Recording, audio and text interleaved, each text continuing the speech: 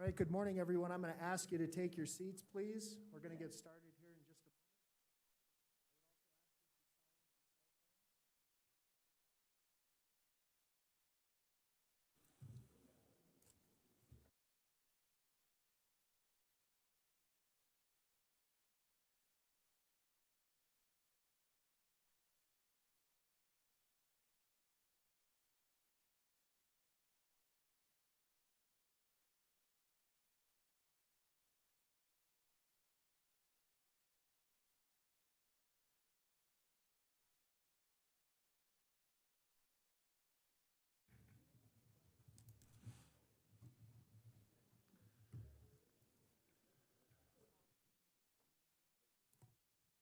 Okay, good morning. Madam Clerk, are you ready? Okay. Mr. Lucy, can you stand? I'm going to try. Will you lead us in the pledge? Sure.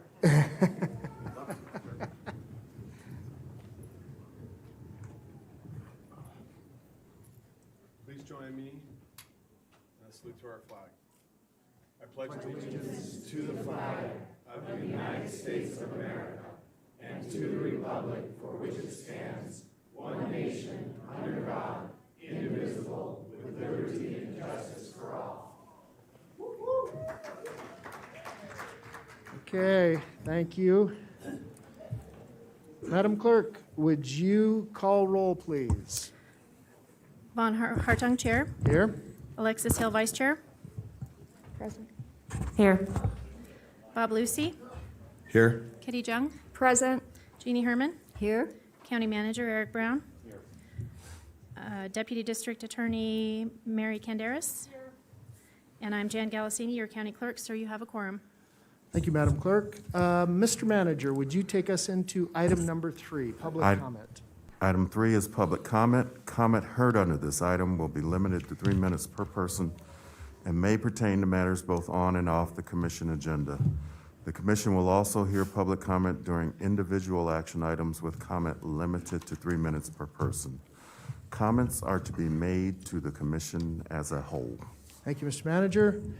Let me set some ground rules, please. We have a lot of you. We want to move through this as quickly as possible. The clerk will call people up likely in threes so that you'll be able to stage. I would ask that we be respectful. There's no clapping. Just let's get through this. I understand. I want to hear what you have to say, and so let's get right into it. Madam Clerk, will you call public comment, please? First up, we have Nicholas St. John, followed by Robert Beatles, and then Bill Neal. Mr. St. John, welcome. Thank you. I have 2 documents for one. Hello?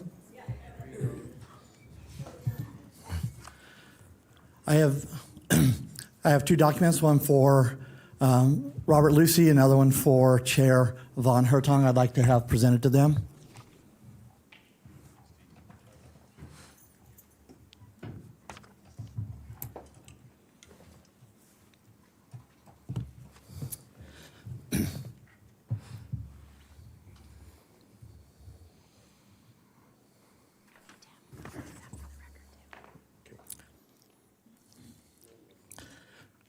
Okay, first and foremost, I will be making statements that will take about 7 minutes. So until I am finished speaking, there is no need or requirement for anyone else to speak. As a man with his inalienable rights fully intact at a public meeting, I am not subject to the rules and regulations of your board. So time limits mean nothing to me, so instruct Allied Universal to stand down and leave my microphone on for the entire statement. I assure you, not hearing what I have to say today would be extremely detrimental to both your official public position as well as to you as an individual capacity. What I have in my hands, if filed, will negate the immunity your position carries under many conditions and can lead to substantial personal financial loss. I assure you this will be worth your time to know. My name is Nicholas St. John, and while I have not been a resident of Washoe County for about 3 years, I have been coming to these chambers for months demanding a redress of our grievances, to which you have been virtually none. So let's explain how things actually work. Let's talk about the law and money. Let's talk about surety bonds, which you need to hold office. So Nevada NRS 282.010 talks about these bonds and mentions the following.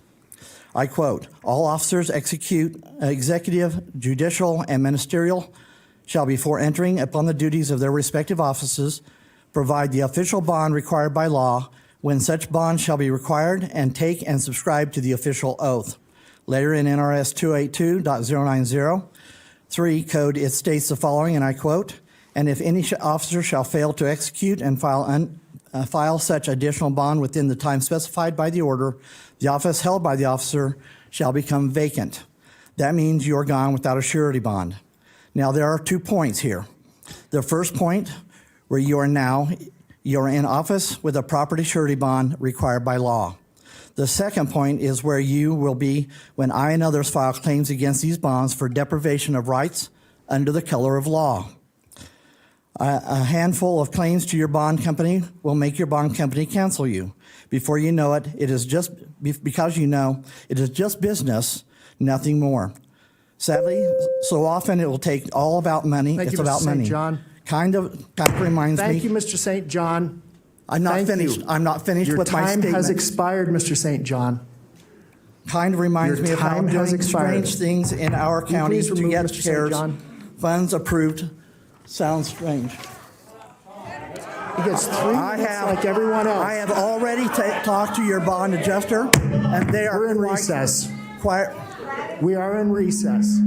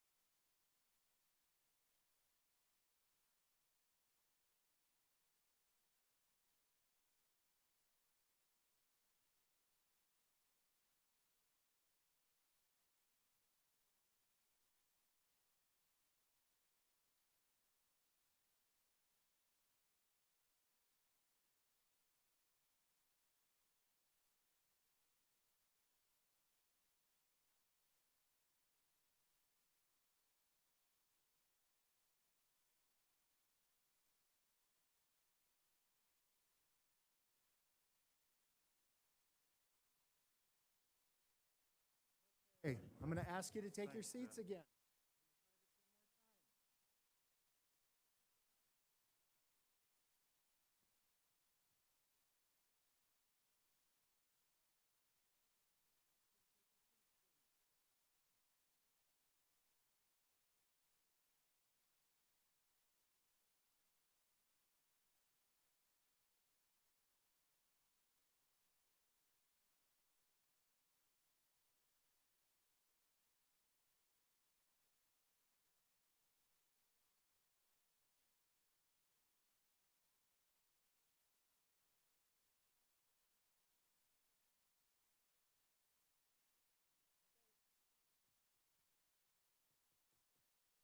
Please take your seats.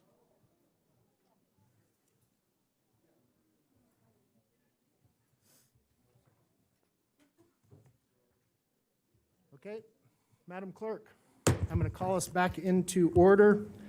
Let's continue with public comment. Next up, we have Robert Beatles, followed by Bill Neal, and then Matthew Lavoy. Mr. Beatles, welcome. Hey, good morning. Thanks, folks. See, working on It's it. on you. There we You go. just All gotta right. get it close. I got 9 copies of some documents for the commissioners. Be right back.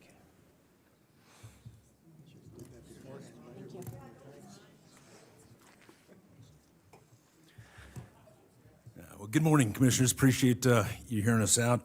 My name is Robert Beatles. I'm the election chair for the election integrity chair, that is, for the Central Committee for the Washoe County GOP, plus Christian husband, father, built some of the most successful companies here in the country, and resident. So today, we're gonna, the 5 of you really have the chance here to be heroes or villains for election integrity. It's really that simple. We currently have elections that here in this county are basically like a third world joke. We all know it. We don't have the ability to audit the source code of the machines. We don't have the ability to audit the paper ballots after the election. We don't have the ability to be present while ballots are counted during our elections. These 3 issues alone show that we have a very corrupt election system that is broken at best, and everybody here knows it. The 5 of you have the ultimate authority to ensure that our votes count going forward. Forget the past.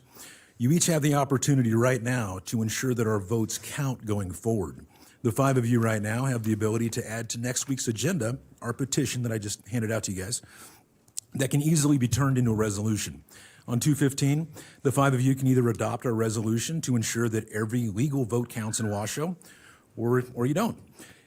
It doesn't really matter if you're a Democrat or an independent or Republican. Every legal vote must count, and our election system must be legitimate, period. This resolution will restore confidence in our elections and can save the county up to 90% of the monies needed in conducting our elections while granting nearly 100% confidence in our elections. Currently, we have about 0 faith in our elections here. You all have the opportunity right now to stand with we the people and ensure that our vote counts. My team of world-class scientists and investigators have uncovered many issues that simply cannot be ignored, some of which they've been spelled out there in the petition for you.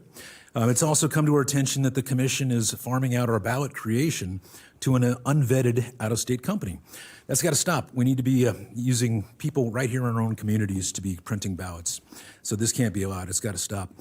In addition, these special interest groups, their money, all that help, it's got to stop immediately as well. We must restore our vote or we lose everything.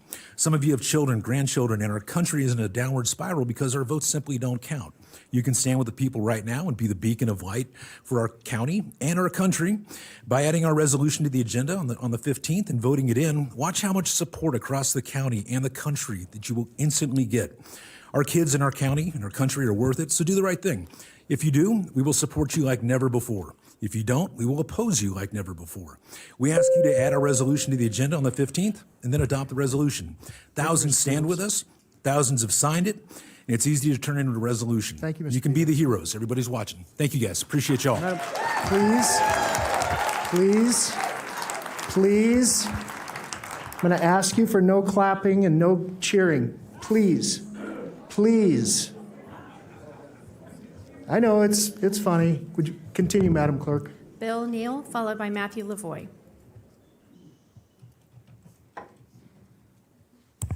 Good morning. Welcome. I wanted to make an illustration. First of all, I support everything that Robert Beatles has done, and most of you most of you do know what he's done. A lot of people don't, but he's done more for this state and for this country than most Nevadans. So thank you very much, Robert. I support everything he says, and I just wanted to ask one thing, that maybe for the first time in your political lives, you open your mind, you open your ears, you open your hearts, you start thinking instead of as the minions of somebody else. The residual values that you once held as Americans, the core values you might have held as Christians, if you still are. But you've chosen not to do that in the past, and I want to give an illustration. I have an article here. It's about 20-some pages. You're probably not going to read it, but I brought it just in case, and some copies for the rest of you. I'll bring that over. What it says is that mask mandates, which we're not here to talk about today, 47 studies, and these are peer-reviewed studies, say they're ineffective. 32 studies say they are harmful to your health. I know that. You know that. They don't work. Most people have given up on the lunacy. But yet we have the political theater today. I see you wearing your masks. It's the people I would expect to be wearing them, in support of a narrative, not in support of any science. No, Fauci is not a scientist. He's a scientismist. All of the science says that those are a joke. But you go ahead and you wear them. For what reason? To prove a point? You didn't listen to us in the past. We give you science. We give you facts, reason, logic. You ignore it. I understand that getting up in the morning and coming and listening to a bunch of the peasants is a pain in the butt for most of you. You're probably doing your mail and your email and playing video games, some of you back there, and ignoring us. Well, you won't be able to ignore us forever. You're going to try, but you're going to lose. You're going to try, but you're going to lose. You've been ignoring the people, and the people are really getting upset. You can't push us forever. Start opening your minds. To oppose this resolution, you would have to be either unintelligent, don't think you are, uninformed, don't think you are, un-American, hope you're not, or insane. Think about it. All we're asking is for basic human decency and democratic values that this country was founded on. We are a republic. We're not a one-party system. I know you might think that's a great thing. You stole the last election. You're not going to steal anymore. Thank you very much. Thank you. Matthew Please. Lavoy. Thank you. By the way, if you have documents before this, if you have documents that you would like to have passed out to us before the clock starts, would you please give those to the clerk so that it doesn't take your time? Madam Clerk. Matthew Lavoy, followed by Carol Feinberg.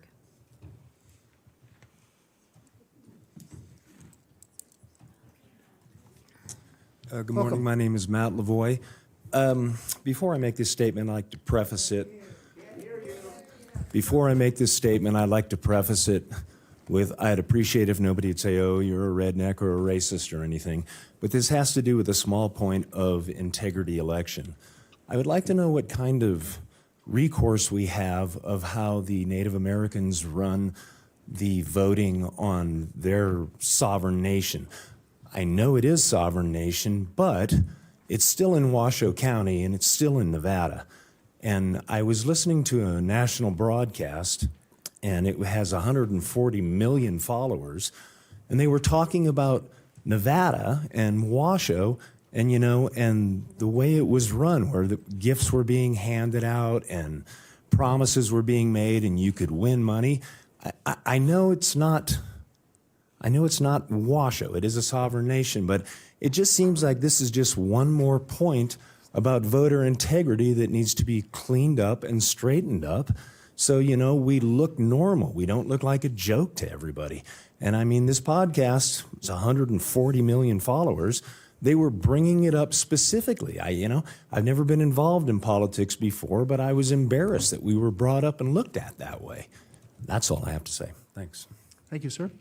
Carol Feinberg, followed by Steve Wittort. Welcome, Ms. Feinberg. Thank you. For the record, Carol Feinberg, Reno, Nevada. I stand with all these voters here behind me to once again support election integrity. I spoke out about this at this venue last year about election integrity and urged you to make to have made the Registrar of Voters clean up the voter rolls. We are now in another election year, and I would like an update on whether those rolls have been cleansed or not. Yeah, I didn't think so. Confidence in the fairness and integrity of elections is at an all-time low. People generally believe everything is rigged and are considering not ever voting again and wondering why they ever voted before. That's a sad state of affairs, and one I hope you should agree with me on. AB 321 has mandated mail-in ballots going forward forevermore. While I recognize you have no control over what the legislature does, you and only you can control what happens in Washoe County. I urge you not to use those Dominion machines or any machines in Washoe County. Machines can be hacked by most fifth graders. Make the next election strictly paper ballots, counted by hand, overseen by registered voting Nevada citizens from both major parties. And I don't mean 25 feet or more away. We need to be close enough to see the proceedings. Bond us. Whatever we have to do, we will do it. Fingerprint us, bond us, whatever. The people that need to oversee this process should be able to do that. I suggest the Reno Convention Center for ballot counting, as the registrar has said she doesn't have enough room, and that will give her ample room for observers and workers and representatives from each precinct to oversee the process when their precinct is being counted. We don't care if it will take longer and more man-hours to count the ballots. The public would understand that and be accepting of the additional time to get an honest election. People would turn out to vote in that manner and could be assured of an honest process and one vote per legal and eligible citizen voter. We are absolutely not assured of that now, despite the registrar's claims to the contrary. There are way too many anomalies. There were way too many anomalies in the last election, and we just don't believe her. And we don't much believe any of the stuff that you guys are telling us down now either.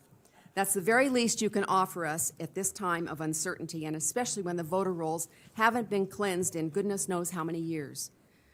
This is unforgivable, and I guarantee all of us will remember this at election time, later this year and in years to come.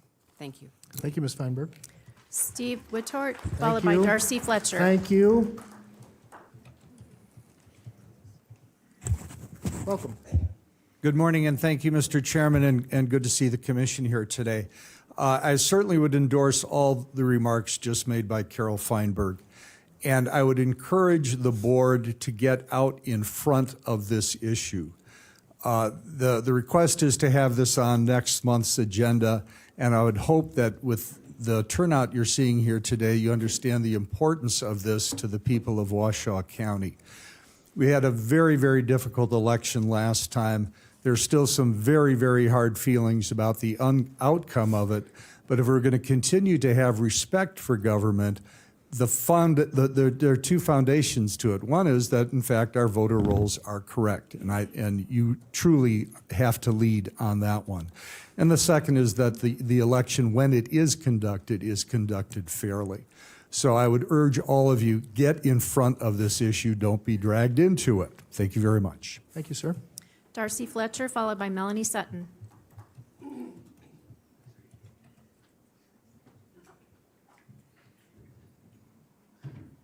Welcome, Ms. Fletcher. Good morning, everybody, and thank you for being here and listening to all of us.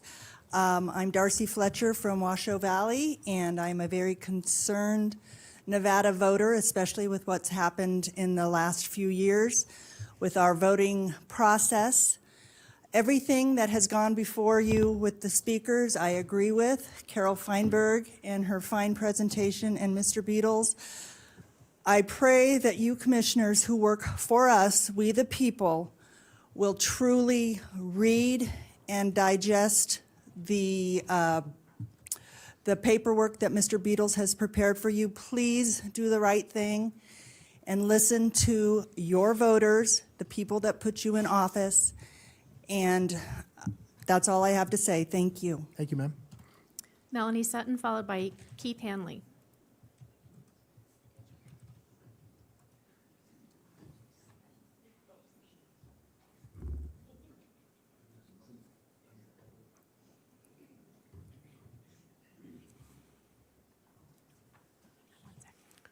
right. Welcome, Ms. Good Sutton. morning. Sorry, I'm out of breath. I would like to ask to get rid of the Dominion voting machines, paper ballots, and voter ID, along with my fellow patriots here. Thank you, guys. Thank you. Good morning. Thank you for allowing me to speak. Prior to the stolen election that we just had, I wasn't much politically motivated, but you guys, if you'd done your job, I wouldn't be here. We, the people, demand paper ballots just like Arizona. We'll accept nothing less. It is the only way to hold a clean and fair election. Clear the voter rolls and have every citizen re-register. Paper ballots with 1 day in person at precinct level with your identification and your signature. I stand behind Robert Beadles, Nicholas St. John, and you need to hear what they have to say. Pay attention to it, because you brought me here by not doing your job. Hang in there, Brandon. It's almost over. Thank you. Thank you. Bara Patel, followed by William Filer.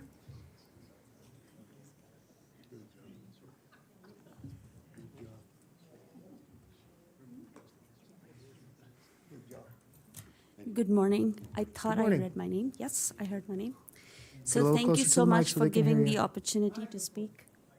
Get closer to the microphone. Get close to the mic. You got to get right in there. Okay. Thank you for giving all of us the opportunity to speak today. My name is Parati Patel. I stand here to ask you to please decertify the 2020 elections until the 2020 election audits are completed. Please, no more mail-in ballots, except for the military and accommodations. Please, no more electronic voting machines. Those are the biggest culprits in all of us not standing by the election results. We suspect foul play. Please hand count all ballots. That's all I have to say, and I hope you guys do the right thing. United we stand under one God. Thank you. Thank you. William Please. Filer, Thank you. followed by Monica J. Mr. Fowler, welcome. Thank you. William Filer from Verde, Nevada.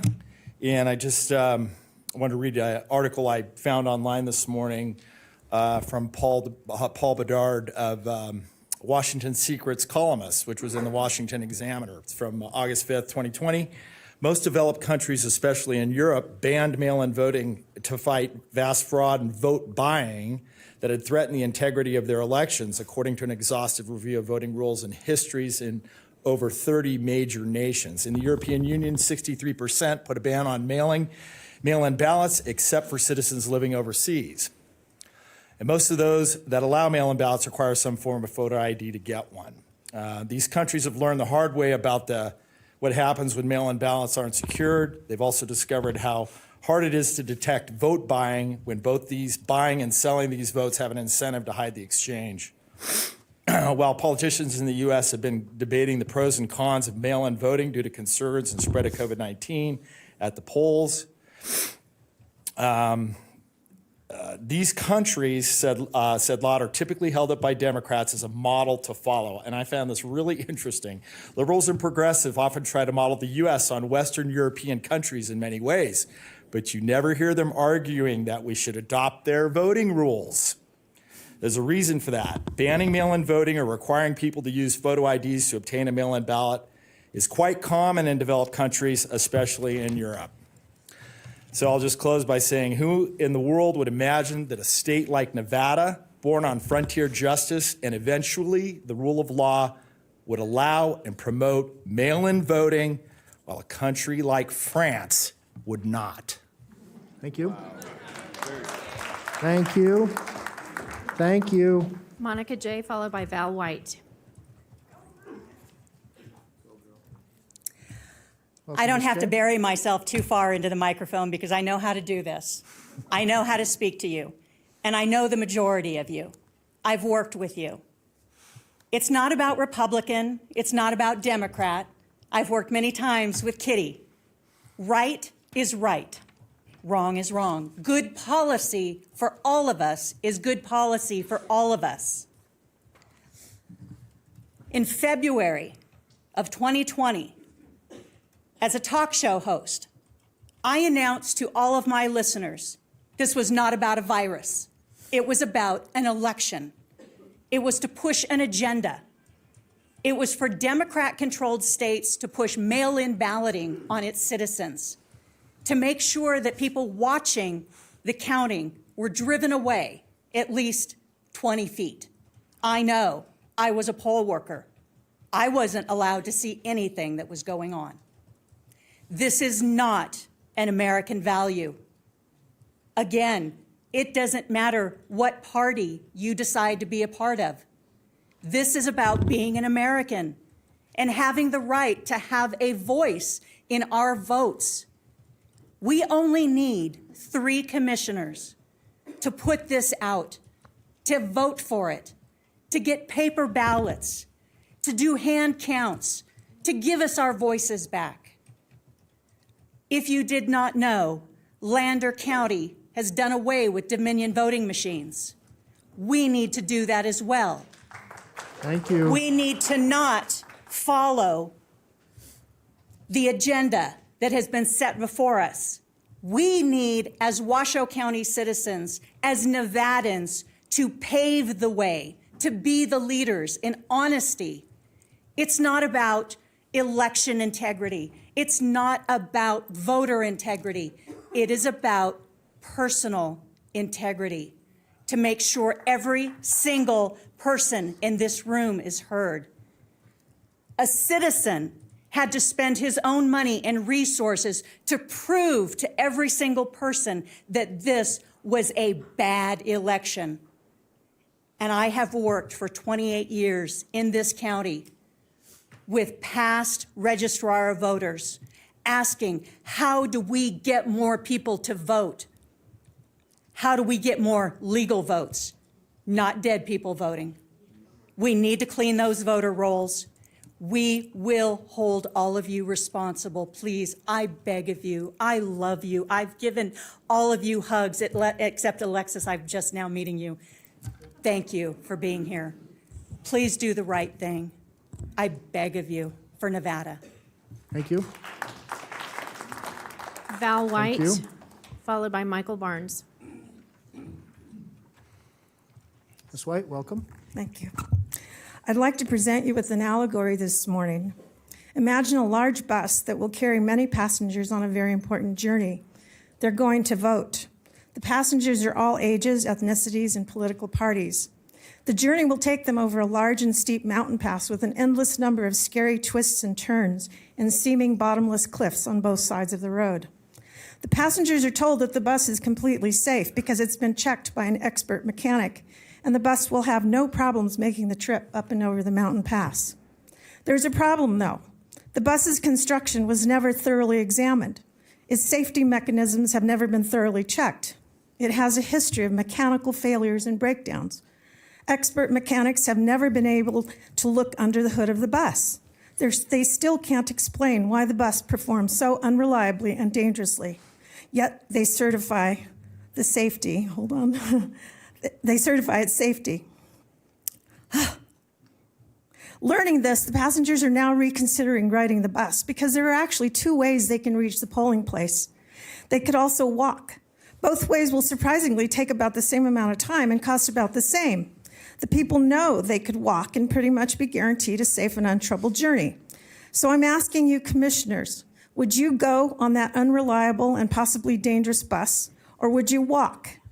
We're here today asking you to remove that bus from service. Your authority alone is allowing that bus to continue operating. I'm sure you've figured out by now that the bus is the election voting system now in use. The journey by foot is a paper ballot, hand-counted election. We're asking you to change Washoe's elections to a safe and secure election process.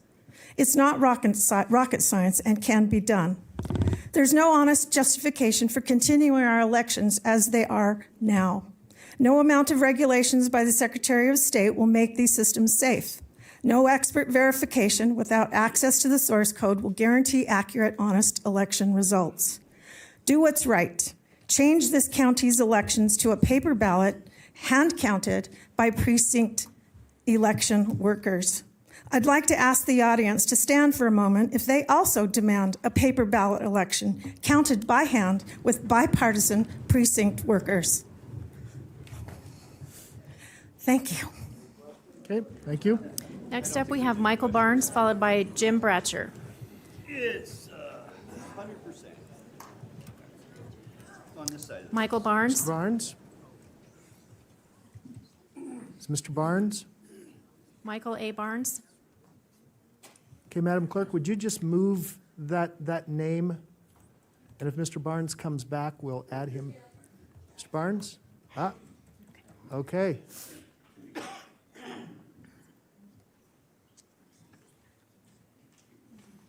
Welcome.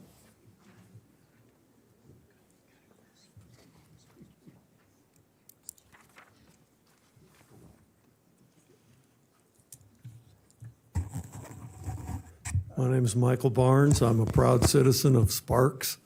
I want to express my appreciation for the board to hear us out today, and I'll keep it short. I've had an over 30-year career in law enforcement, and it's simple. If you distribute election ballots like they're car wash discount mailers, common sense says there's going to be problems, okay? And that's what we got going on. You get every one of those bad votes that comes in because of that negates one of your votes, one of my votes, okay? That's what's happening to us right now. Back in Jimmy Carter's day, for goodness sakes, a commission found the mail-in voters have the highest level of risk, mail-in ballots. Voters can get to the polls. If we have a problem with that, we need to provide free transportation. We provide free ID to those that get it. We may be doing this already. I haven't been able to check on that, but managed absentee ballots work for a long time, and they should be carefully managed now. With modern technology, the bad guys that are out there to take advantage of the car wash discount mailers have got now electronic capabilities beyond imagination to mess with the votes. We need to do something about that, and it's you folks' duty to do that, and I thank you for your time. Thank you, sir. Next up, we have Jim Thank you. Bradshaw, and please queue up Sharon Stoneman. Mr.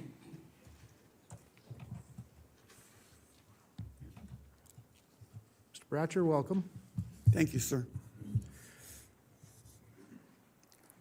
My name is Jim Bradshaw. I'm a registered voter from Washoe Valley, Nevada. Am I close enough to the microphone? Okay. I can hear you great, but I don't think they can. How about now? I want to voice my concern about voter integrity in the county. Under the guise of a pandemic, universal mail-in ballots were and are to be sent to all voters in this county. Emergency declarations by the governor must stop. Rights guaranteed under the United States Constitution must be returned to the people and protected. While you cannot control the governor, the commission can put a stop to the election irregularities in Washoe County. I want the voter rolls cleaned up. Remove dead people. There are problems with transients, bogus addresses, bogus people, and forged signatures. These problems can be controlled by voting with paper ballots only. With a paper trail on ballots provided in the precincts by poll workers to registered voters who have provided verifiable picture identification. No self-printed or mailed ballots except for military and shut-ins. Voting on election day only. No early voting, no late voting. Control of all ballots by poll workers. Hand counting of all ballots. No machine ballot counting. No ballot harvesting. No drop boxes. Poll workers must be citizens and Washoe County residents. No more games. As a citizen, it is my duty to speak up, and as I see the need to speak up. At every meeting, we pledge allegiance to the flag. You have the power to change this. Please do your duty. Thank you.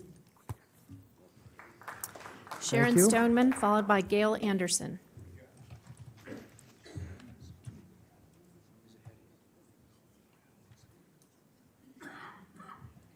Welcome, ma'am. Good morning. My name is Sharon Stoneman. I've been a proud Washoe County resident since 1959. I graduated from Sparks High School in 1966, and I have never been more ashamed of what I see now. Like so many people, through the years, I became very complacent because I trusted my elected officials, our hired county officials, our hired state and city officials to do the job that we wanted them to do, that they were in office to do.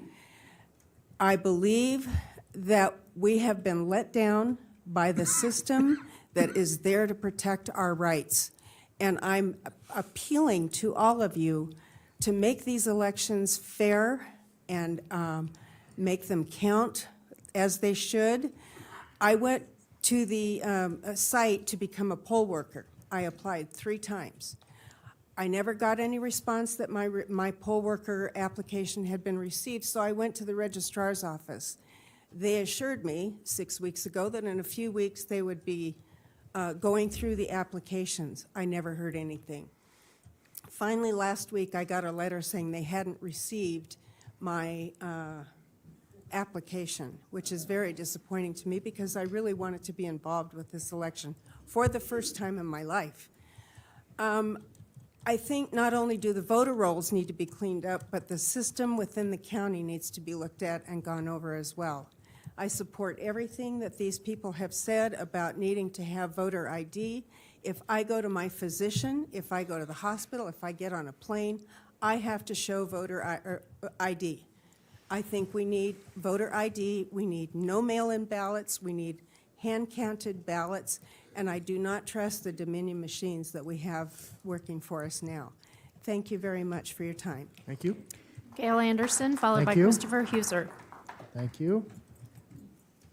Welcome, ma'am. Thank you for listening. I've been a Washoe County resident since 1973. I've been a Washoe County resident since 1973, and I've watched everything that's gone on in this county since I've resided here. And I believe that our rights of voting as Americans have been defiled with Dominion voting machines, mail-in ballots, voting harvesting, fictional voters on vacant lots as addresses, and there were far more ballots counted in the 2020 election than we have residents of Washoe County. I'm very, very disappointed with the work of this commission. What are we leaving our children, our grandchildren? Dishonesty and lack of integrity? I ask you to remove Dominion voting machines and any other way of voting which is not in person on a secure paper ballot on the same day of voting outside of those people or those citizens who are resident outside the United States. They have a right to vote. And I would ask you that you would turn all the greed in this county into honest elections. Turn it around, please. Thank you. Thank you. Christopher Huser, followed by Thank you. Eugene Gerskovich.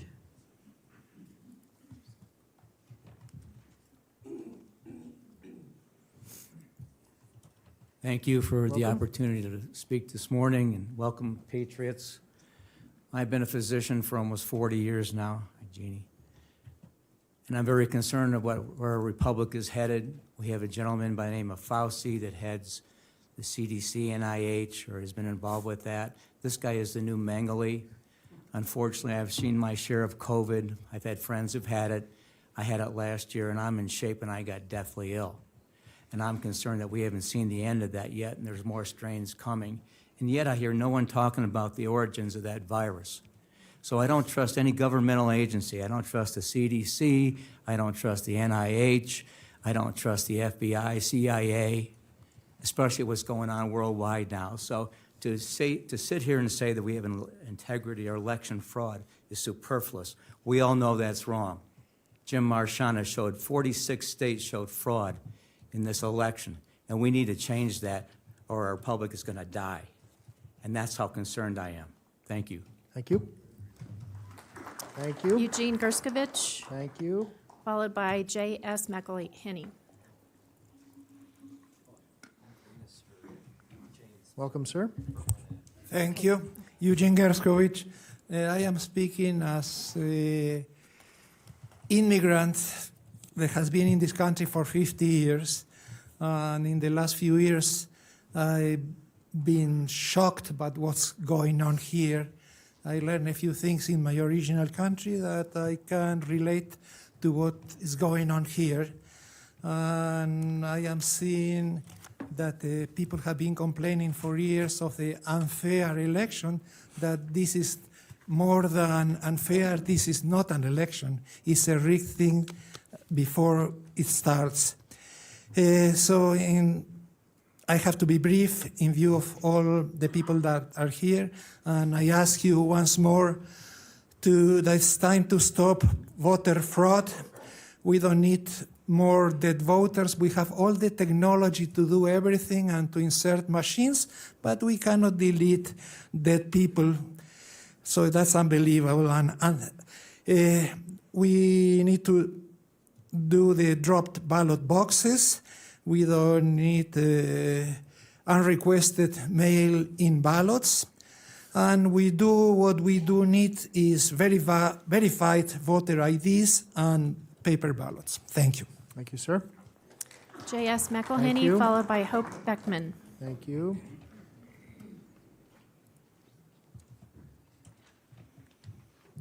Welcome, sir. Good morning, and thank you for this opportunity to address you about this most important topic.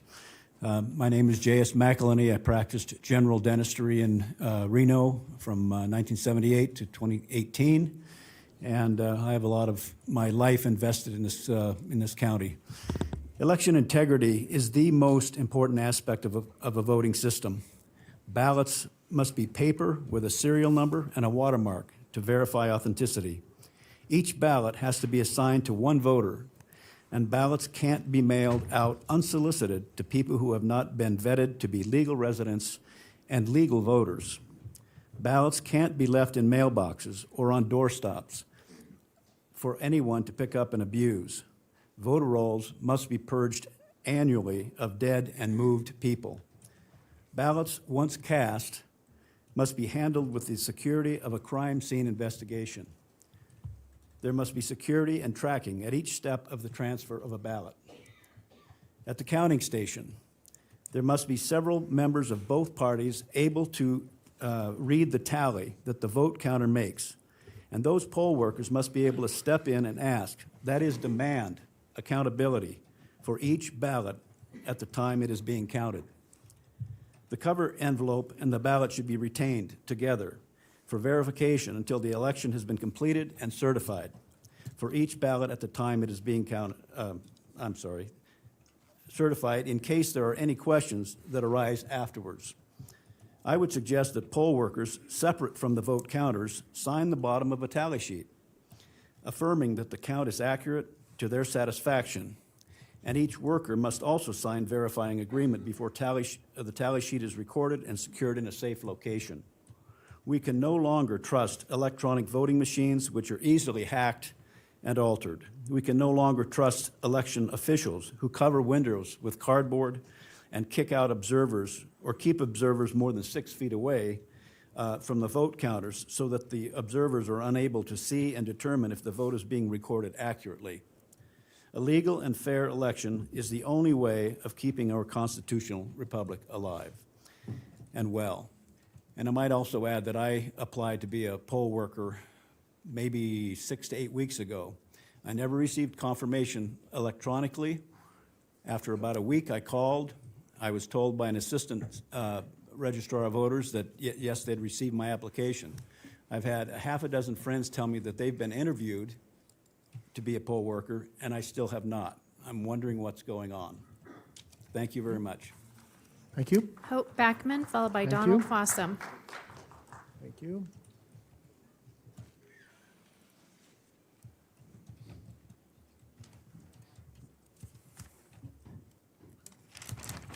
Hello, Backman, welcome. my name's Hope Backman, and thank you for having me here today. I just want to point out that integrity is doing the right thing when no one's looking. When I first started coming to these, I thought you guys were just uninformed to to what's happening. I thought coming here to inform you would help, but now I can see that you're just ignoring us. So I'm going to pray. Dear God, I pray that you'll be put in your rightful position in this country.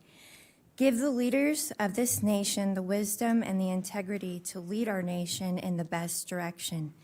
Give each one discernment, I pray, when making decisions or drawing up the legislation and laws that need to be passed, and may the decisions that they reach be godly and wise. As the days become increasingly dark on our country, I pray that the light of your love will shine on this land. May the peace reign in our nation and protect us from those that would seek the downfall. I pray, and I really thank you that you have placed me in this land. I am grateful that I am a citizen of this nation. Thank you, Lord. Thank you for my country, and in Jesus' name I pray. Amen. Thank you. Donald Fossum, followed by James Bentham.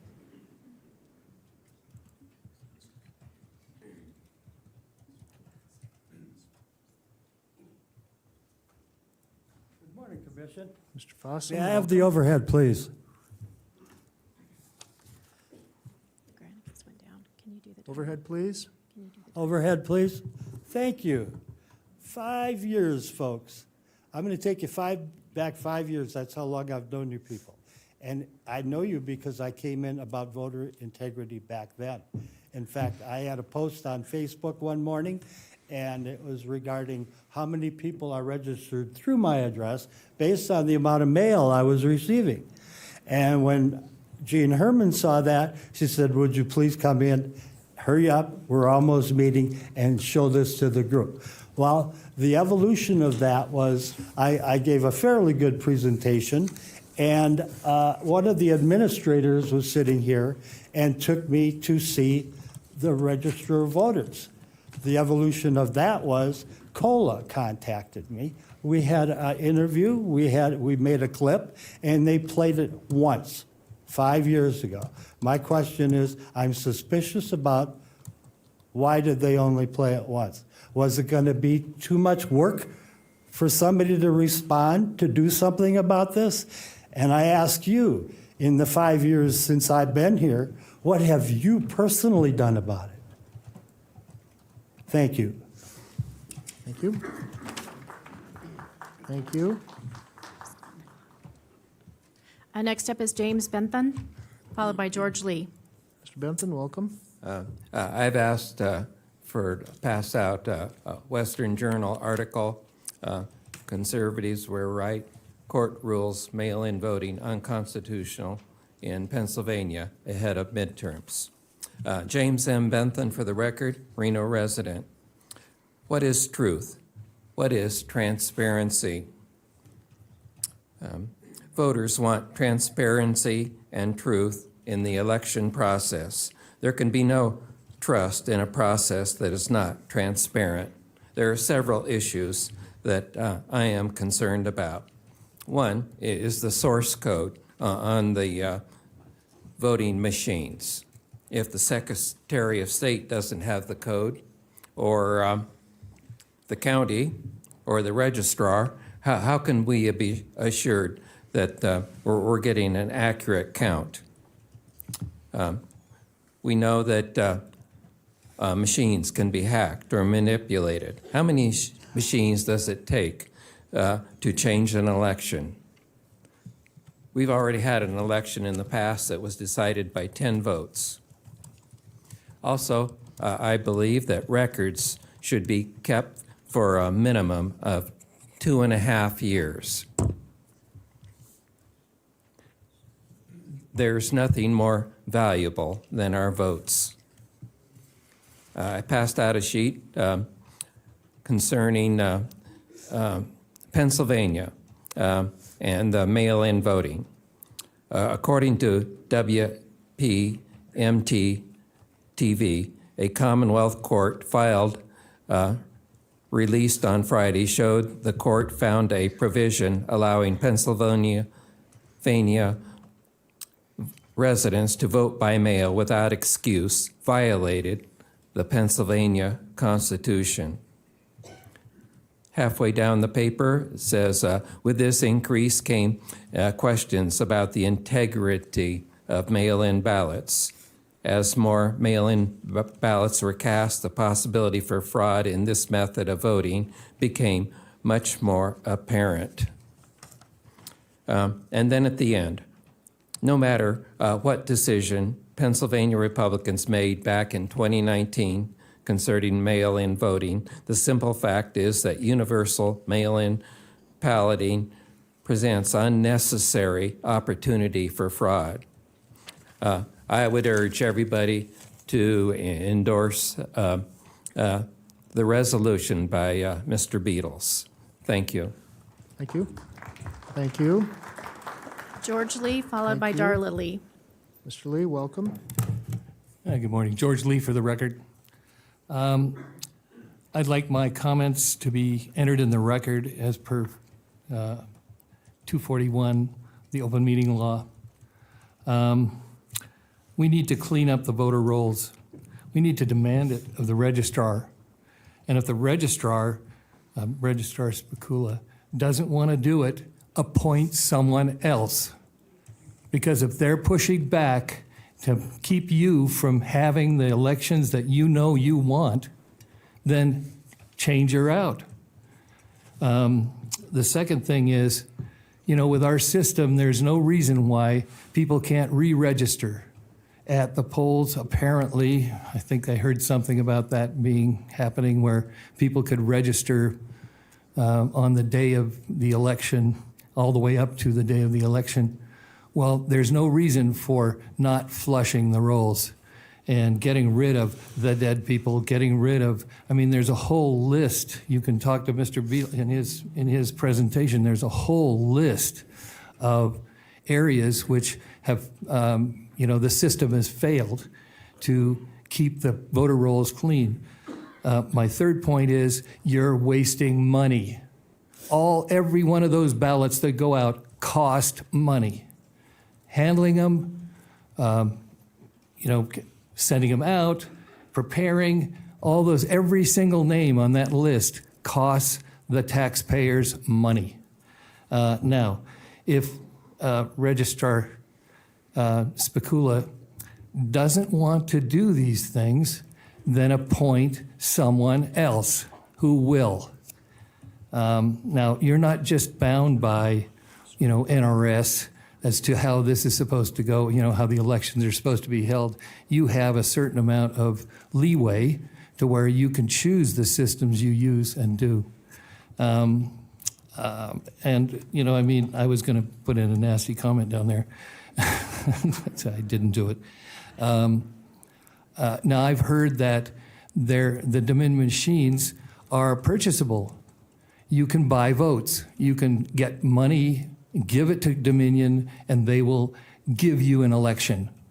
I've heard that this went on in Las Vegas, which means up for sale. Elected posts are up for sale. We want to stop that. That is exactly what the problem is.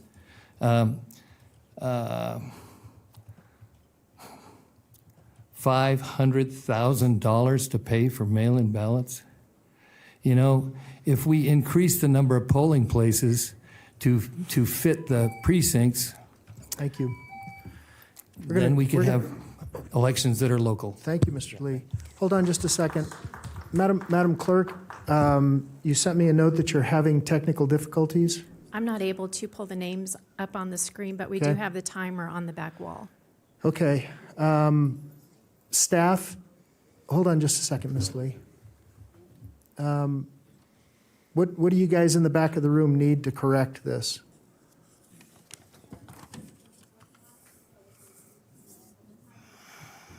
Okay. Madam Clerk, would you like to proceed, or do you need me to give us a few minutes? You tell me what you'd like to do. We can go old school. We've got the timer, and I'll just call the names. Okay, let's continue then, So next up as we long as have- you're okay with that. We have Okay. Darla Lee, followed by Penny Brock.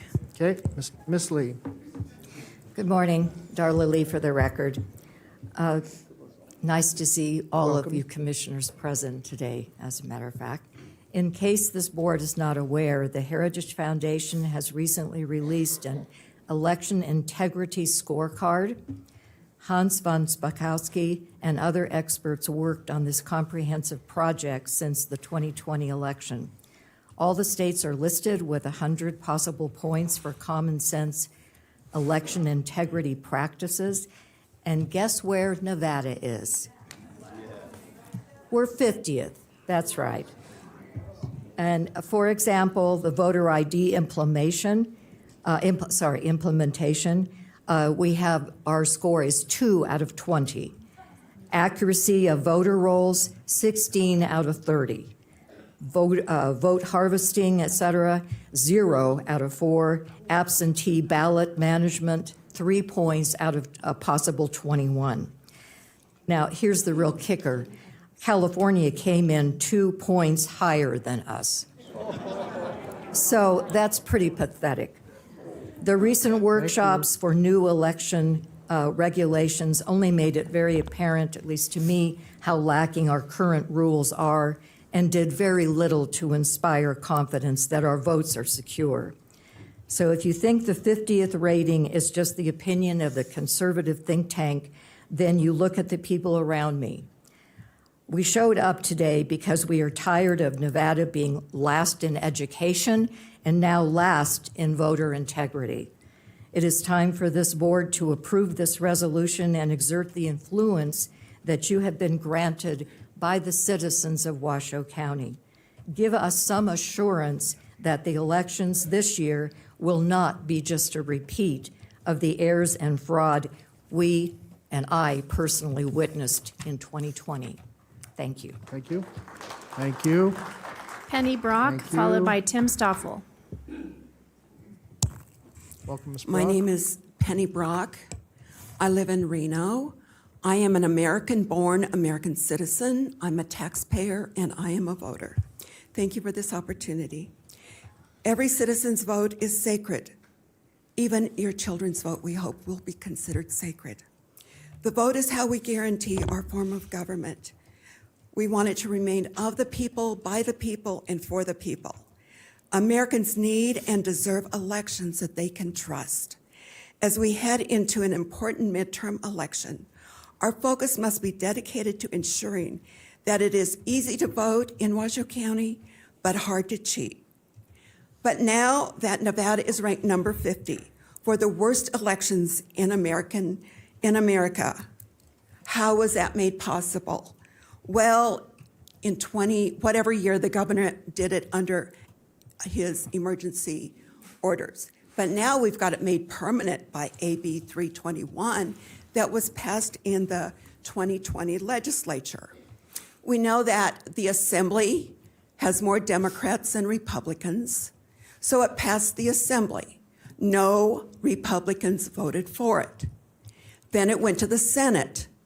The Senate has more Democrats than Republicans, so it passed the Senate with no Republicans voting for it.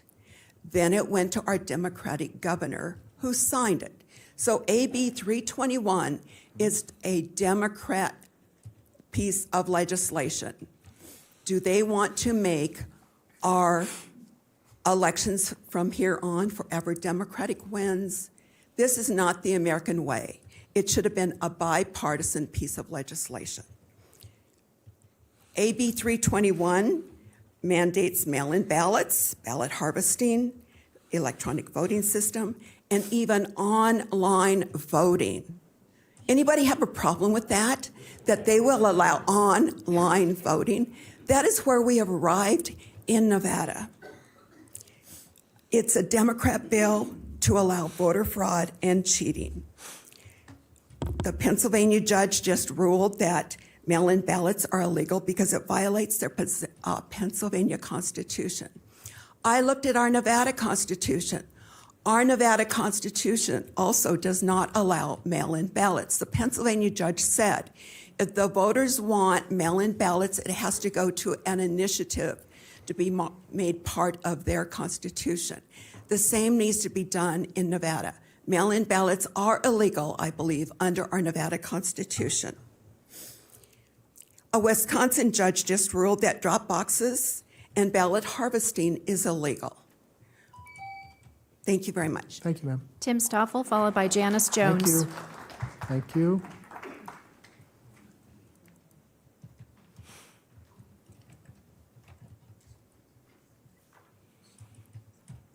Mr. Stoffel, welcome. Good morning to the commission. This is Tim Stoffel. I live up the North Valleys. I've been watching what's going on with the elections here, and the more and more I hear, we've got some real problems going on here. Robert Beadles had a lot to say. The woman just behind me just had a lot to say. We've got to correct these problems. And when it really gets down to it, first of all, is that voters need to be ID'd. I mean, they're doing this all over the place. You do it when you have to buy something. You do it when you have to, you do a lot of other things. Why can't we do this with voting? I mean, that's the simplest thing to do. I'm more and more liking the ideas of ditching the voting machines and going back to a paper system. It is going to be tracked. It can be watched. We need to allow people to be able to observe the elections, and we need to limit the use of absentee ballots to only those people that either can't be there for whatever legitimate reason, or are sick, or in the military, or whatever. And we need to get people out to vote in person. We don't want to restrict votes. We don't want to, prevent anybody from voting that shouldn't have a right to vote for. But we want to make sure the people that don't have a right to vote don't vote, and clean up the way this election works. It's time we thoroughly rid our system of fraud and cheating and manufactured ballots and stuff like that. I've even heard stories one time where a couple elections ago, they found that everybody that was on the 49ers front line had voted for some office. I mean, we don't need this sort of stuff in here. So I'm urging you to do the steps it takes. Clean up the voter rolls. Get rid of the paper ballots. And above all, get voter ID. Please do this for the good of the people and the good of everybody on both sides of the aisle. Thank you very much. Thank you. Janice Jones, Thank you. followed by Cindy Martinez. Thank you.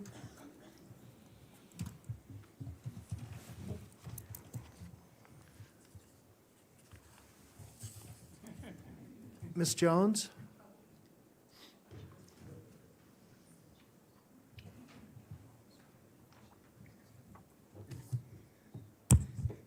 Good morning, commissioners.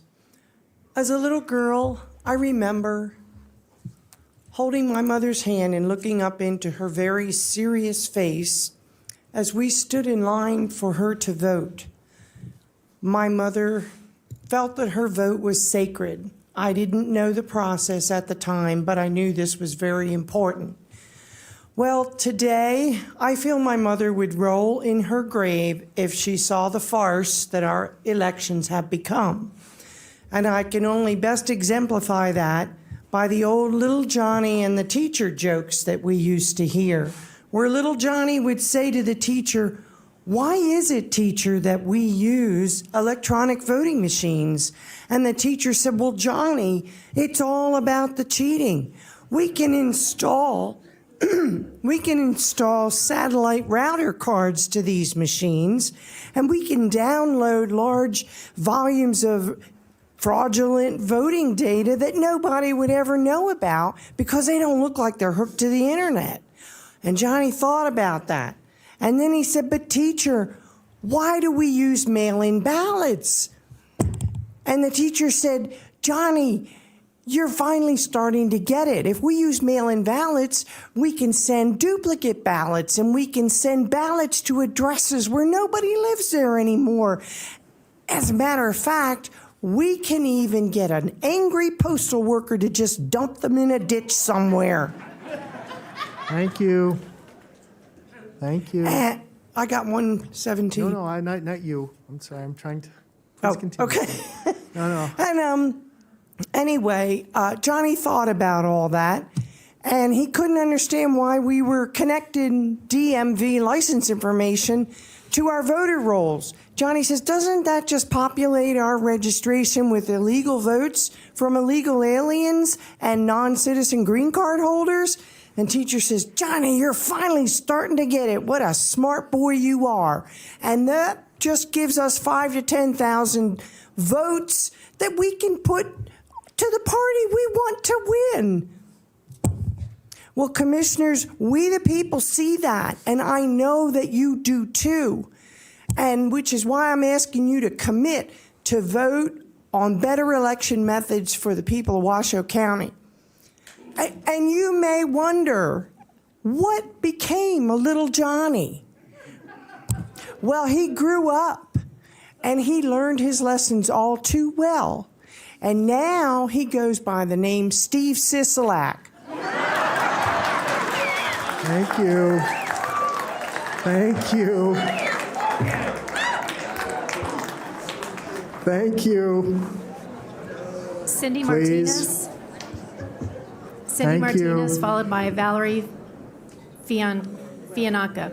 Thank you. Cindy Martinez.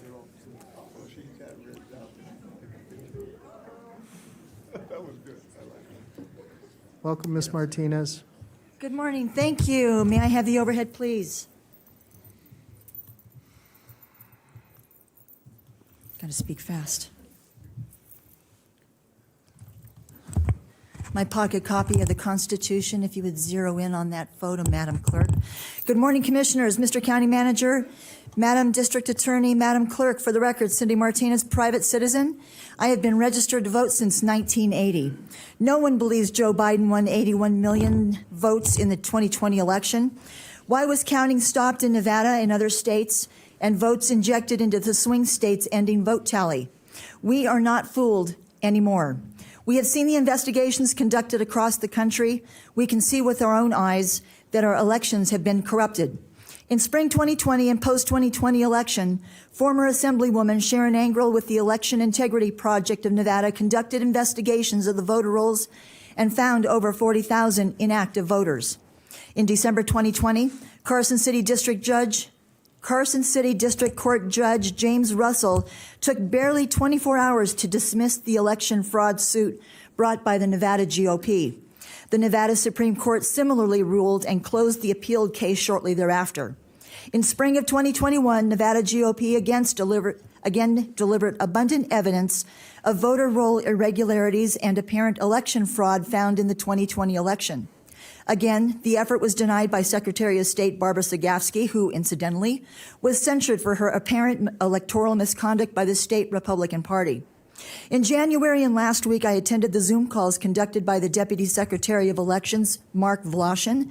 Mark happens to be the nephew of Chris Voloshin, who is the now Chief of Security for ES&S voting systems. Just for your information. It is clear to me the proposed bureaucratic web of regulations is designed to thwart the will of the electorate and ensure the corruptocrats of this once great state of Nevada maintain dominion and control over governance. We are here today to tell you this will no longer stand. We demand free, fair, and transparent elections. We demand the election process, in short, be established and operated at the precinct level, in-person voting on Election Day with absentee accommodation made for citizens and service members who cannot vote in person with a paper ballot and voter ID. We demand the resolution presented to you today be placed on the agenda for review, discussion, and voting at the February 15th BCC meeting. And we are in a position to demand. You serve in your positions by the consent of the governed. We no longer consent to your governance. You have sworn an oath to the Constitution as condition of your service, yet your votes and bureaucratic actions reflect fealty to powers in the shadows with no accountability to the citizenry. We, the people, have to live with the consequences of your actions. We are offering you a way to regain trust of the citizenry. Thank you, Ms. Do not Martinez. miss this opportunity to Ms. remediate your Martinez. place in Washoe Ms. County and Nevada history. Martinez. Thank you. You even asked your own to not do that.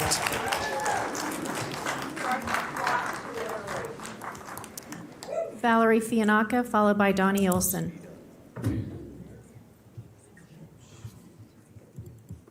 My name is Valerie Fiannaka, for the record. I've lived here since 1975. I'm a business owner in Sparks and Reno. I'm here because my husband and all the men in my family cannot be. It's Valentine's week and we're florists, and that's chaotic. But I brought my granddaughter, who I am full charge of, because she's the reason. She's the reason that we all need to protect our elections. Without that, we don't have a country. We have Venezuela. We have something that's rapidly getting there. I hope that you all recognize that.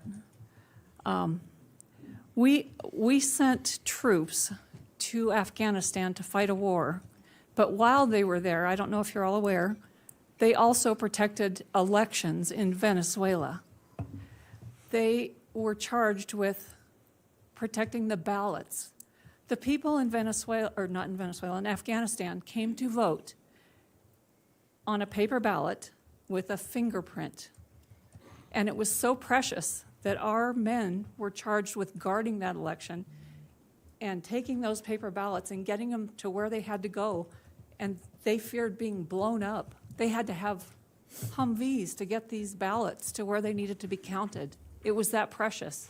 But in our country, we can't do that. They had a more secure election in Afghanistan than we had in our country in 2020.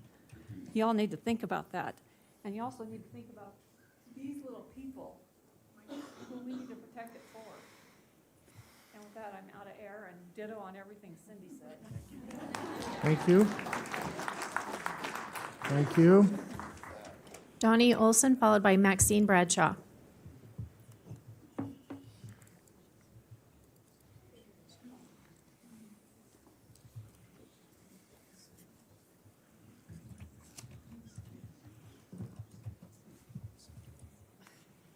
Welcome, Ms. Olson and company. Thank you. Hi, Donnie Olson is my grandson. He is also a patriot, as you can tell by the shoes. I am here on behalf of this little guy and his father, who's a veteran. And this country has got to keep their freedoms, their liberties, and it's gotten to be a joke, plain and simple. We must have an election integrity in this state. I agree with everything everyone has said. A lot of work has been done to prove it to you. I hope that you look at the proof and realize it is true. I volunteered in the 2020, well, after 2020, the canvass of the election. I saw it from my own eyes. I couldn't believe the fraud. It's a fact.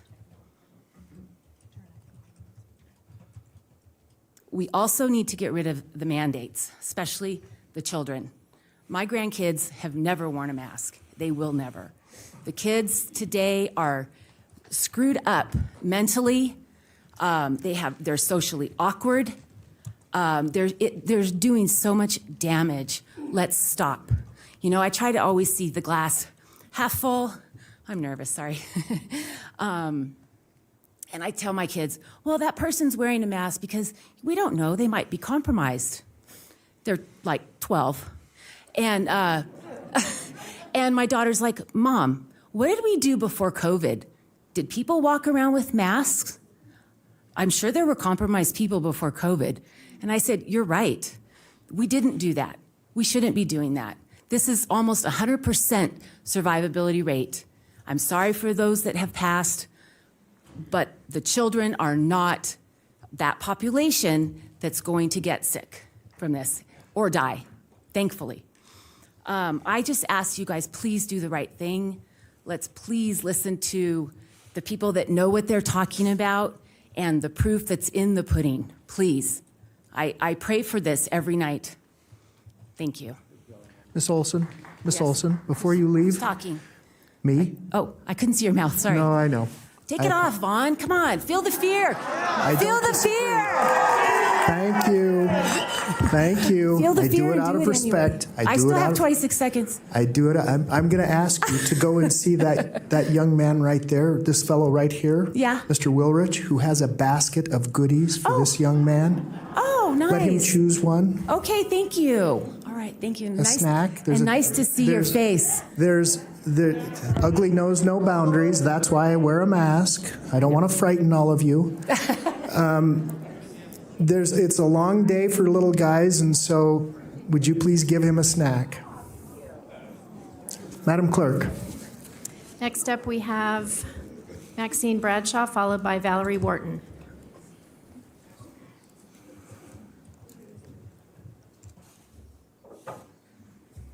Ms. Bradshaw, welcome.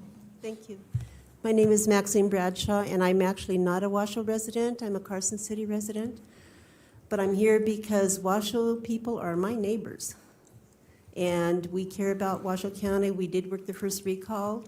I set up tables in Washoe County for the people to have a chance to sign the recall of Sisolak. But also we had a letter we put together representing we, the people of Nevada, in which people signed it. There was approximately 1,400 Washoe residents who signed this letter that I had mailed for them, representing their rights. And one of the rights on that was they wanted the right and were demanding the right to have the choice to vote in person in the 2020 election. This letter was mailed on September 2nd, 2020. There were about 1,400 letters mailed out to Washoe County. We only had one commissioner that responded to that. And they were mailed to all of the representatives, Republican representatives at that time. But Washoe County commissioners received a large number of those letters. We heard nothing back, except from one person there was an acknowledgement of on this board. This is their voice. And if you can just look and see what's happened since January 2020, the problems that have occurred, the devastation of this state with lockdowns, businesses destroyed, people killing themselves, the suicide rate is up. Now it's up with children because of COVID. And if this needs to be fixed, and the basis and crux of all of this is voter corruption. Putting people in office that have an agenda, that are not doing their God-given human right commitment to us, the people, and they need to do that. And you have to understand one day you're going to be standing before God. Please do the right thing. We care about you. We pray for you. Do the right thing. And you have a chance today to do that. We do care. Please do the right thing. Thank you. Thank you. Valerie Wharton, followed by Theresa Taylor. Ms. Wharton? Valerie Wharton? Oh, I'm sorry. I thought you were standing up to allow someone to get in. I thought you were allowing your row mate to get in. I apologize. Welcome.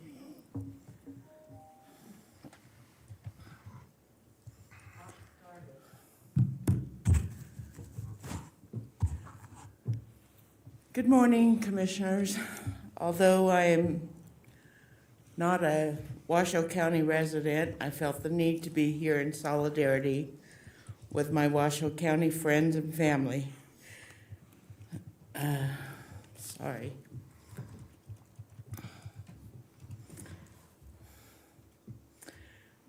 By the way, I was a Washoe County resident for many years before moving away from the insanity. I feel the importance of the domino effect as a Nevada citizen, and it's imperative that our voter rolls are cleared. I find it reprehensible, you know what I mean. As a legitimate registered voter, I am not allowed to find out whom I voted for at the voter's registrar's office. They could tell me A, that I am registered, B, what party I'm registered with, C, what county I'm registered in, but not whom I voted for. That's appalling. We as citizens need to know why that is happening. Don't you think that's pretty shady? I do.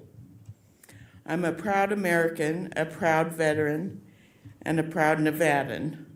Thank Robert Beatles, Monica, Jay, and all my fellow concerned patriots for fighting the good fight.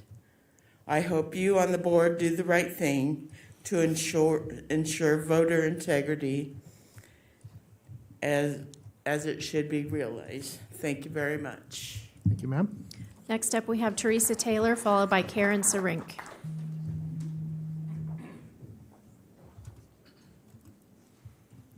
Welcome. Good morning. For the record, my name is Theresa Taylor. My first time being here, I've been a Nevada resident since 1962 and in Washoe County since 1980. Vaughn, I met you in '89. It's good to see you again. I've been following your career, and I'm with that lady. Take the mask off. Join your tribe. But more importantly, I'm here today to discuss an incident with the last election cycle. I live in a small community in East Park, Spanish Springs, and this one little home where there was a party every night. People coming in, and it wasn't the Boy Scouts, if you know what I mean. Figured out what it was. It was an organization that had come in to register people to vote, and they were there maybe 2 weeks before they went to another state. I was told this by the kids that were hanging out there. It was a party every night. Called it into the registrar's office, told him, hey, what's going on? Am I losing my mind? Do you know if this is happening in our county? Well, took my information, said they'd call back. I gave them the address of the home, everything like that. I called my party-affiliated lady and asked her, hey, have you heard of anything going on like this? This is just really nuts. No, I haven't heard anything. Took my information, said they'd call, email, get back to me. Never did hear anything back. Twice I called, and after the election was over, I called again. I said, you got to check this address. You probably have 2,000 people that are registered at this address. So no response, no respect, nothing. It was very disappointing. So having said that, I'm in here in support of Mr. Beadle's resolution here. And thank you, Monica J., for standing up and being a voice to all of us. And for everyone who arrived here today, thank God. We are in a fight for our lives, and I'm encouraged to see so many here that are fighting for their rights. We have heard that there has been fraud on both sides, the Democrats and the Republicans, for years in every state. It's just a matter of which cycle, which party is going to get screwed the most. Well, it's got to stop. It's got to be fair and equal. The Dominion machines have got to go. The permanent mail-in ballots, boy, that's just a way for the Democrats to cheat for the next 50 years. It's a joke. I'm sorry to say that. It's very sad. And like you say, like this lady presented, that Nevada's the last. Oh my gosh, really? That's got to change. So having said that, thank you so much for listening to me, and let's go, Brandon. Thank you. Thank you. So we're going to lose a commissioner. She's going to go take care of a personal matter. But Next up, we have Karen Serink, followed by Paulette Hathaway. Ms. Serink, welcome. Thank you, Commissioner Hartung and the Board of Commissioners. I appreciate you listening to everyone today. If I could please get the overhead. Overhead, please. I would like to start off by saying that I am Well, hold on a completely second. behind- Hold on. There. That's good. There. And I want, Madam Clerk, will you start the clock over again, please? Thank you. Proceed. Thank you. My name is Karen Serink. I'd like to start by saying I fully support everyone who has spoken before me. As you can see, this is a certificate of naturalization. I am an immigrant to this country, and I arrived here 22 years ago. As soon as I arrived, I needed to work. I was on a visa. And so the first things I did was get a driver's license and a social security number. Now, you may not know, but proof of citizenship is not required to obtain either of those two documents, okay? I was here on a visa. I was not even a lawful permanent resident, and I got a driver's license and a social security number. So, fast forward 14 years of taxation without representation, and I go to register, I get my citizenship. Now, the process of getting citizenship is interesting. There's a lot to do. And I was very proud in August of 2014 when I received this document. There was nothing racist about the process. Anyone who follows the rules can get citizenship. Look, 4'8", they even let hobbits get citizenship. Please. Please. So I proudly took my certificate of naturalization when I went to register to vote in Washoe County. They asked for driver's license, social security number. I tried to offer my proof of citizenship, and I was told, no, we don't need that. I signed an affidavit saying that I was a legal citizen eligible to vote. Now, this upset me, and I called the county office to ask why it wasn't part of the process to prove citizenship. And I was told, yeah, no, we don't do that here. What a slap in the face to everyone who has one of these.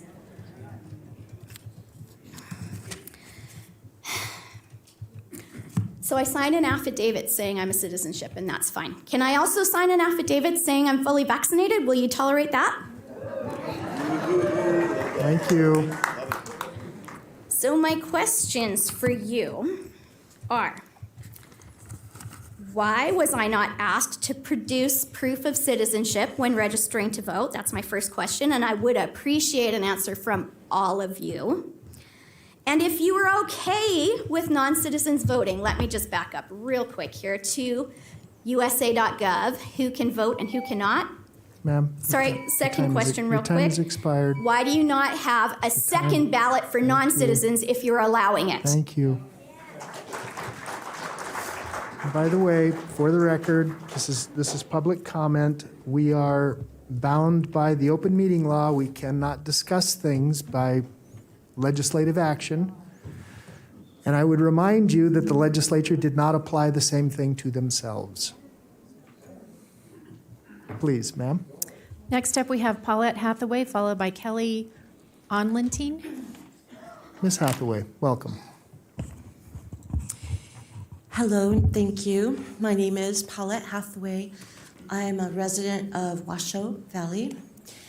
I've heard a lot of good information this morning, a lot of things that I might have already responded to, so I don't have a lot to say. I have a few questions. I know friends and neighbors that feel the same way I do, and I was thinking as I watched and listened that our representatives must be neighbors and feel a lot of things the same. I know my husband is going to ask me how everything went today, how I get a feel for it.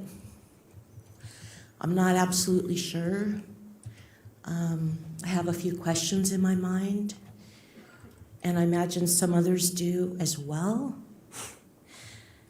I think I just want to say something that hasn't been said, that I'm concerned with, and others that are, again, friends and neighbors, grocery store, going to school, work, commuting. It's like an underlying feeling. It's what I could best describe as like a civil unrest that I'm concerned with. And I saw a little bit of that today. Not that I want that, I don't. That's why I'm here, I don't. I don't want security to have to show up at a public meeting, nor have representatives go out. So I don't want anyone to be in fear. And I feel like that's really why all of us are here, because we need to count on this. We need to count on clarity, integrity. So that some of the question might be, how do you define that? And are there both sides? And the way I've been looking at it is, no matter which side you're on, there shouldn't really be sides, but you don't want unrest. You need clarity. We need non-prejudiceness. And the only really way to do that is we want a good community, a good environment. We want to welcome new people into a good environment, a good community. And the only way to do that is clarity, integrity, the voting process. Thank you. Thank you, ma'am. Next up, we have Thank Kelly you. Olentine, followed by Julia Kraus. Thank you. Kelly Olentine.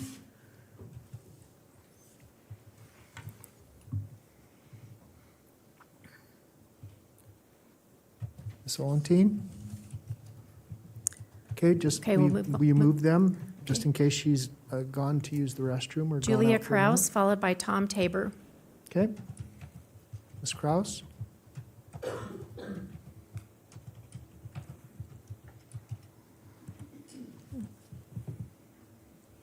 Welcome. Thank you. Good afternoon. I think it's afternoon now. I have three things that I'd like to talk about. One is my own experience in the 2020 election, the Great Global Unity Rally, and about the Constitution. So first off, we had a fraudulent election. I think we all agree on that, right? Does anybody disagree? That's why we're here. What I saw personally was I was just going to the Washoe County Registrar's voting website, looking up my vote. What I saw on the day, just one day, the day I voted, was multiple duplicate votes while I was just scrolling through the rolls. That's the simplest way to go look and say, we have a problem.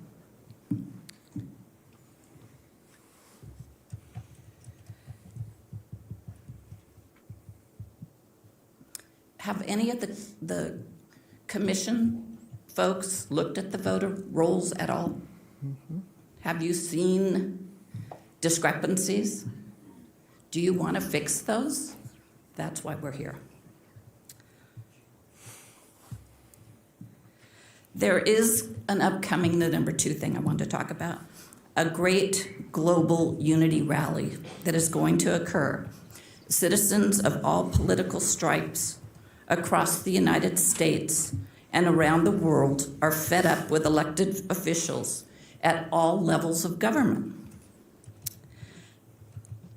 We are concerned that mostly what we hear from any of the people in office is they want donations.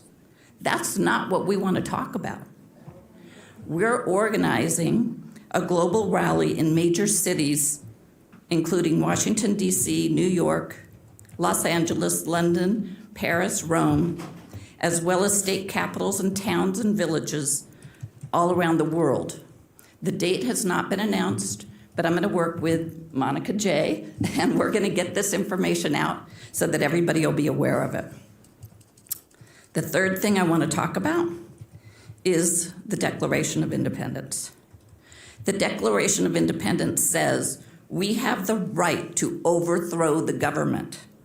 The Declaration of Independence says that not only do we have the right, but we have the duty to alter and abolish any government that does not secure our unalienable rights, including life, liberty, and the pursuit of happiness.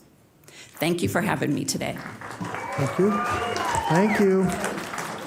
Thank you. Next up, we have Tom Tabor, followed by Wes Elliott. Mr. Tabor, welcome.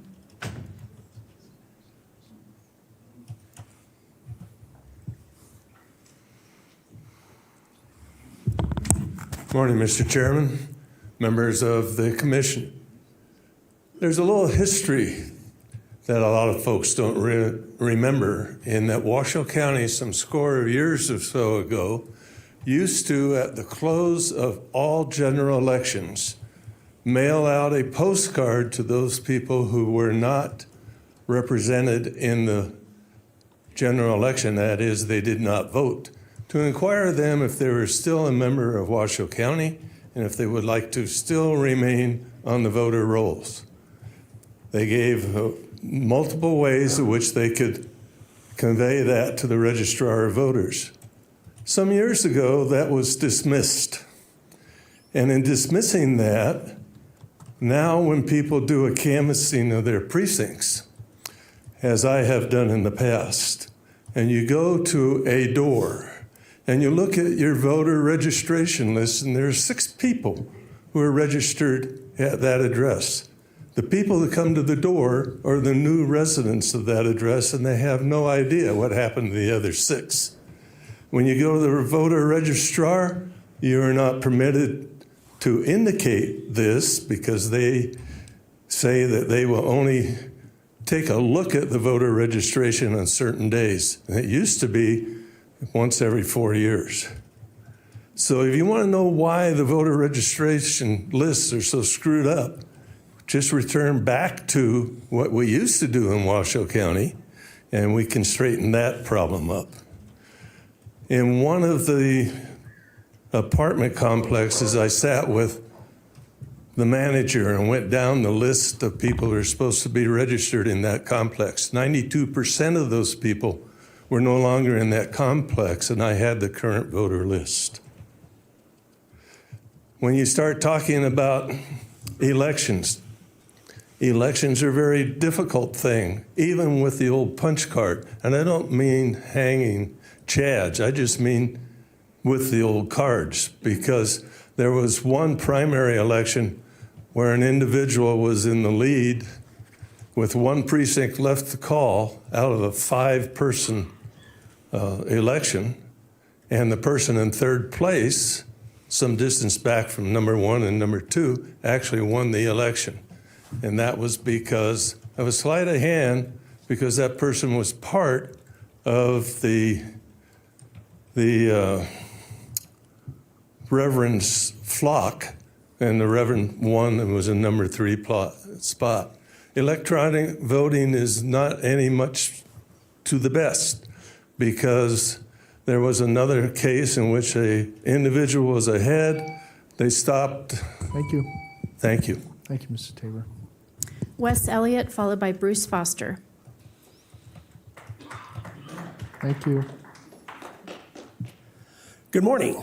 I've been here many times, and I probably, if we can get some elections squared away, I'll probably be here a lot more. I am very proud of the turnout that we've got this morning, which proves that we're not going away. And we implore you as decision makers to be able to make the proper decision. Stop this. Elections have consequences. That's why we have a dictator in southern Nevada and the state. And I didn't vote for Johnny either. We need to get off of this convoluted paperwork, electronic, all of this stuff. There has been technology designed that is going to be in 11 states, and they're trying to get it nationally, where there are ballots, paper ballots, of a specific type of paper with, as you run a black light over it, you can see the authenticity of it, just like our $100 bills that aren't really worth a whole lot now anyway, but you can see the authenticity of it, and therefore it's going to cost less, bring all the costs down. It's going to be basically, if we can watch it, it's going to be basically, you can't copy it, you can't subvert it. It's going to be fantastic if we can get you and other elected officials and non-elected officials to agree with it. This is old. Guys, come on, everybody. This is the age of information. The information out there, we know it. The jig is up. It's over. We know who's doing it. We know how they're doing it, and we ain't going away. We're hanging in there.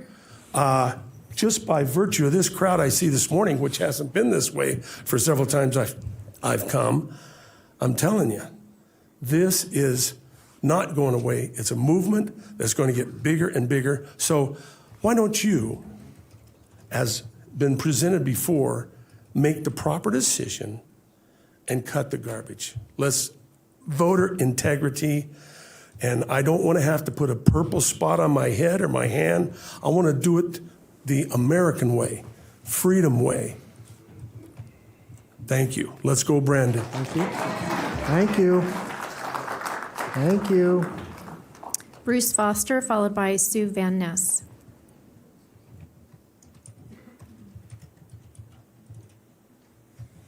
Welcome, Mr. Foster. Yes, good afternoon, County Commission, ladies and gentlemen. I first want to wish, we're at a real crossroads right now based upon what we're come to. And my question is that how many from the media are here? May I have a raise of hands? Mr. Foster. I know, Monica J. Mr. will Foster, speak the truth Mr. on Foster, her would you podcast. address the commission, please? Thank you. Thank you. Where is Channel 2? Where is Channel 4? Where's Channel 8? How about NPR? They are not here. This is so important right now in our stage of our republic, our founding republic. Mark Levin stated, a brilliant attorney, constitutional attorney, stated that we are now being run by a Marxist government. And we, the people, need to address this issue immediately. Overhead, please. And we must also, as we have provided, that these individuals, are they getting their orders from the elite? Is Sisolak getting his orders from Washington? And then is his county commission getting their orders from Carson City? That is a wonderful question. I personally, I was involved as a poll watcher and as a Republican poll watcher in the 2020 election cycle. I did witness improprieties in many of the locations I was stationed, which were many. And what I was shocked to learn is that my counterparts were all from California and for the most part, attorneys. So that's when I decided that something must be done with this voter integrity issue. And I have to, all my predecessors, Mr. Beatles and Monica J. and many others, Carol Feinberg, had expressed distinctly and clearly what our issues are, and they must be addressed. We, the people, must see that things are going to turn around, and recognizing that our forefathers warned us of this period of time, that without virtuous people that are doing we the people's job, this is the crossroads that we were at. Thank you, Mr. Foster. Sue Van Ness, followed by Betty Thiessen. Welcome, Ms. Van Ness. Thank you. What I want to address is the voter registrar's office. I want to address the voter of registrar's office. In 2020, we were not picked to be a poll worker. We applied and applied. When we went to vote, I was wearing a shirt with an American flag, and a man in a dress came to me, I said, in a skirt and everything. He told me I had to get out of line. I couldn't be there with the American flag.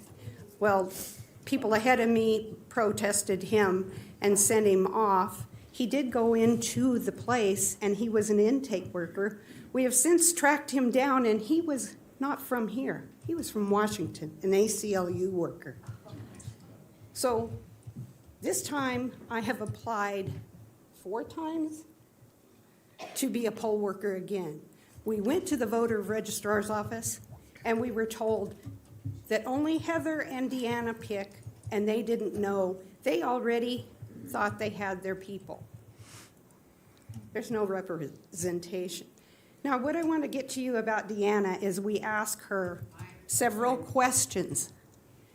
When I got to the point, I mentioned Zuckbucks and sort of Amber came after me and asked me if I wanted to see her bank account. I stood there, but yes, I would like to. Now, the other thing she got really angry with me was the machines. We have every right to know where those machines are being stored. We have every right to ask questions about them. I do not need a voter of registrar coming in my face in anger. I do not need that, and I will not take that. Now, the voter of registrar's office needs to be revamped. She needs to be thrown out of that office. And every one of Please. every one of you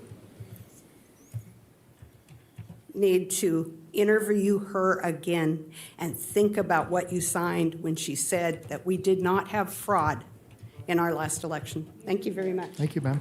Thank you. Betty Thiessen, followed by Diane Wagner-Roebuck. Betty, welcome. Are you Tyson or are you Thiessen? Thiessen. Thiessen, thank you. Thank you. My name's Betty Thiessen. I'm a resident of Washoe County. I was born in White Pine County 73 years ago, so I'm a native Nevadan. My parents are rolling in their grave if they seen what has happened to our election system.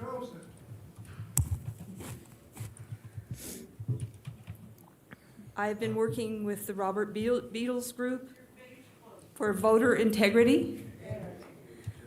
I visited the registrar's office, Deanna and Heather, different days. When we visited Deanna, I asked her if people can vote from businesses, can they use their business address to vote from? And she said, absolutely not. Well, I have proof that 710 people voted from their businesses.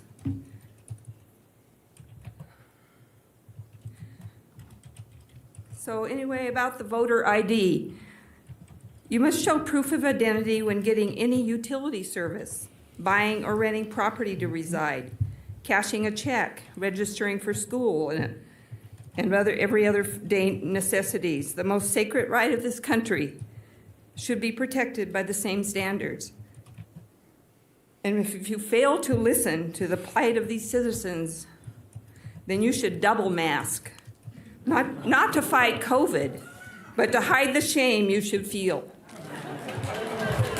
Thank you. Thank you. Thank you. Nicholas gets the extra time. Diane Wagner-Roebuck, followed by Kathy Banson.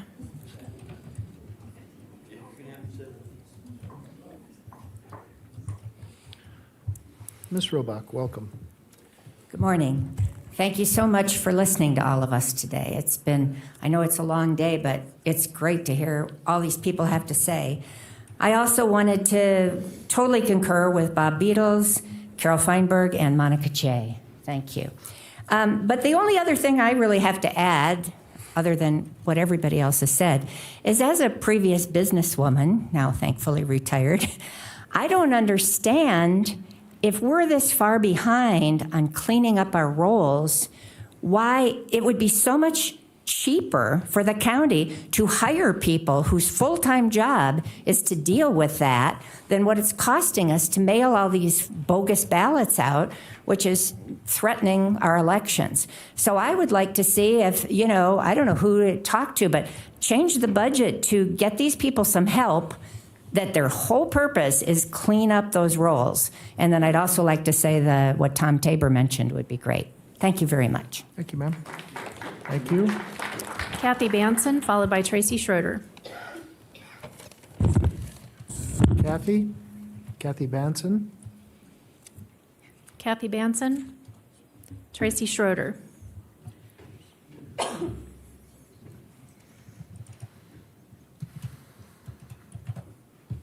Welcome. Well, hello. I was sitting in my chair getting so riled up in my spirit, and I shouldn't. And God bless you patriots back here. I love you. Thank you for showing up. We're not real keen on politicians right now. I don't trust you, and that makes me sad because I want to trust you. Before the election, I saw one man filling up stadiums all over the country. And I saw another man couldn't even get 10 people in a freaking school cafeteria. I watched on TV the night of the election while the stadium man was quite a bit ahead. And then suddenly the counting stopped.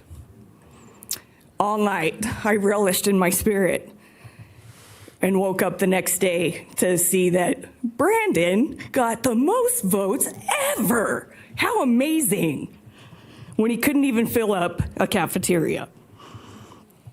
Then when I went to vote, there was a couple in front of me and a couple in back of me, and we all started talking, why were we there to vote in person? Because I did not trust the ballot that came to me. And the people ahead of me had grown children that have moved to another state, were registered in another state, like years ago. They had their voting ballots in their hands, so they didn't trust it either. Hold on, I had all my thoughts in here. I believe this virus came because of this election. And I believe it came here on purpose. And it shut my business down for almost 2 years because I'm in the weddings and events industry. Month 1 of COVID, I lost 226 events. I have 8 DJs that work for me. Thank God I made my business an LLC and I could pay myself on payroll and get PPP. I'm grateful for the PPP, but this is terrible. I fear that there's going to be another variant and another variant and another variant because of the election. And by the way, there's meds. I got COVID, took hydroxychloroquine. I was fine. My Patriot friend back there got monoclonal antibodies, 1 day healed. This never had to happen. Schools are last in Nevada. It's embarrassing. I came from New Mexico, which was last, and moved to Nevada, which is last. It's terrible. I mean, what are we teaching our kids here? I do have good news, though. God sees. He sees it all. He sees all the corruption, and all darkness will come to light. There is a force so vast in its power that it triumphs over any problems, and that's Jesus. And I come against all this corruption right now in Jesus' name. Thank you. Thank you. Pamela Etland, followed by Candy Lyons.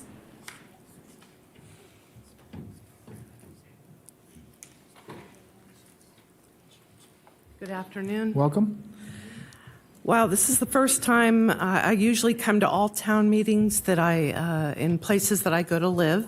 I think it's important to be part of community. I love my country. I love the United States of America. I lived overseas for over 20 years. I lived in Asia, all parts of Europe. I was never allowed to vote.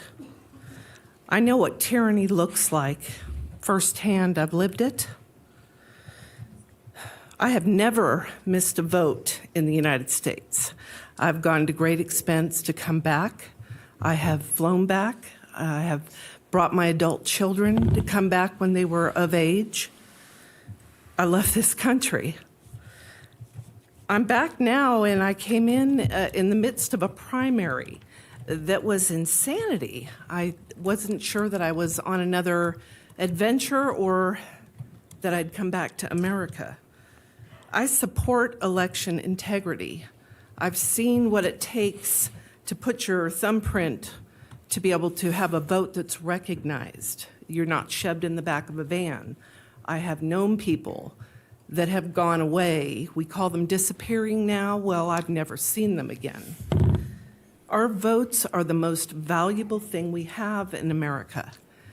I'm proud. I love that little sticker. I've got one grandbaby, and I gave her the sticker. But I have those stickers on a closet wall every time I vote, so it's wallpaper. Integrity is important.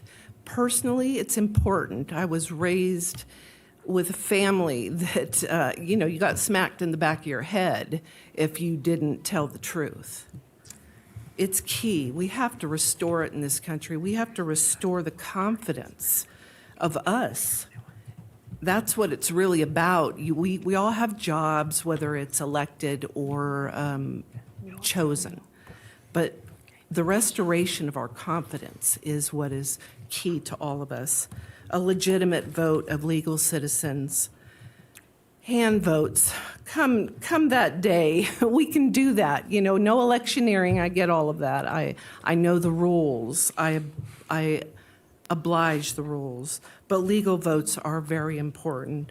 So do the right things. Listen to your constituents. That's us. We pray for you. We pray for this nation. God bless America, and God bless all of you. Thank you. Thank you.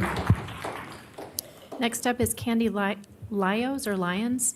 Candy Lyons. Lyons. And Hi, then my name's Candy Lyons. I was born here in 1966. I'm a working mother of 4, so I have a lot invested in our community. I want what Robert Beadles has proposed. I want us to clean our voter rolls. We demand paper ballots.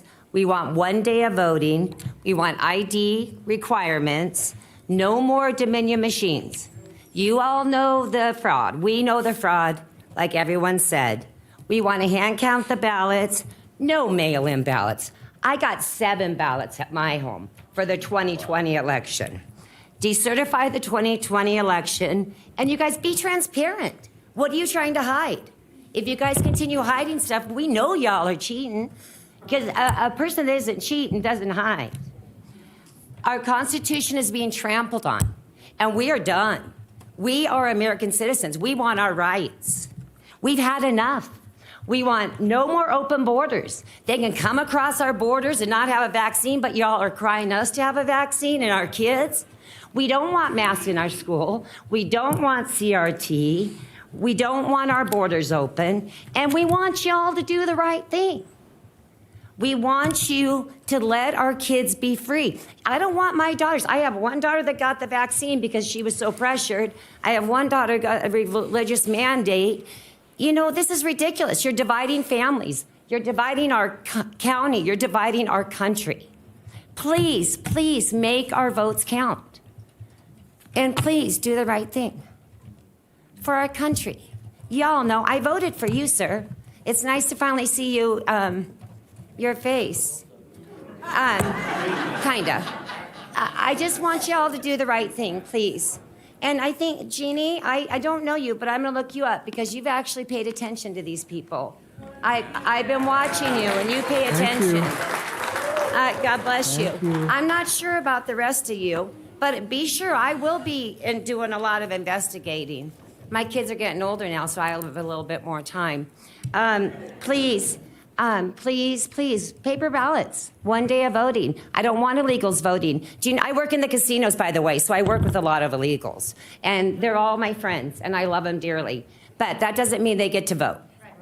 I'm sorry, they don't get to vote. Okay? You have to be a legal citizen to vote. God bless you. Have a good day. Thank you for listening. Thank you. next up is Susie Howell, followed by Tracy Hilton Thomas. Susie Howell? Susie Howell. It's okay. It's okay. We see you. Welcome. Hi. Happy to be back here. See your lovely faces, some of you now. Hey, and I too have not been called to be a poll worker. I volunteered 3 times, haven't heard word one, so I hope you can fix that. I also support Mr. Beadles. He has gone to great time and his own money to show you exactly where the cheating was. And I really resent you, Mr. Hartung, trying to say that there has been no cheating. You might want to look at, what Mr. Beadles has to show you, because we all know it. Every one of us knows it. So anyway, we're 50th in schools. We're 50th in election integrity. Where can we go? Can we go any lower? We need another state. Okay, so I don't know about you guys, but I find it really embarrassing. I find it embarrassing that some of you sit up there without a mask on, yet our children are still masked at school. They have no % chance of getting this, and if they do, it's a cold. I got it. It's a cold. So why are we not unmasking our children? Any ideas on that?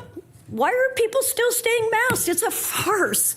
They just finished a study. And the CDC is being sued by many immunologists across the country because they took over 1,500 COVID-19 tests from positive patients. And they tested them, and every single one of them came back influenza A or influenza B. They have never isolated a COVID virus, and I'd like you to do some research and look at that if you don't believe what I have to say. The largest country for vaccines is Israel. The director of one of the major hospitals there, his name is Dr. Yaakov Gems. His report says 70 to 80% of the people being hospitalized right now in his hospital have had minimal 3 shots. I will not call them vaccines because we all know that it's spike protein, mRNA, biowarfare, China. Okay? So anyway, it would go a long way that we've been asking you for 2 years now, 2 years, to unmask our children and to quit the kabuki theater. Thank you. Thank you. Thank you. Next up, we have Tracy, Hilton, Thomas, and we'll need the overhead, please. Welcome.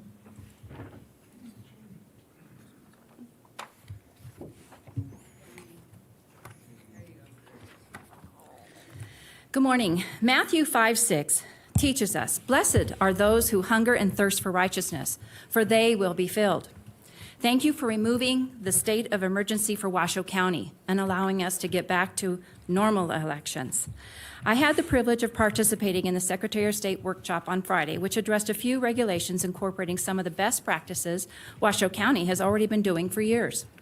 The Deputy Secretary assured me that his staff is working on replacing the term persons to citizens throughout the Nevada Administrative Code. Washoe County must also protect themselves from encouraging non-citizens into registering to vote. The Nevada Constitution demands that Washoe County ascertain proper proofs of citizenship for those entitled to vote, as well as the purity of their voter rolls and elections. What has Washoe County done to clean the rolls of non-citizens? The NRS and federal laws mandate no person is to be issued a ballot until they have been verified to qualify to vote, nor should any provisional ballot be counted until their identity of citizenship has been verified. Any non-citizen of Washoe County's voter rolls, no matter the number, reduces the purity of that election. DMV forwards that information and every customer, regardless of citizenship, to the clerks and registers. Social Security distributes benefits to non-citizens. Verification against these resources fails to provide the first and foremost qualification. Every county has the ability to contact vital records of the city and state provided on the applicant's application and/or the U.S. Department of Homeland Security before it is entered into the database, not after, which is what is on voters' website. Another opportunity to improve purity in our elections is utilizing the Reno Sparks Convention Center for central counting operations instead of a polling location as it was done in 2020. This would allow room to have at least 100+ precinct tables manned by bipartisan precinct members for counting that could be better observed according to NRS 293.370. Banning the ballot scanners would go a long way in gaining back the trust of the voters in the county's processes and count of our votes. Notifying the primary parties now, before this month's precinct meetings, would give adequate time for each of them to provide one registered voter for each precinct table. The more tables, the better. Finally, I'm not concerned with the voting kiosks, it's small potatoes, but rather the election management server. That is the one machine where votes are changed. and that conducts the tallies and reports results. We must be provided a large screen that displays the real-time tallies of each ballot and voting kiosk by the number as they are processed that can be monitored 24/7 once the polls have closed for accountability and transparency. As NRS 293-361 Item 1 stipulates, the counting procedure must be public and continue without adjournment until completed. Thank you, ma'am. Catherine Snedeker, Thank followed you. by Robert Dern. Thank you very much. Catherine Snedeker.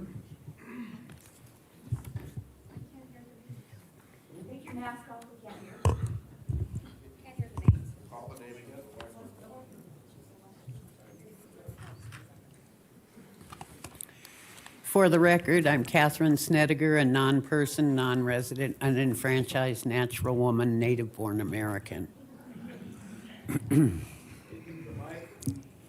I am. Thank you. You know, the United States of America, that's located in Washington, D.C., is a foreign corporation. It's owned by France. Right now, we're under the Communist Chinese Party rules. I don't like it. I'm not a communist. I would never vote for something that was communistic, like you do. Sitting there with your stupid mask on. You're going to get diaper rash on your face. Thank you. I think that's cool. Thank you. You tell us to get the jab. There has never been a forced mandate on the general public to take a shot that doesn't do anything. They inject you with HIV particles. They are injecting you with whatever COVID serum they came up with.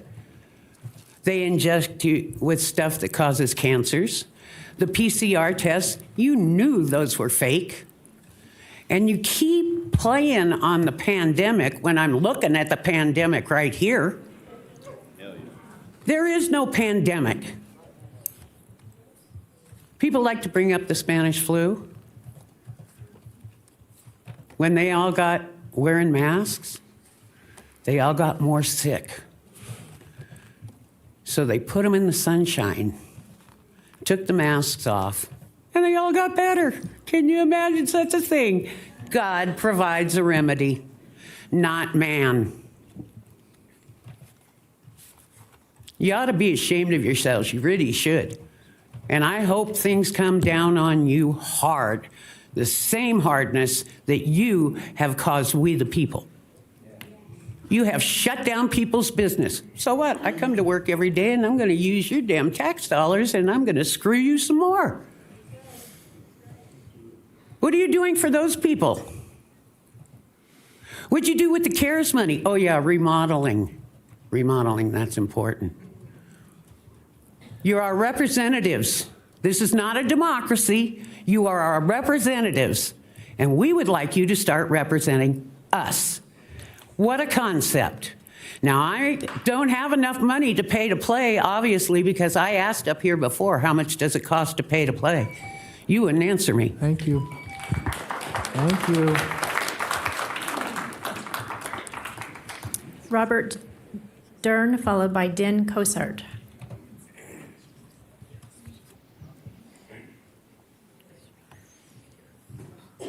Welcome. Good afternoon. I'm here to support Robert Beadle's election integrity petition. I want to let you know why I'm here. When I was 12 years old, I got paid for my paper route money with a Carson City silver dollar. I knew then I needed to come to Nevada somehow. Years later, the Marine Corps sent me here because I was out of the country most of the time. I had military ballots, absentee ballots, and I voted that way my entire career in the service. I just want to thank all the patriots here and all the veterans. I see a ton of you, and I appreciate it. I want to let you know that serving my country is so important because when you get that ballot, it's a treasure. It's a real treasure. And the veterans here know better than anybody else what a treasure it is. I suggest that you members, you commissioners, do a heart search, felt look at this integrity petition and look at your own integrity and support it. Thank you very much. Thank you. Thank you. Dan Cosart, followed by Juanita Cox.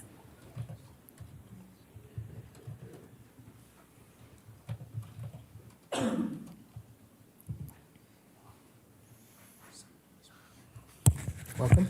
Hello, Commissioners. Thank you for the opportunity to speak today.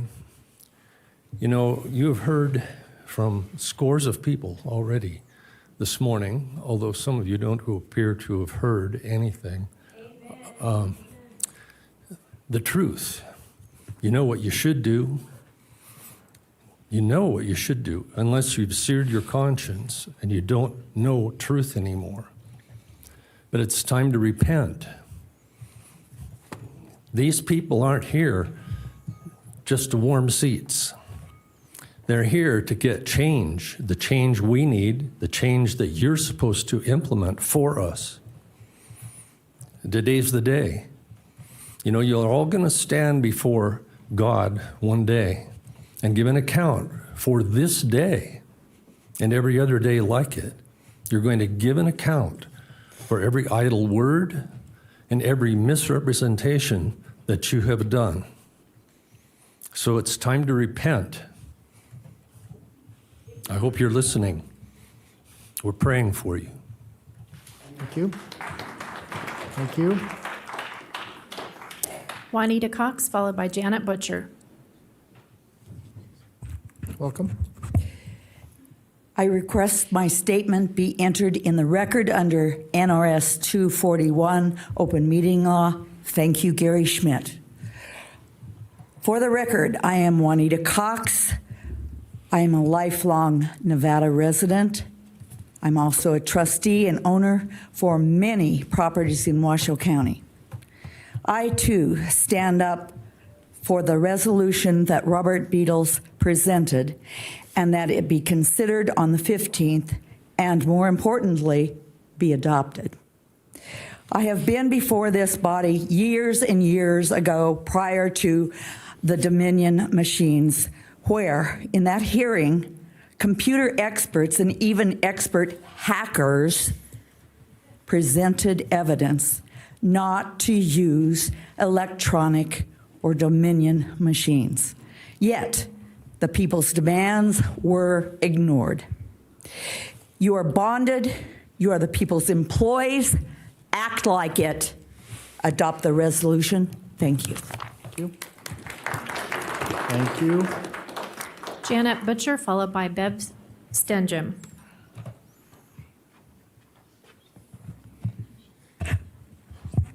Good morning, Janet Butcher. Can you hear me now? Still can't hear me? Okay. Janet Butcher. Sometimes I like to be Martha Washington.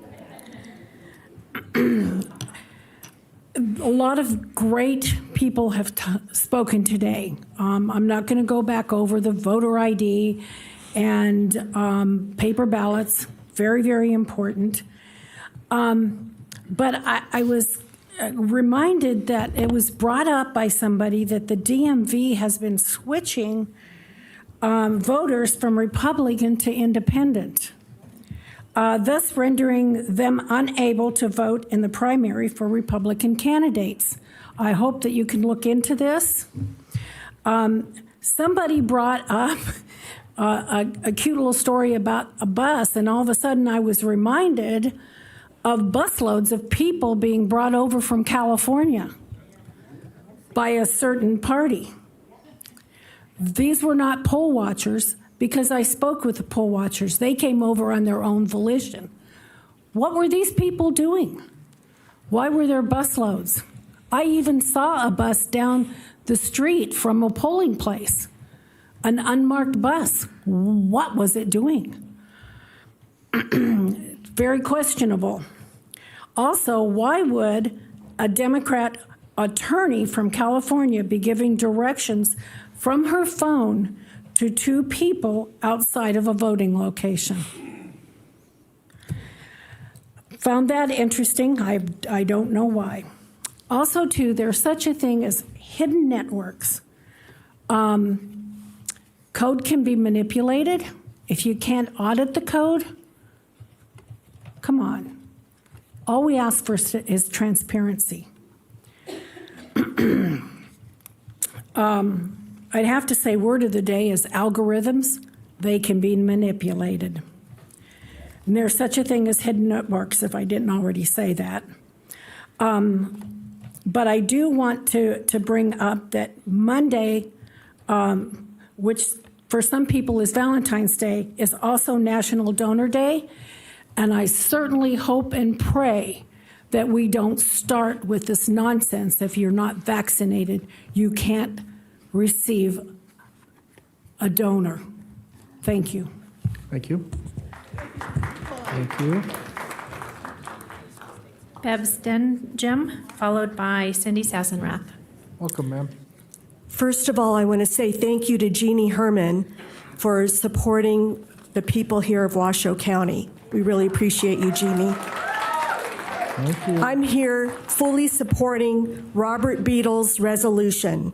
We need fair elections. We need to restore confidence in the voters. You all realize that you've lost the confidence of the people. If we don't restore fair elections, we are at risk of becoming a third world country. I don't think any of you want that. We need paper ballots. We need voter ID. I have to show my driver's license everywhere I go. I'm sure you do too. I had to register at a hotel. I showed my driver's license. I go to the doctor. I show my driver's license. We need to show our driver's license and ID to vote.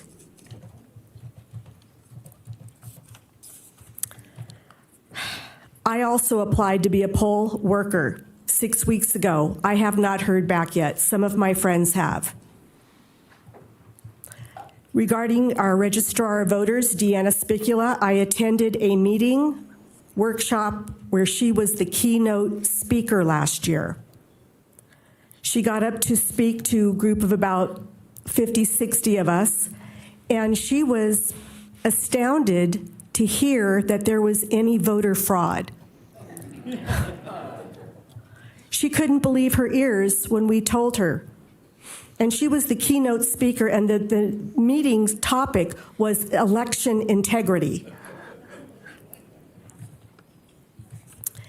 Someone asked, why are we still wearing masks? Why? I don't know, unless you've got an N95 on, you know that they're useless. You have to follow the science, and you look really silly wearing those masks that are worthless.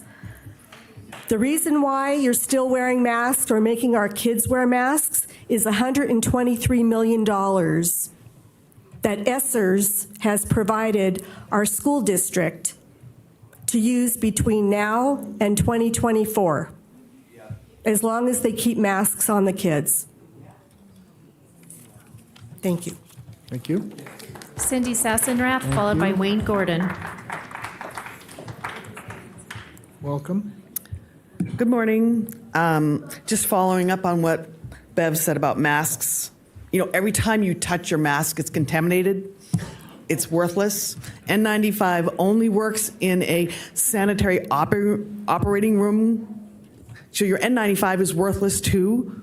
Okay, just, you know, the only reason I can see for you to continue wearing masks is so that I won't recognize you when I see you on the street. But believe me, if I recognize you on the street, I would be courteous to you as anybody else, so you're safe to take off the masks.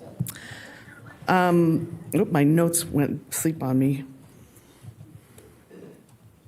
I'm also here to talk about election integrity. Obviously, everybody here in this room agrees with what Robert Boodles has suggested. I signed up to be a poll worker after being a poll watcher last year or 2 years ago and being absolutely flabbergasted, absolutely unbelievably dismayed at the scene at the voter registration office when the mail-in ballots came in. Nobody knew what to do with them. People were feeding them into this machine who had not been trained on how to use the machine, and they were openly saying, well, I've never done this before, so I wonder how this is supposed to work. And, oh, this ballot didn't go through the machine correctly, so let's just throw it in that box over there, we'll deal with it later. And it's like, are you kidding me? And someone said, oh, Deanna, we don't know what to do with all these ballots. And she said, we'll put them in that corner for now. Come on. We knew these mail-in ballots were being in. If that is her running the election, she obviously is incompetent and needs to be replaced. As nice of a woman she was when she spoke to us, she had all the right, pretty answers, but the reality of the situation is she had no idea what she was doing, and it made me say, okay, next time I obviously have to be a poll worker. And you know how they scare away the poll workers? You have to commit to a 12 to 14-hour day. Where is OSHA when you need them? Who works a 14-hour day? Not OSHA. Thank you. I volunteer to go count ballots without pay, but don't make me do it for 12 hours because I can't be relied on for 12 hours. How many of you can work a 12-hour day and still read things and not be totally exhausted? I'd like everybody to stand up behind me. I'm not even going to look. If you're willing to be a volunteer vote counter in your precinct, do we have people that are willing to do that? I'm not going to look. I don't want to shame anybody, but if you're willing to do that, that's awesome. You have resources. You are our leaders. Be our leaders. Okay? We gave you power. Use it. Stand up for us and use it. Thank you. Thank you. Thank you. Wayne Gordon. Wayne Gordon.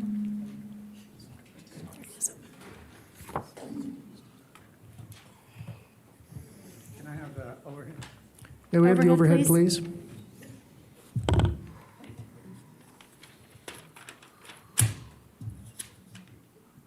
I assume all of you know what this is.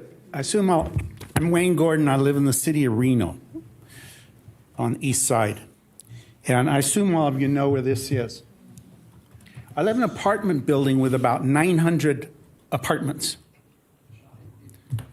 Do you think these should be laying around for people to find? Do you think if these are laying around, we have secure elections? We heard since 2020 that was the most secure election, and all our elections are secure. How many of you really, really believe that? And if you do, maybe you should look at this and know what it is. And this was designed by our legislature.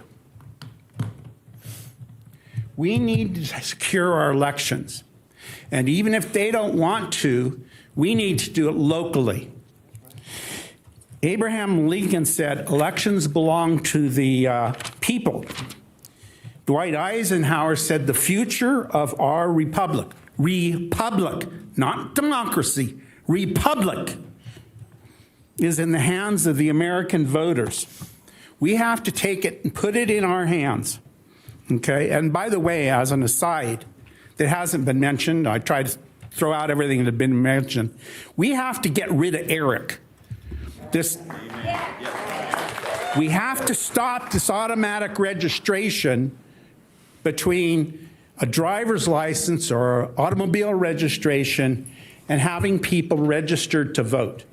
If you want to vote and you're eligible to vote, fill out the paperwork like we all did 60, 70 years ago when we first started voting. And one other thing. For those of you who don't know what this is for, it's to control you. Yes, it is. Intentional control. Thank you. Christina Brooke, followed by Dr. Lane Linebaugh.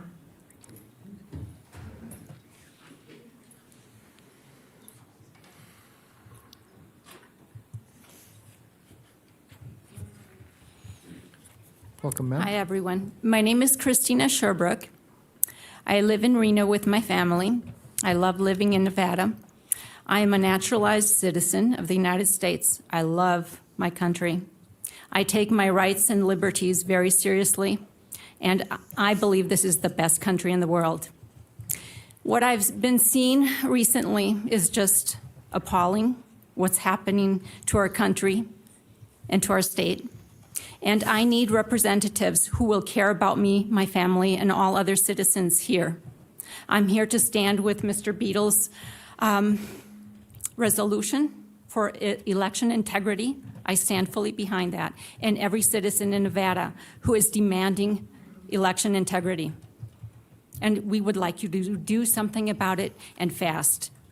This is not going to go away. We will not sit down.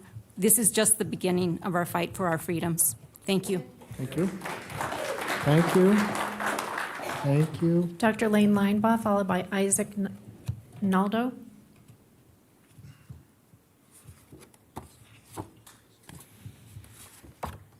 Welcome, Doctor. Good morning. I guess it's afternoon now. That's microphone. Are we good? Yes? Okay, there we go. I can speak loudly. Thank you for listening to all of us. I'm so proud of everybody for suiting up and showing up. We needed this. And as you can see, a lot of people really do care. Since the inception of electronic voting, our elections have been stolen and rigged. That's the way it is. But thank God, and to our big T and team, this corruption has been exposed. You really can be part of the solution. Heroes, not criminals. And just a little aside, last time I checked, masks were for criminals. Just saying. Thank you.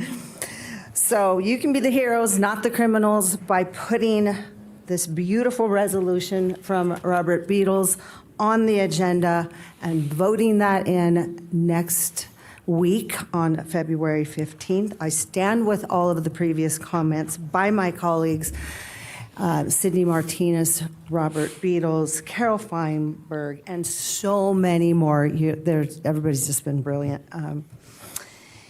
We really cannot have this electronic voting going on any longer. It can be done. We can go old school like we're doing now.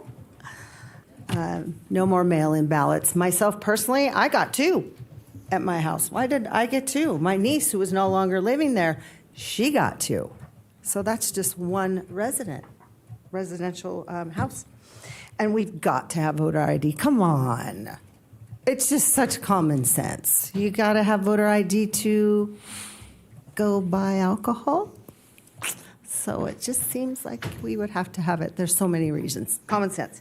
For Nevada, for America, let's do the right thing. Thank you. Thank you. Thank you. Isaac Dolo, followed by Melissa Clement.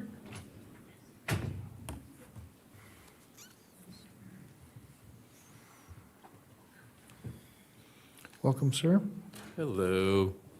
Oh, I'm a bit nervous. So my name's Isaac Ndalo. I'm an immigrant from Kenya, and I've had to pay for things. I've had to go the long way to make sure that I do things the right way. So it gets to me when I see people getting shortcuts to things, because I pretty much came here when I was 10 and raised myself, and I'm just about done with my naturalization, and I feel like, thank you. Thank you.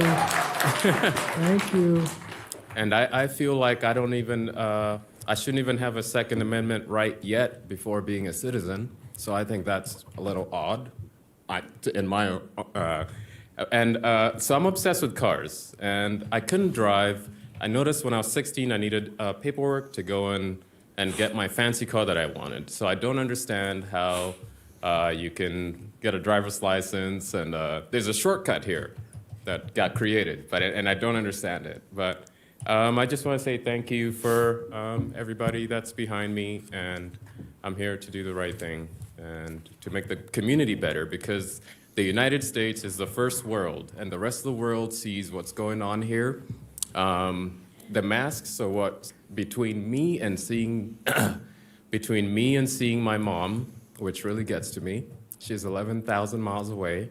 She's in her mid-70s, and and yeah, the BS needs to stop. Thank you. Thank you. Thank you. Melissa Clement, followed by Lisa Fleiner. Ms. Clement, welcome. Thank you, Commissioners. Melissa Clement for the record. And I'd like to thank especially the women commissioners. You guys have been so attentive the whole time, and I really, really appreciate it. Thank you for the opportunity to speak. As a country, it often feels like we are more polarized than ever, with neither side having confidence in our electoral system. Whether it's a Republican like me who doesn't trust the 2020 elections, or a Bernie Sanders supporter who questions what happened in the stolen nomination in 2016. Look at this room. For every one person that you see that has been here all day, there's probably 10 or 20 people that wish they could be, but they're working. So, you know, in retail politics, we say, those are voters, so pay attention. As I sat here and I listened to my neighbors, the thing that struck me was, how did we get here? This is the United States. I'm a citizen. We're all citizens, and we're asking you to protect our vote. Think about that. Think about that. How the hell did we get here? That none of us trust our vote. Government is best when conducted closest to home. I say this all the time. Close to 2 years ago, you all ceded your authority and power to the governor. 2 weeks later, or 2 weeks has turned into a complete despotism of 2 years. We have lost our freedom of speech, freedom of religion, right to assemble, and right to petition our government, except here. I have to thank you for being so good about listening to us. But all of this, all of our freedoms begin with elections. Safe and transparent elections are the bedrock of our republic. And once it was the hallmark of the United States. This is why we sent Jimmy Carter all over the world. He was trying to protect elections in other countries from despots. But I'll tell you what, these elections in 2020 and 2016 would make those despots that Carter shined a light on blush. Mail ballots sent to every voter, even if they had moved away years ago. Stacks of ballots left in the mailrooms for anyone to pick up and vote. Lack of true bipartisan observation of counting, and dead people that remain on our rolls. That one hurts me the most. You know, the vital statistics is right over there. How come they can't tell you that my dad died in 2020 and shouldn't be voting next time? He shouldn't have voted in the general election. Thank God he didn't. And he shouldn't be voting in the next election. And I'm not going to tell you who he is because I want to see, for him, how many other dead people are voting. We have got to clean our rolls. One vote per voter is not a slogan. It's what we expect. And you guys need to stand up and you need to slap Joe Gloria from Clark County down, because I don't get one vote. My vote is watered down because of the signature thing that happened down there and because of those stacks of ballots all over the place. Thank you, Ms. Look, Clement. please do your job. Thank you. Thank you for your patience. Thank you. Lisa Fleiner, followed by Tom Lenz.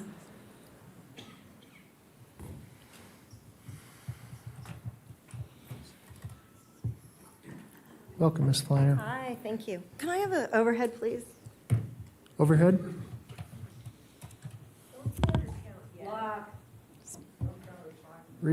Reset the timer, please, Madam Clerk. Thank you. I know it's lunchtime and your probably attention's fading, but I really appreciate you listening to all of us. I'm here to support and demand that you would pass Robert Beadle's resolution. I don't know if you can see it. My phone wants to keep turning these on me, but what it is it's just a sampling of I volunteer at an off-campus facility where over 30 students live, and this is just a sampling of ballots that were sent in from Washoe County that didn't belong to any current resident. So in lieu of trying to, because I don't think it's legal to forward those, I purposely drove them down here and gave them to your office here because I didn't want to trust the system of them just being back in the mail. Unfortunately, there were these others that came, this is just a sampling. These are ones that came from California and other counties in Nevada that I purposely wasn't going to drive to. And the property manager said she would handle it. Well, I found out later her handling it was putting it in the box on the curb for the mailman to take. So I have no idea what happened to those ballots. Now back to, and the other thing about voter ID is I've been a longtime resident here and have been a Nevada Energy customer. So I thought it would be really easy to add my son on, who was living at an off-campus property, just to add him on, a simple phone call. No, I had to make an appointment during COVID, which wasn't really easy, to get him certified or notarized. That he, in fact, we had to get his passport. We had to bring his driver's license. We had to bring his bank records. We had to bring all this to prove that he was Josh, that he's my son, and that he could be on the registration for the property there to pay the power bill. I mean, I was still paying it. I just wanted him to get equal credit so he could start building his own credit to move out. I just thought that was absurd. But yet, people can walk up and vote and not provide any of that. But I had to go through all these extra hoops just to pay a Nevada energy bill. And the other thing is, I see you guys are bold enough to put your strategic direction up on the wall for leadership force in Nevada. Then be that. Otherwise, you're just a leadership farce. Thank you. Thank you. Tom Lenz, followed by Elaine Cowan. Mr. Lenz, welcome. Hi. Yeah, thank you for the welcome. I wanted to start out by giving just a little bit of what motivated me to come here today. In 1993, I went to live in the former Soviet Union. And I saw the damage that communism causes. And, the economy doesn't work. The ecology gets ruined. Rivers on fire, radioactive cities. You go to the hardware store, try to buy a screw, buy a wood screw, try to put it in the wood, and the head just turns off. But I got to watch as Estonia, the country that I was in, got more and more freedom. And then I came back here in 2015 only to watch us lose our freedoms. And that's why I'm here to ask you to please do what you can for voter integrity. There's been a lot of people speaking today, and it's been one-sided, I thought. I have a solution. All these things that people are against, like, people that are against voter ID, people want to do mail-in ballots. People are talking about what they had to show their ID for. I had to show my ID a few days ago to jump on a trampoline at Fly High. But all of these things are, we all know it. It's so Democrats can cheat. So instead of just saying, well, don't use these things to cheat, we need to get to the root cause. If the Democrats would offer candidates that people wanted and policies that people wanted, people would vote for them and they wouldn't have to cheat. I saw a picture the other day, and it was a picture of an apple, and at the top it says, "This is an apple," or excuse me, "This is a banana." And then at the bottom it says, "If you think this is an apple, you're a right-wing extremist." And this is what I feel like when people say, "Oh, the last election was fair." So, please do what you can for voter integrity. Thank you. Thank you. Elaine Thank you. Cowan. Thank you for citing Magritte.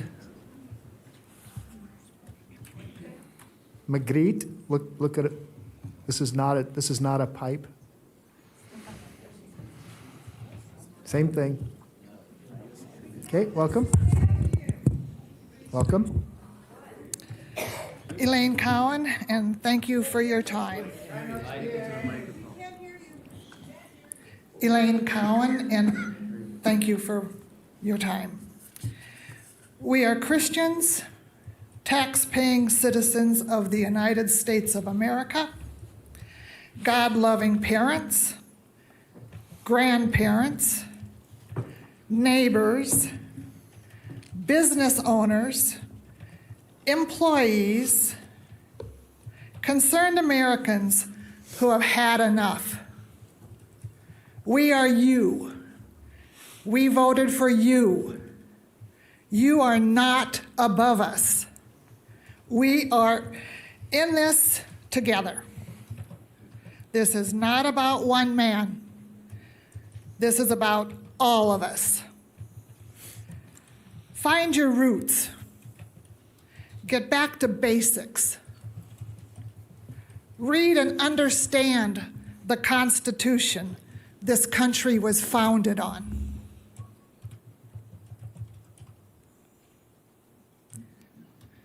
If nothing else makes any sense to you, consider these 3 words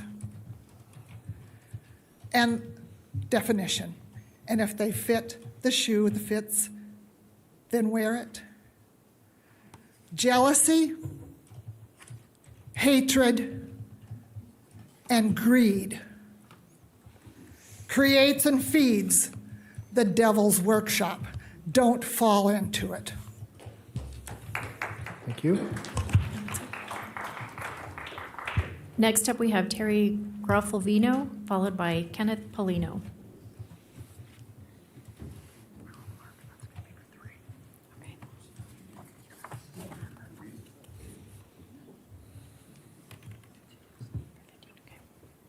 Welcome.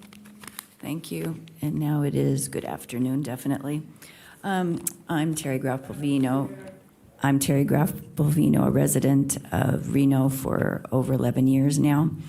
And this is the first time I've attended one of these meetings, so I'm very pleased to hear everybody giving their opinions to you. First thing I want to say is listening to the man who was in Estonia when it was communist. I've lived in 2 countries under dictators, in Spain under Franco and in Chile under Pinochet.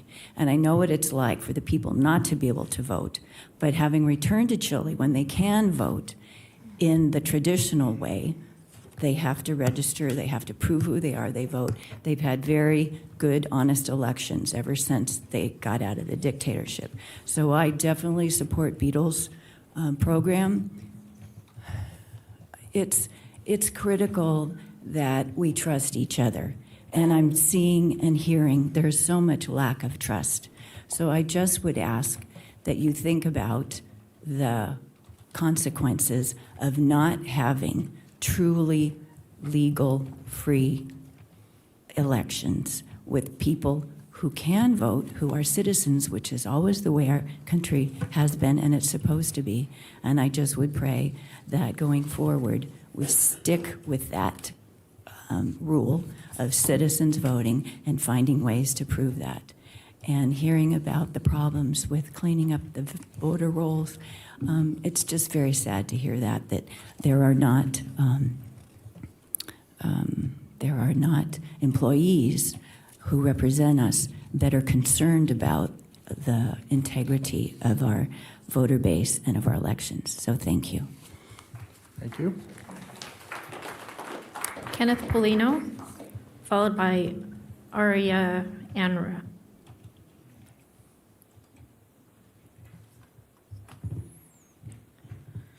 Welcome. Can you hear me? You can. Good. My name's Kenneth Polino. That was my wife. She's the most wonderful person I've ever met, known, or and you should listen to what she said, first of all. I have 2 things to talk about. One is a fable, The Emperor's New Clothes. The other one is an essay by Alexander Solzhenitsyn, Live Not by Lies. And there's a personal part of this. And I'll start by saying, on my phone here, I was showing it to some people before, I have a photograph with myself at 25 with Senator Daniel Patrick Moynihan, a great statesman. That same evening, I met then Senator Joe Biden. I was introduced by I was a writer, going to be a writer for the Democratic Party in the Speaker's office of the Assembly in New York State. I was introduced to Joe Biden as an upcoming Democrat, and I was also introduced to the statement that he was a future president of the United States. And I've had to live with that, which is not comfortable. Let's get back to the emperor's new clothes. Many of the statements that have been issued here today talk to the fact that this is the fable, the emperor's new clothes.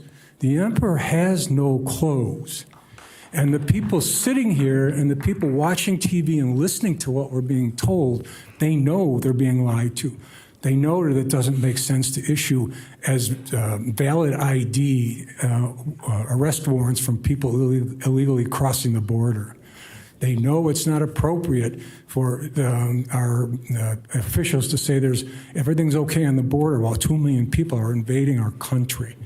Okay, and then I could go on, and they've talked about it, but the point is, as a writer with the Assembly, I only spent 2 years. I saw the graph that made me sick to my stomach.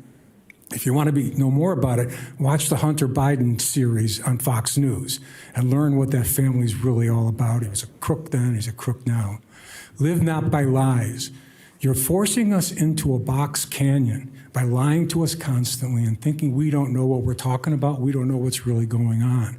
We see what's going on. Solzhenitsyn was right. If you read Gulag Archipelago, you see we're very, very close to what happened to the Soviet Union, where the people stood there and listened to the lies and did not say, enough, I'm not taking it anymore. I don't believe your lies, and I'm not going to take it. I hope you don't listen to the lies. I hope you don't do what you're told just because you have to do it. Some political boss told you to do it. I left it, got an MBA and worked for IBM, sold software to run major corporations. You can stand up now. Please do it. Thank you. Thank you. Thank you. Araya Onra, followed by Susan McMurray.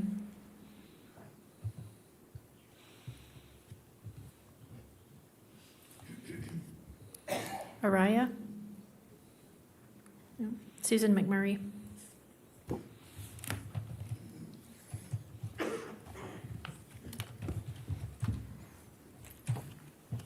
Welcome. Welcome, thank you. I fully support the petition that Mr. Beatles brought to you earlier.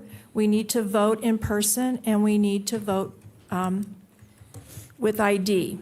Now, I had all these great examples of places where we need to use need to use IDs already, but Trampoline Guy kind of upstaged me here, so I'm sure you're all familiar with many of them, like getting a fishing license and going on a plane and all those.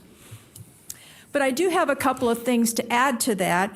35 states in our country ask for ID when people come in to vote. Nevada is not one of those states. And according to a Monmouth University poll, 80% of Americans approve of picture IDs to be able to vote.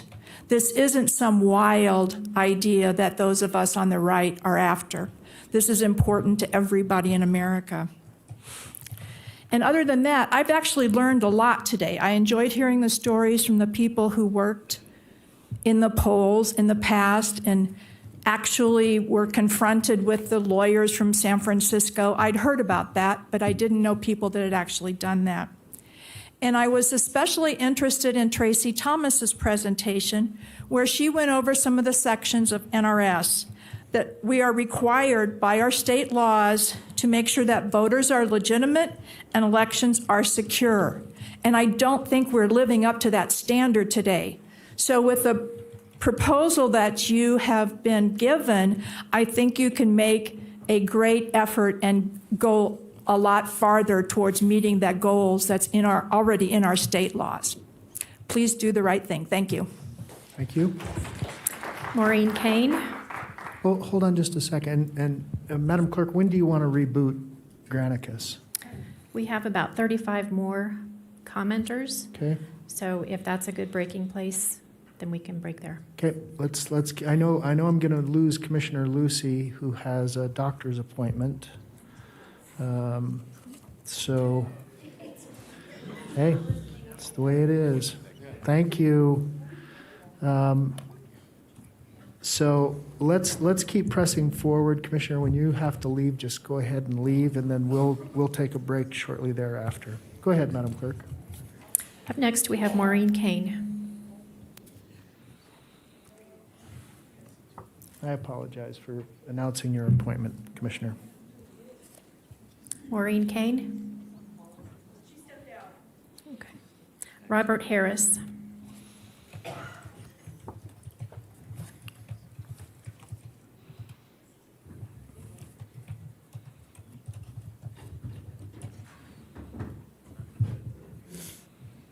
Good afternoon. Welcome. My name is Robert Harris.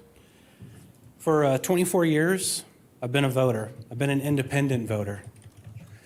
I've never thought that this was possible, and I always thought that we had integrity. I never believed. Call me naive.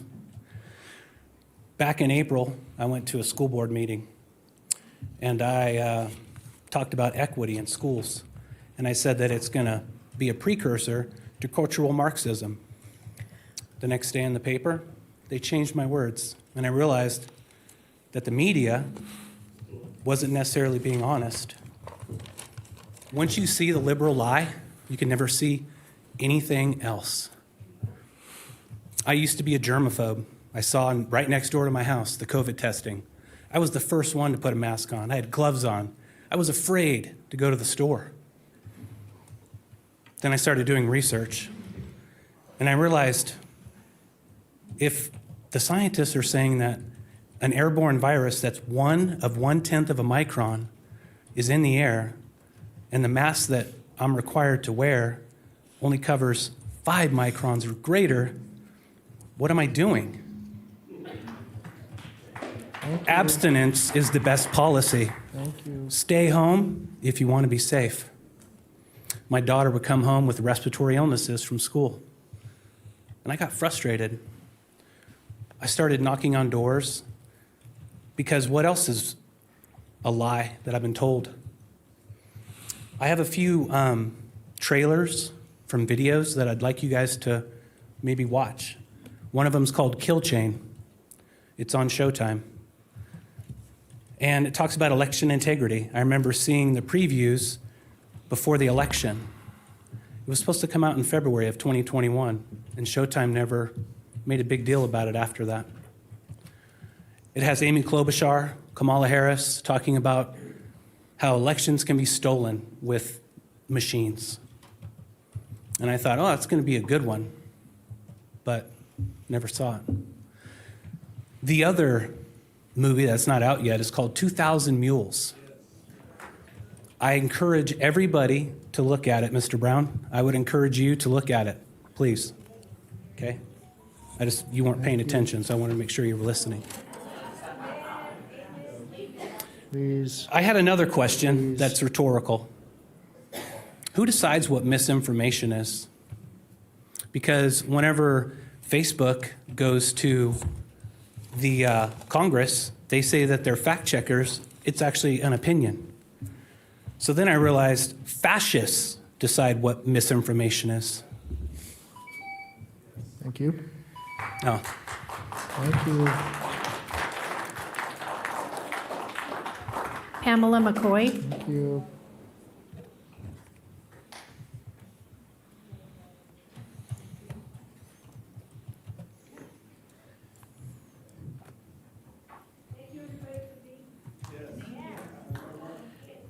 Hi, my name is Pamela Welcome. McCoy, and I didn't come prepared to speak, but I'm glad that my voice can be heard. I agree with everybody that's spoken here today, and I just, especially with all the people that are praying for our country. I'm disappointed to see the division in our country, and I feel if our elections are transparent, it could solve a lot of that. I know there's been a lot of joking about the masks. I do want to say one thing about it. I think it should be a choice. especially for my 5-year-old granddaughter that's in kindergarten. I did a test. She was out of school for 2 weeks over Christmas break, and her nonstop cough from August through almost December stopped in that 2 weeks, and then when she went back to school, started coughing again. So I just feel like a lot of the political divide, a lot of the division in churches that have been heartbreaking, I think that if we had some integrity, at least starting with voting, it could solve a lot of problems. Okay, thank you. Dennis McCoy.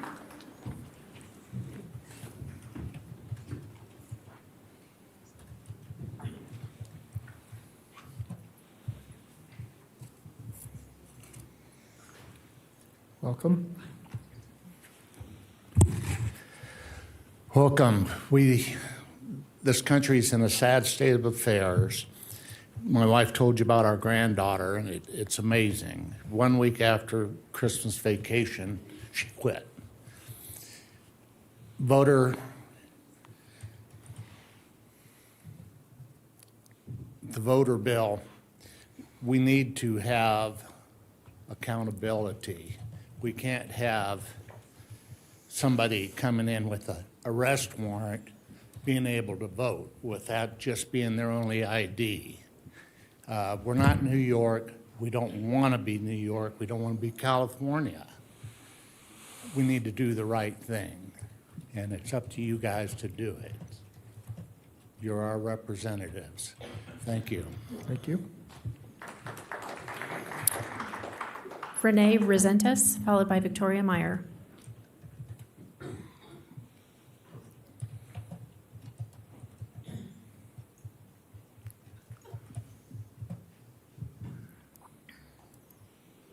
Welcome. Good afternoon. Thanks for having me. Excuse me. I am here because I have just seen over the years what's been going on, not just in our voting integrity, but our schools, everything. Back in the day, in the 80s, 90s, I was very involved in politics and in the community. I was PTSA president at Reed High School. I was the last one, and I was under a lot of adversity there due to Sierra Council, who is the umbrella over that. Things going on that most people don't know about. And so when I stood up for parents. They were taking the P out of PTA, and I'm sure that's why I was the last PTA president at Reed High School. And I was also a poll watcher, not a watcher, I'm sorry, I worked the polls. I also was precinct captain in Sparks. I held a position in the Central County. I can't remember now. I'm sorry, I wrote it down. I was a delegate to the county convention and state, and I was on the central committee. The county for 4 years and the state for 2 years. I learned a lot. I knew nothing about politics. I was very polite and naive, and I had, like I said, a lot of adversity. I had no support from my family in doing what I did. I felt really led by God to stand up for our country, for our families, and our children in schools. I support paper ballots. I remember when this wasn't, of course, an official vote, but I remember when we were putting together, not we, but the sex ed committee, putting together the SHARE program. I attended almost every single meeting. I knew exactly what was in it, and I knew what was coming today. And I feared for our families. I was told by, I worked with the senators. I worked with all the conservative people here. I'm almost out of time. But I want you to know that they told me, the senator told me, that one mail-in ballot, one mail-in represents 1,000 people. Someone who represents, like one person here, represents 1,000 people. Thank you. So I don't know if you know that, but I want you to hear that. Thank you. Okay. I appreciate it. Victoria Meyer, followed by Richard Nagel.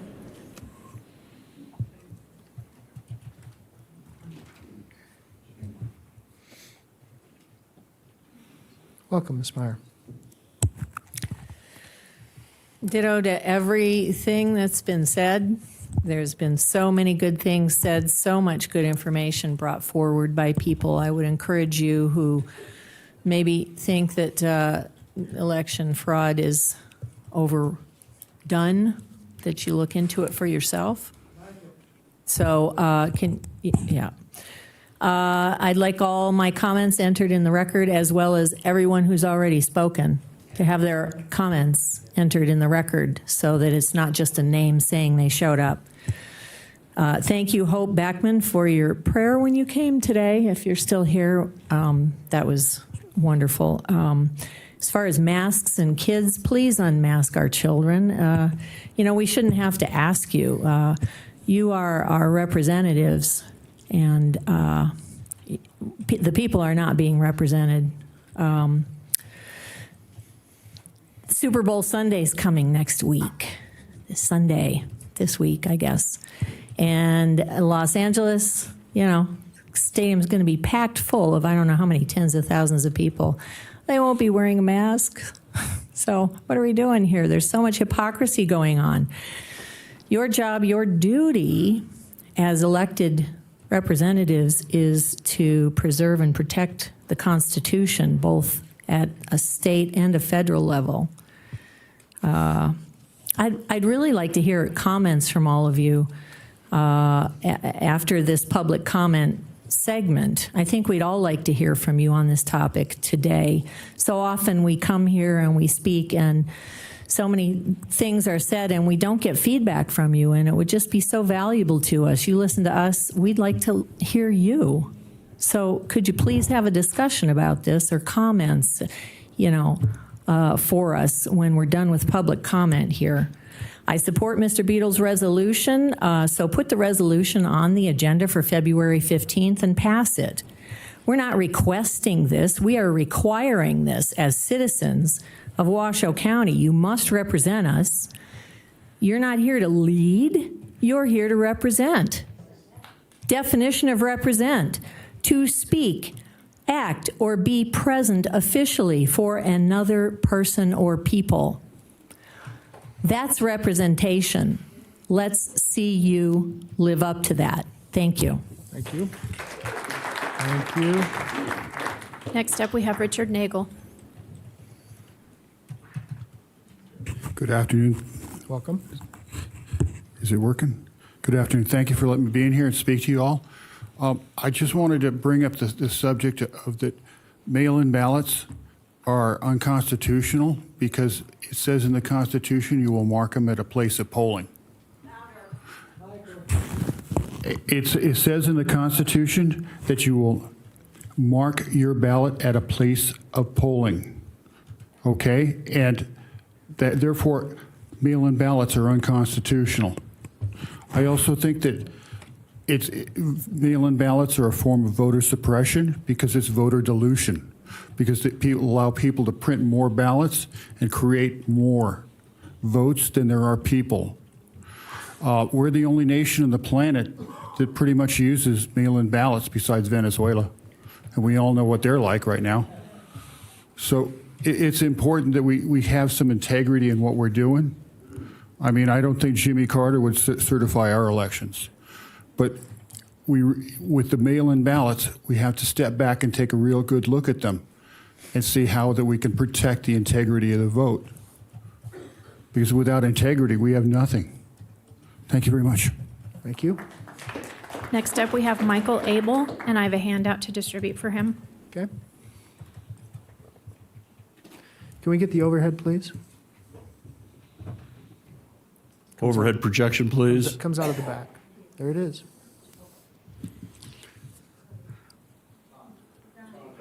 I'm a little overwhelmed by the comments here, and I endorse the elimination of mail-in balloting. My name is Michael Abel. I'm an Incline Village resident, and I wish my comments to be placed in the permanent record of this meeting per NRS 241. It's obvious that item number 14 on the agenda, the elimination of the Justice Court in Incline Village, is a step toward the elimination of the courts in Incline Village. I had to drive 35 miles down here this morning. That means to answer a traffic ticket or anything else, eventually we're going to have to drive 35 miles to have any of our day in court.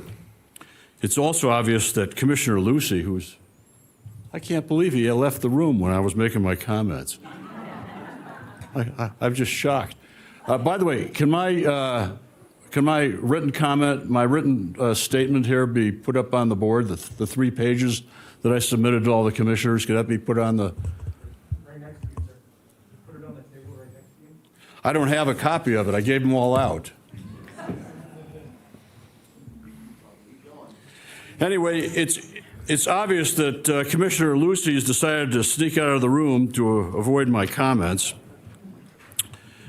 Getting rid of the Incline Court, getting rid of the Incline Constable, and loading up Incline Village with short-term resolutions is an act of aggression against all the people in Incline Village.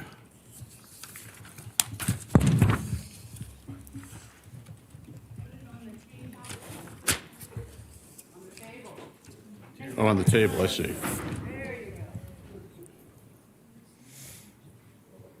Okay. It's obvious that people can't read it. But it's also obvious that Mr. Lucy has a vendetta going against Michael Clark, our assessor, who's done an incredible job getting the settlement with Incline Village on the tax matter. If it hadn't been for him, Washoe County would probably be on the hook for many, many more millions of dollars, probably in the hundreds of millions. And I also wanted to state to the commissioners, all the other commissioners here, I guess Mr. Lucy's not here, that it's not illegal to have sex in your office here in Incline Village, in Washoe County. In fact, you could even be doing the deed with your fellow employees, provided, of course, that it's not for consideration of some other thing. I wanted to make public the. Thank you. Okay. Thank you, sir.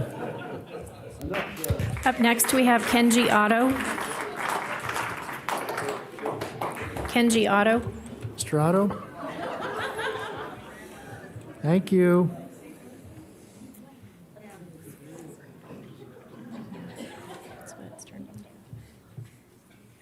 Welcome, Mr. Otto. And good afternoon.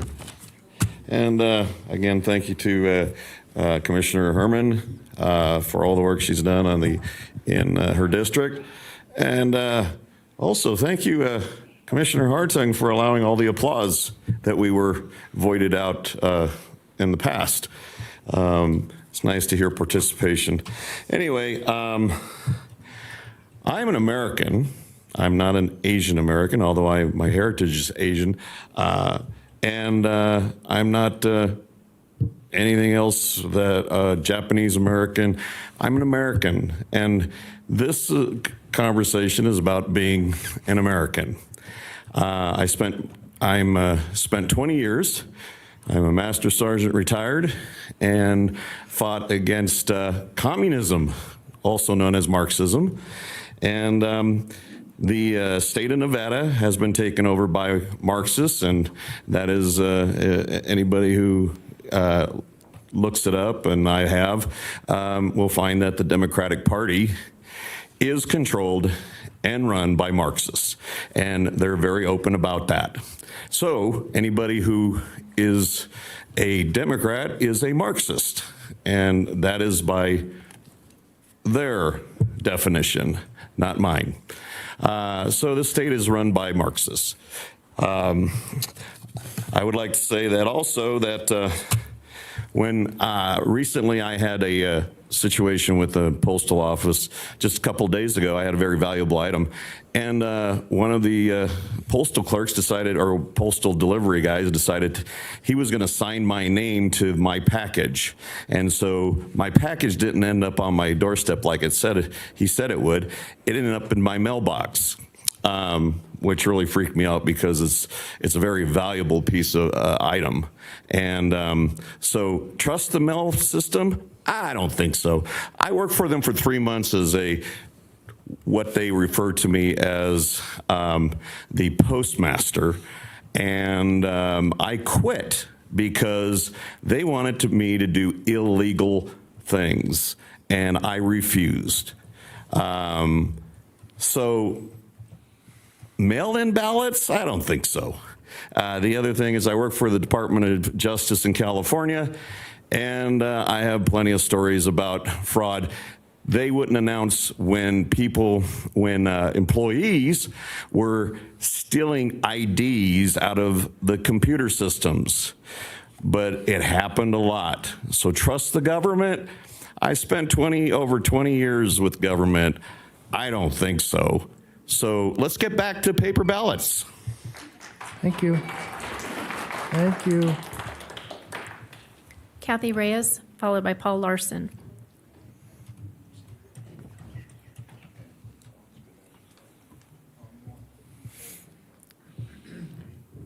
Welcome. Thank you, Kathy Reyes, for the record. And just like Victoria was asking, I would like all the people before me on record, their comments, and anybody to speak afterwards on record. I support Robert Beadle's, his proposal, and I also support Nicholas St. John. And Jeannie Herman, I thank you for paying attention and appreciate you going to bat for us on the elections. And for you ladies, thank you for being actively involved and listening to the response. And I'd like to apologize to Eric Brown. It appears we're keeping him awake. So I apologize to Eric Brown.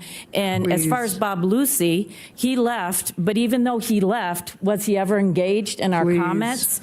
So I'd like to say thank you for those that were engaged. Now, you ladies that have been engaged, what you need to question, you're wearing a mask. We were told 2 weeks and we'd have this under, control. That was in 2020. Then if you get your vaccines, you don't have to wear the mask, and you're still wearing masks. So if you've had your vaccine, why are you wearing a mask? And for you, sir, you're about 6 feet apart from anybody, but you're still wearing a mask, and we're about 24 feet. So take the time to question. You don't question anything. And if you believe, look around. There's no news media here. Why is there no news media? We don't have the news media here. So we're leaving a host of people out of what's going on today. Where's the other side in speaking that they believe in the election? So where are they on behalf? So I work nights. I average anywhere from 52 to 56 hours a week at my full-time job. I work last night. I get off at 7 o'clock in the morning. I'm here today. I work tonight. I will be at another meeting. I can do it. So Mr. Brown, you should be able to handle this. So going back, question. You're not questioning anything. I work a lot. I should be dead in bed, sick from COVID or anything else. My immune system should be at its weakest, but it's not. I run around, and when I go into a restaurant or a business and they ask me about a mask, I will politely take it, proceed to put it in my pocket, and go about my business. I'm sorry, but for you ladies and gentlemen not to question, why are you still wearing a mask? Why are you not questioning? If you've gotten the vaccination, why are you still wearing the mask? That should have prevented it. You're not questioning anybody vaxxed or unvaxxed can still spread COVID or the moronic virus, as it's also known as.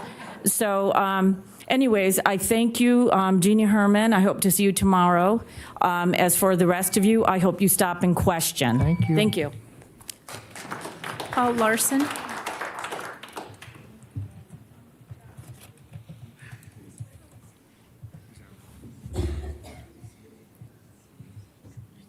First of all, I'd like to thank you for the opportunity to speak to power. This is something we take very precious, those of us that were in the Mean Green Machine at the frontiers of freedom for years of our lives, prepared to give it all. Some gave all gave some, so that at the home front, we wouldn't lose the very things that we were there to defend. We know that the socialist countries that were across from us all represented themselves as democracies. In fact, you were required to vote, but your vote meant nothing. And so this is the practice of socialism the world over. They're very proud of their elections, but they're a fraud, they're a farce. And we don't want to see our country here at the home front degenerate into another banana republic like that. There's no reason for it. There's no excuse. Too much blood has been shed. Too much sacrifice has been made. The last 20 years of the sandbox wars, they were trying to enforce democracy at the point of a gun on Iraq, on Syria, on Afghanistan, everywhere else our troops have been. We're trying to teach them the democracy. We need to have some here at home. In fact, we demand it. Who are we to lecture the rest of the world until this has happened? So we know on election night, 2016, it was plain early in the evening that the election had been settled, but the news agencies refused to report that. They refused at midnight to concede the election. And John Podesta told the people in their election meeting there in New York, I guess it was, he said, go home, we'll have this solved by morning with absentee ballots. And that's why she would not concede the election. We knew right there they had been caught with their britches down. They thought the fix was in.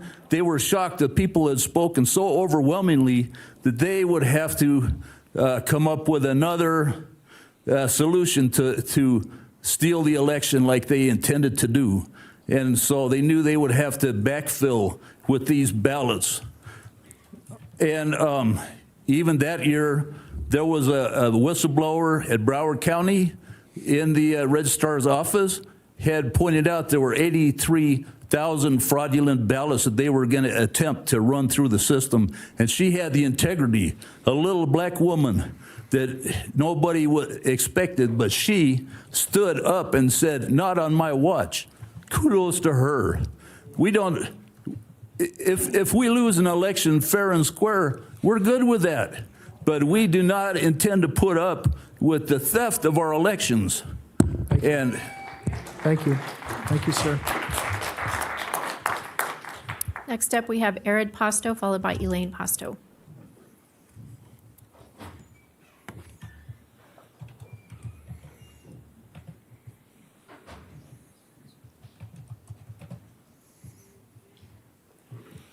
Welcome, sir. Good afternoon. My name is Arvid Pasto. I was here once last year talking about election integrity, and I related the story of how we used to do it in Tennessee. We've been here since October of 2012, spent 26 years in Knoxville. And we lived in a small suburb of Knoxville. Voting was a rather laborious task, but easily accomplished and ran without a fault. First, you had to have registration. You were registered. You then went on voting day to your precinct school, typically, where there was a whole slew of desks set up with volunteer workers behind them, each with one of these books in front of them, set up according to the first letter of the last name. And so, Pasto, I walked up to the desk, said O-P-Q. They found me. They crossed my name off after I verified who I was by showing them a picture ID.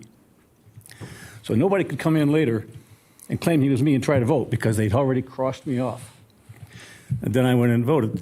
Now, I realize that can take a lot of time and a lot of people, but there are a lot of people here who would be willing to volunteer to sit there behind those desks and make sure people actually are voting fairly. We hope that happens. Thanks. Thank you. Thank you. Elaine Pasto.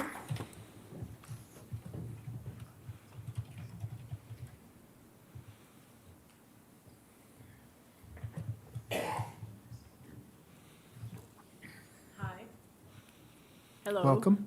My name is Elaine Pasto, and that was my husband, Arvid, so you know a little about our history. I'm here to speak about, first of all, I support Robert Beadle's resolution, and I want that in the record, and please note my comments in the record if possible. Recently, we spent about 12 hours in the evenings commenting on the proposed voting rule changes from the Secretary of State's office. And mostly it was full of minutia, which mostly benefits cheating. I mean, it's obvious that it's not a complicated process, it's a lengthy process. But with the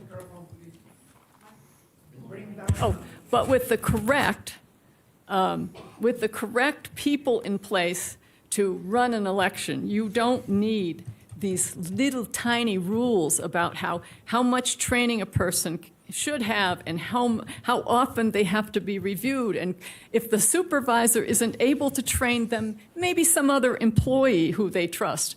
No names of these employees, no status of these employees. It was ridiculous. My husband and I sat there and we went through the proposals from the legislature and we're going, you know, this is so ridiculous that anyone would ever put this kind of stuff out there. As far as I could tell, it was minutia and gobbledygook. But, you know, if it's going to help them to change elections and misrepresent the voters, well, I guess that's important. And before I start, I wanted to say that I heard someone thank you for listening.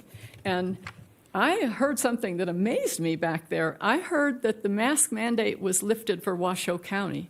Is that true? I mean, I know you can't answer me at this point, but if it's true, then there's a lot of people who don't know that.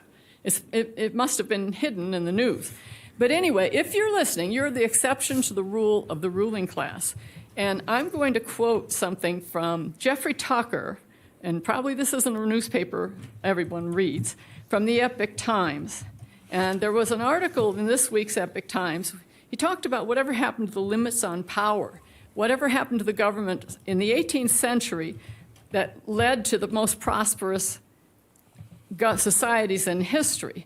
And one of the things that became limiting to this kind of power that gave us constitutions and rights and courts to enforce them was that at some point in history, the ruling class figured out the workarounds around the restrictions from Constitution. The administrative state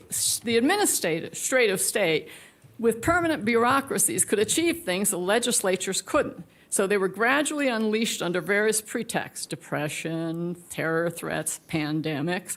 And moreover, the governments gradually learned to outsource. Thank you, ma'am. Okay. Thank you so much. Thank you very much. Thank you. Matt Bueller. It's Matt Bueller. Let's see him here. Isaac Francois.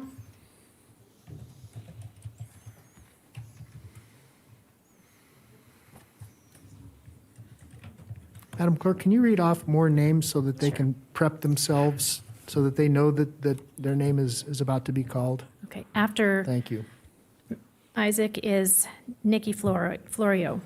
Welcome, sir. Thank you. My name is Isaac Francois. I was trained in the United States Navy as a home maintenance technician, which means that one of my duties was as a rapid response person trained in hazmat, biological and chemical warfare. And these masks are literally not doing anything. If you actually want to protect yourself from something like this, then you need to be covered in, at minimum, a Tyvek poop suit with an actual positive form of air getting to you, with an SCBA respirator. We should all be thankful that this is not Ebola. If this was Ebola, we would all be dead right now. This literally has the exact same numbers as the flu, and it was used by the World Economic Forum to create a political clout across the world, not just here in the United States. Was this election compromised? Yes. And so were the elections in several states, if not every single one of them.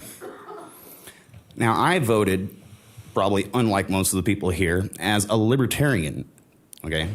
And I actually sat there and I watched votes, 40,000 of them disappear. Not not the numbers kind of just stagnant. No, they dropped. They literally went down in value. How is that physically possible? Myself and thousands of other libertarians have actually seen this. And we have all been shut off and canceled by Facebook and social medias due to speaking out upon truths. Do we want science? Yes, we want science. Stop canceling the scientists. There is literally a Nobel Prize winning doctor who has already come out and told every person that this is not what we think it is. It is hurting people. There's actually no scientific evidence for anybody that is 5 years or younger or even older at that point, until you start hitting like 40 and 60 and up, that are actually being affected by this. So why are we pushing for a mandate of a vaccine that is not even a vaccine by actual definition? It has 0 vaccinia in it. This is CRISPR technology that was not scientifically proved. It has been approved under emergency use circumstances, and the actual vaccines that we are getting are not even the one that is actually approved. And you cannot even get that. So what are we pushing and what are we mandating, and over what? A face mask that absolutely does nothing for us. Thank you, sir. Thank you. Up next, we have Nikki Florio, followed by Linda Shipley, and then Aaron Massengale. Nikki Florio. Nikki Florio. Linda Shipley. Aaron Massengale.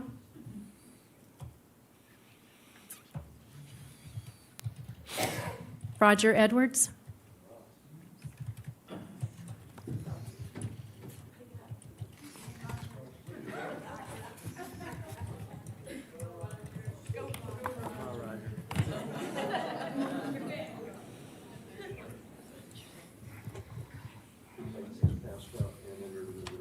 Okay.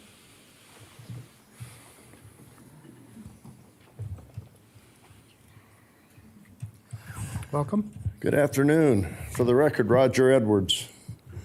And this body's thinning out just like ours is thinning out here. I presented you guys with a list of demands, solutions, and a petition. Quite similar to Robert Beadle's version, except mine's substantially different.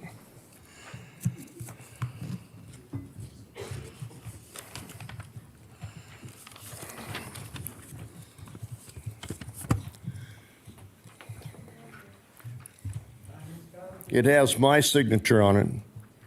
Everybody in this room should have given you one of those with their signature on it so that there could be no confusion about how serious we are about this. I'd like all my remarks entered into the record also. Now, I've spent 37 years in the military, my whole life in public service. And I'm beginning to wonder, why? If I spent my life fighting for and representing a country that doesn't care about the votes of their citizens, why in the hell did I bother? I mean, I could have had my own cartel by now. You know, I'm a military guy. I'm really competent with weapons. I could have destroyed my neighborhood like they do in Cartagena or some of them other places. These folks and myself, 200 just today, believe that there's something worth fighting for in this country. Or at least we hope there is.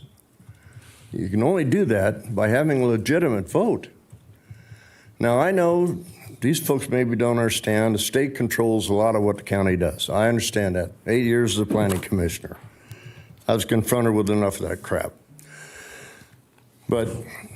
And we don't care about what the county manager does in Clark County, but we care about what our county manager does, and he's been very proactive as far as I can tell and stuff that we've asked him to do in the past. Now, I understand that our registrar of voters works for you.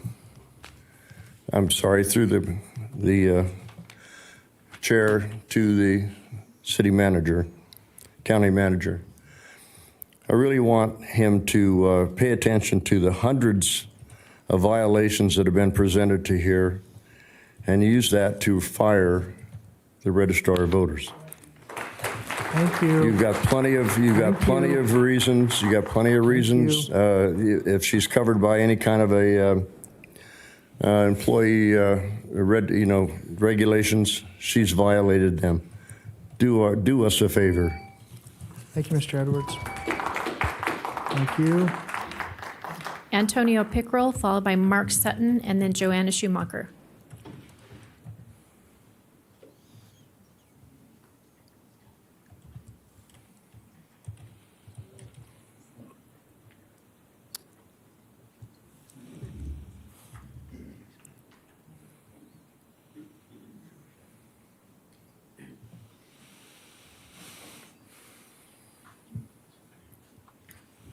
Welcome. Hi. Thank you.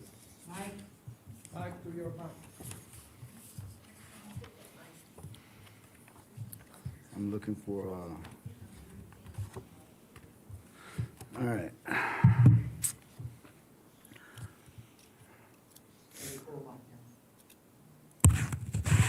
Thank you.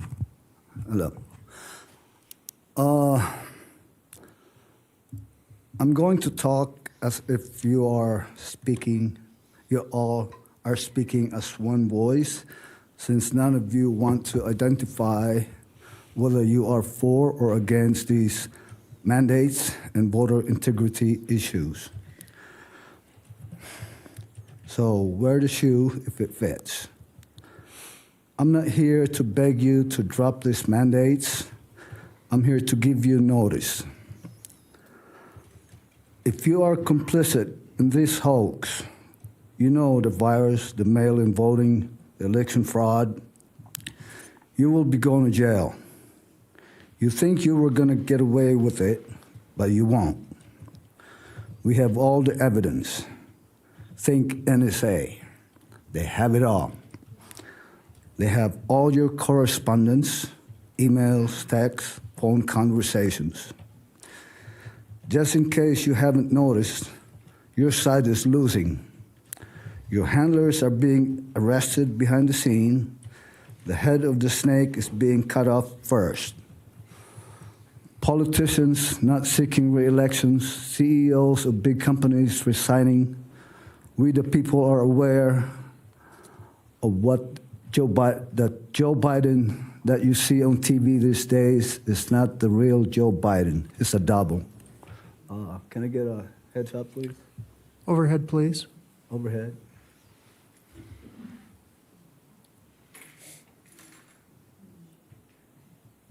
There's a real Joe Biden on the left, and this is what you see on TV. It's a clone.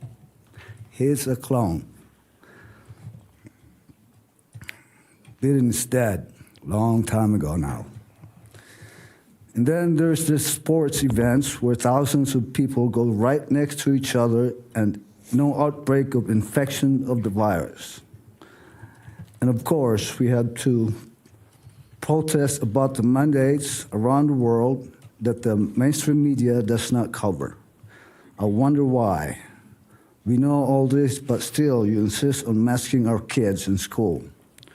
Who are you taking your orders from? We will know and you will pay. Just following orders is not good enough.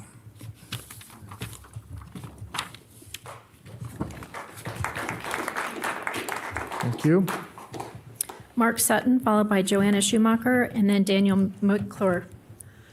Can we get the overhead, please, from It's Mr. there. Sutton? It's there.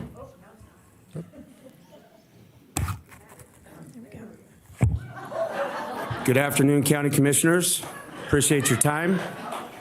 Jeannie Herman, as always, thank you for being the one conservative voice behind this whole deal.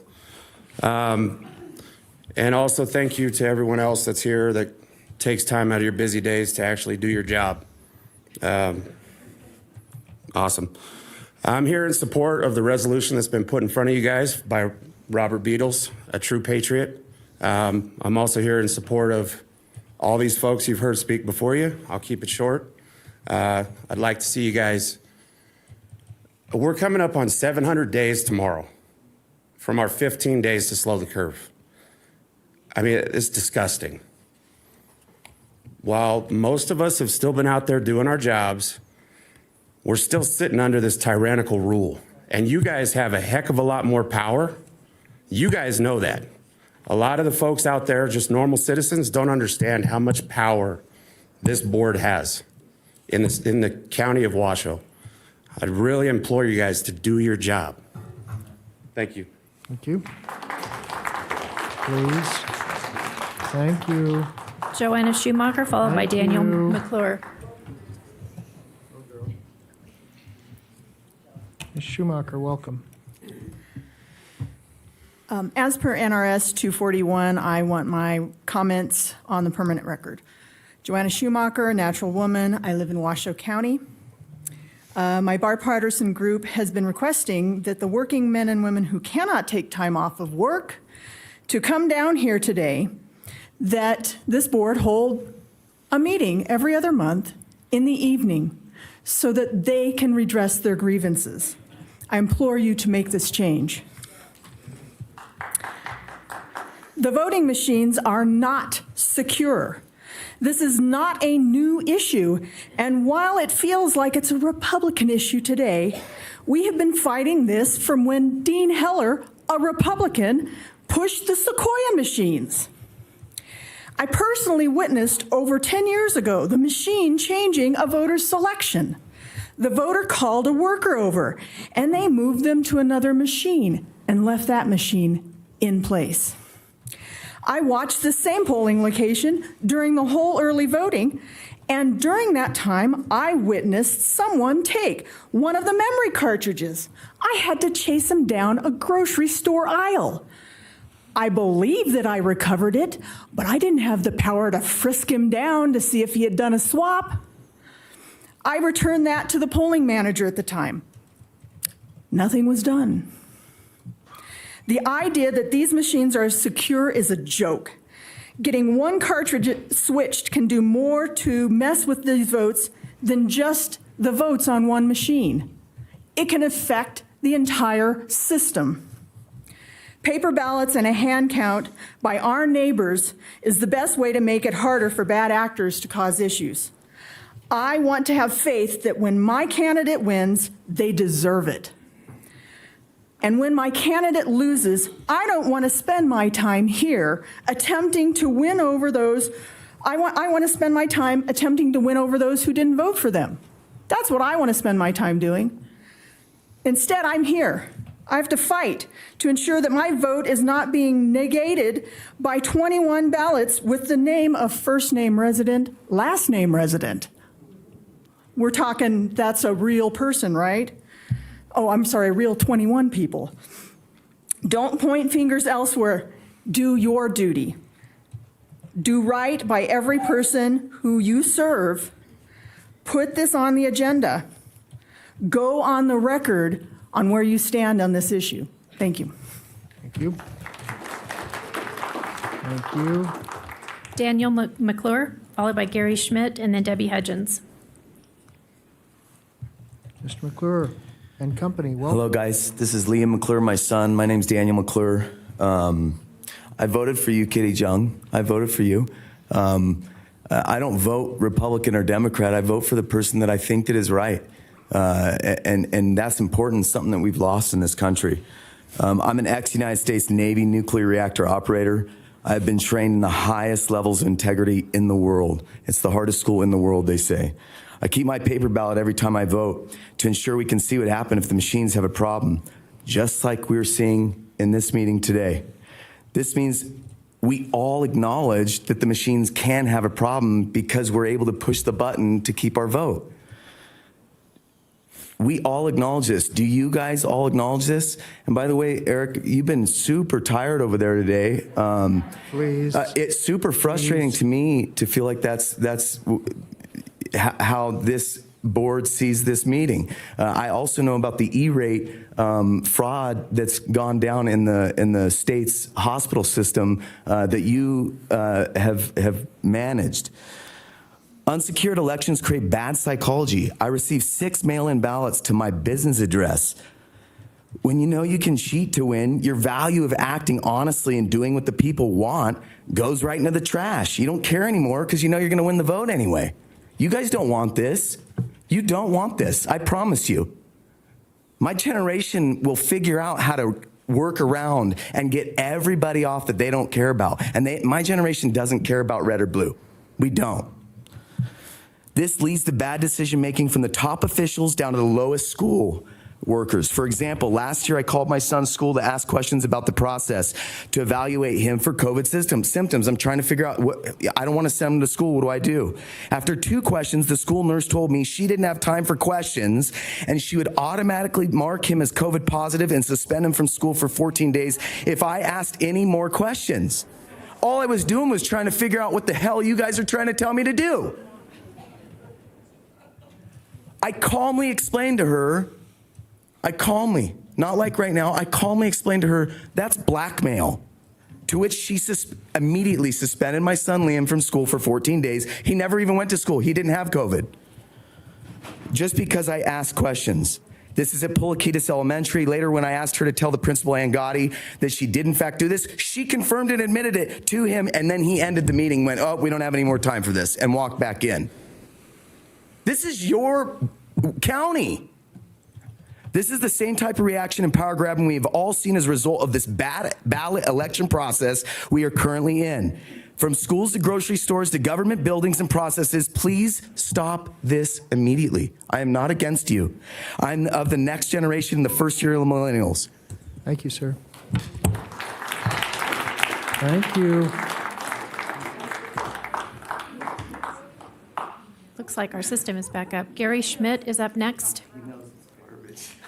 Madam Clerk, I'm going to let Mr. Schmidt go, and I'm going to need to take and I can certainly allow the vice chair to take over, but I need to take a short bio break, or I'm going to have a problem here. Mr. Schmidt, go ahead. Looks like we're back down. So Could I have the overhead, please? Overhead, please.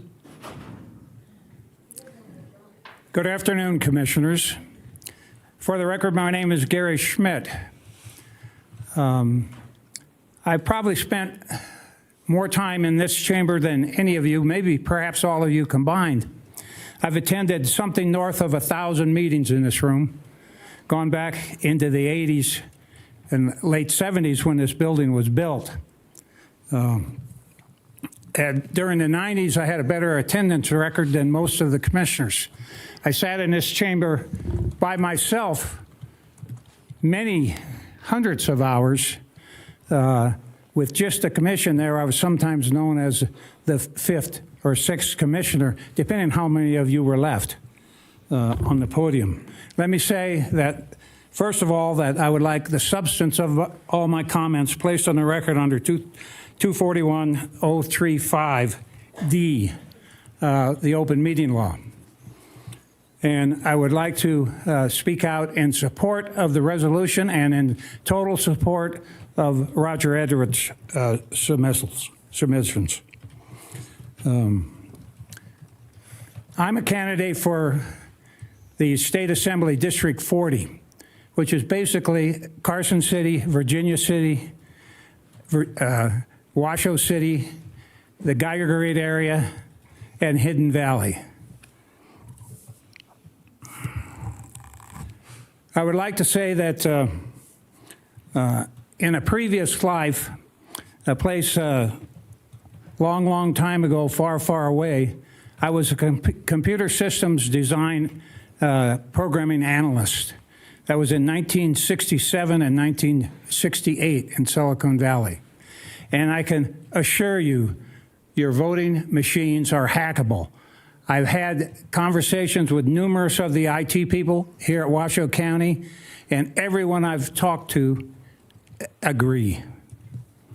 They sometimes say, but we would have to be involved. that's no reassurance on my part. Let me say that to the commissioners, Commissioner Young, a longtime friend of mine, Commissioner Hill, we haven't met yet. Vaughn, remember the days out in Spanish Springs at the CAB. And to Commissioner Gene Herman, my sweet patriot, dear friend of mine. I would like to suggest that Commissioners Kitty Jung and Hill, who sit to the far left of Vaughn, might consider coming away from the dark side and walk to the light and change your party registration. Thank you. Thank you. Thank you. So, Madam Clerk, hold on just a second. Madam Clerk, my list has really gone berserk and changed because I know that some of these people have already spoken, and I don't. So, what I'm going to do is I'm going to put us, and forgive me, I'm going to put us into recess. Give me 5 minutes. We'll come back at 2 o'clock. Please reboot this system so that what I see is correct, and then I'm going to use the restroom. I apologize. Hopefully, you guys can do the same. So I'm going to put us just into recess. Give me 5 minutes. Thank you.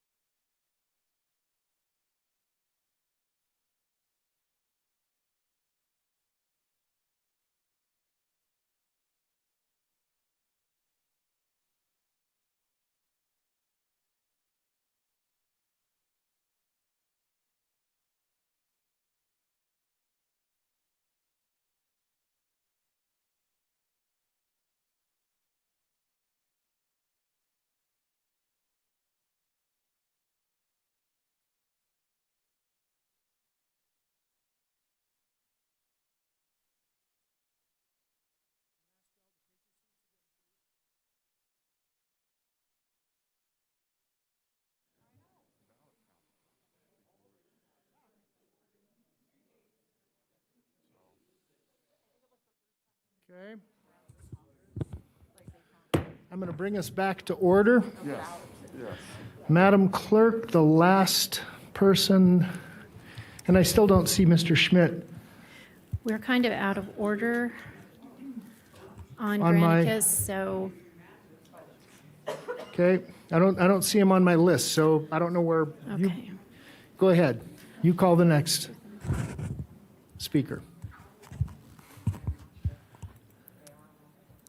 Yeah. 1 second, please.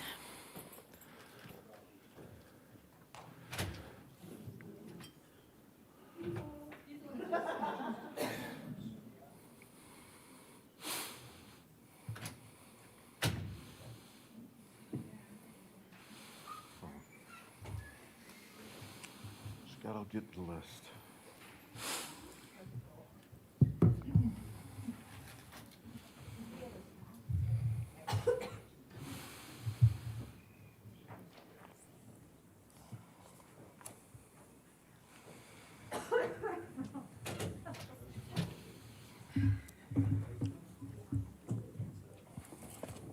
Sorry about that. First Okay. up, we have Debbie Hudgens. Okay, Is Debbie here? she's coming right now. Okay, there she is. Okay, I'll rely on what I see on the screen up top. Thank you so much. Welcome, Ms. Hutchins. I'm Debbie Hudgens, and I would like my statement for the record, please. You've all been schooled on your mask enough, but I'm going to give you a tip. Cut a piece of pantyhose and put it over your head and your mask, and that will secure it to your face so nothing gets in. And you can even color coordinate those. And I am here to support Robert Beadle's resolution for the election reform. In 2020, we had a pandemic released on the world that originated in a country that despises us and has vowed to overtake us.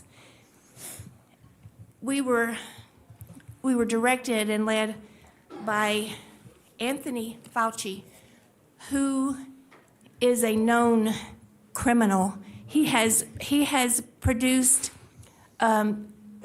just rained death in so many of his experiments, and not just on animals and children too.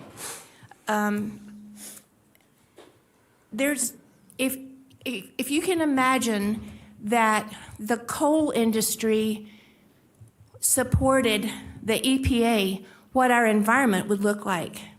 Well, our health industry, the pharmaceuticals are supporting these mandates and running our administration and our health.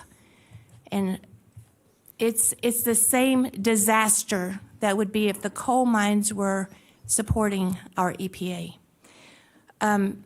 Masks don't work, vaccines don't work, and lockdowns don't work. Everything that we've been told to do has not worked.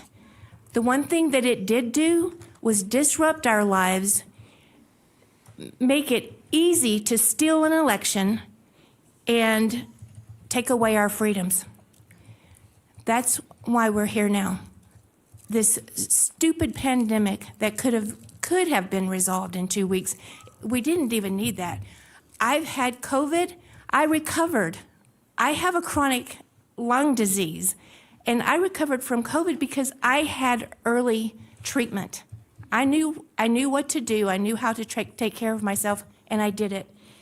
And I'm just here to say, let's get back to our life and fair elections. Thank you, ma'am. Next up, we have Dr. John Marsh, followed by Lena Alexander, and then Fred Dellinger. Okay.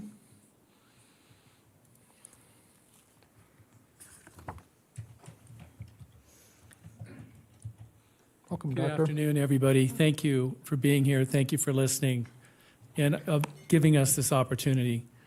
I'm here for two things. One is to stand for the election integrity with Beagle and the rest of my neighbors. The other is I'm asking you to do everything you can possible to get rid of these masks, right? I could give you hundreds of studies that they don't work, right? I cannot produce one credible study that showed that they work, okay? Rather than give you all these studies, I'm going to tell you a little bit about my credibility with my background in undergraduate in chemistry, mathematics, biology, physics, a year of MBA, graduate level statistics, and then another 9 years of postdoctorate education, okay? I'm double boarded. I've done 25 years of critical care medicine, right? This virus is 0.125 microns on the average. A regular mask that you buy, you're lucky if it does 10 microns, right?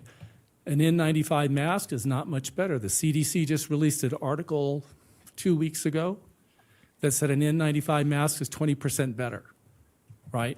In other words, if you have a chain link fence, it's like a mosquito going through the chain link fence, okay? They do not work, right? It's proven time and time again. The CDC, like I said that an N95 mask works about 20% better. If you put it in a different perspective, that means somebody who's wearing an N95 mask and they're wearing it properly in laboratory conditions where it's fit perfectly, right? And they only last 2 to 3 hours with that, but they get to breathe 20% more, okay? It's not anything that's effective. It's never been proven effective. It should not be given to kids. It is not effective, right? You think about the families that we have that are struggling, okay, economically. They're spending $50 to $70 a month in masks that are ending up in the landfill. All right? Thank you very much for anything you can do to help. Thank you. Thank you. Next up, we have Lena Alexander, followed by Fred Dellinger, and then Wendy Hart. Ms. Alexander. Lena Alexander. Okay.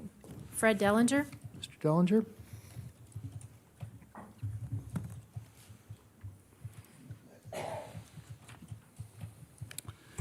My name is Fred Dellinger, and I want to thank everyone. I'm here for the first time, and my legacy will be this is the first meeting I've ever been to, so I may be one here who has the shortest amount of time of anyone who's ever been to the board meetings. But I want to thank you, Mr. Vaughn, for handling a tricky situation at the beginning of this meeting today. I thought you did well at that. And I want to thank Bob in his absence for doing a pledge to the flag. I really appreciate that. I love the flag, and I love what my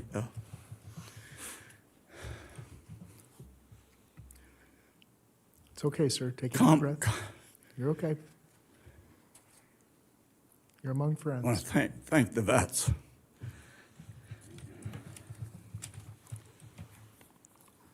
And my wife asked me to come down here to say something about for Joey, who's running for governor. So now I can go home and tell my wife that I said that publicly. Obey your wife. Please. And I do want to say, in reference to Eric, Eric doesn't know me and I don't know him, and I only have a little time left, so I'll say I devoted my life to helping criminals in Pennsylvania who had heinous crimes, 15 to 18 years of age, and there were over 700 locked in Camp Hill prison at the time. And we started a deinstitutionalization process to help those children turn around with their thinking and their behavior and their thoughts and their lifestyles.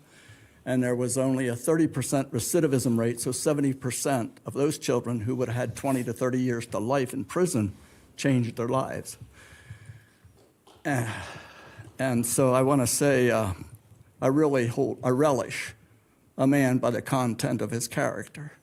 And if people can change, then I would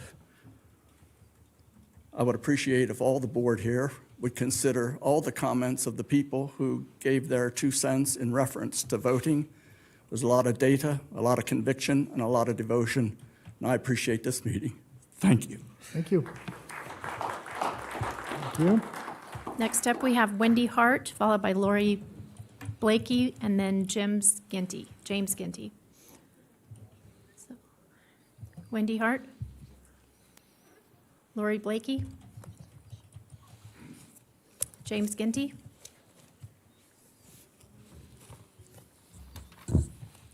Lorraine Doherty, Mike Clark.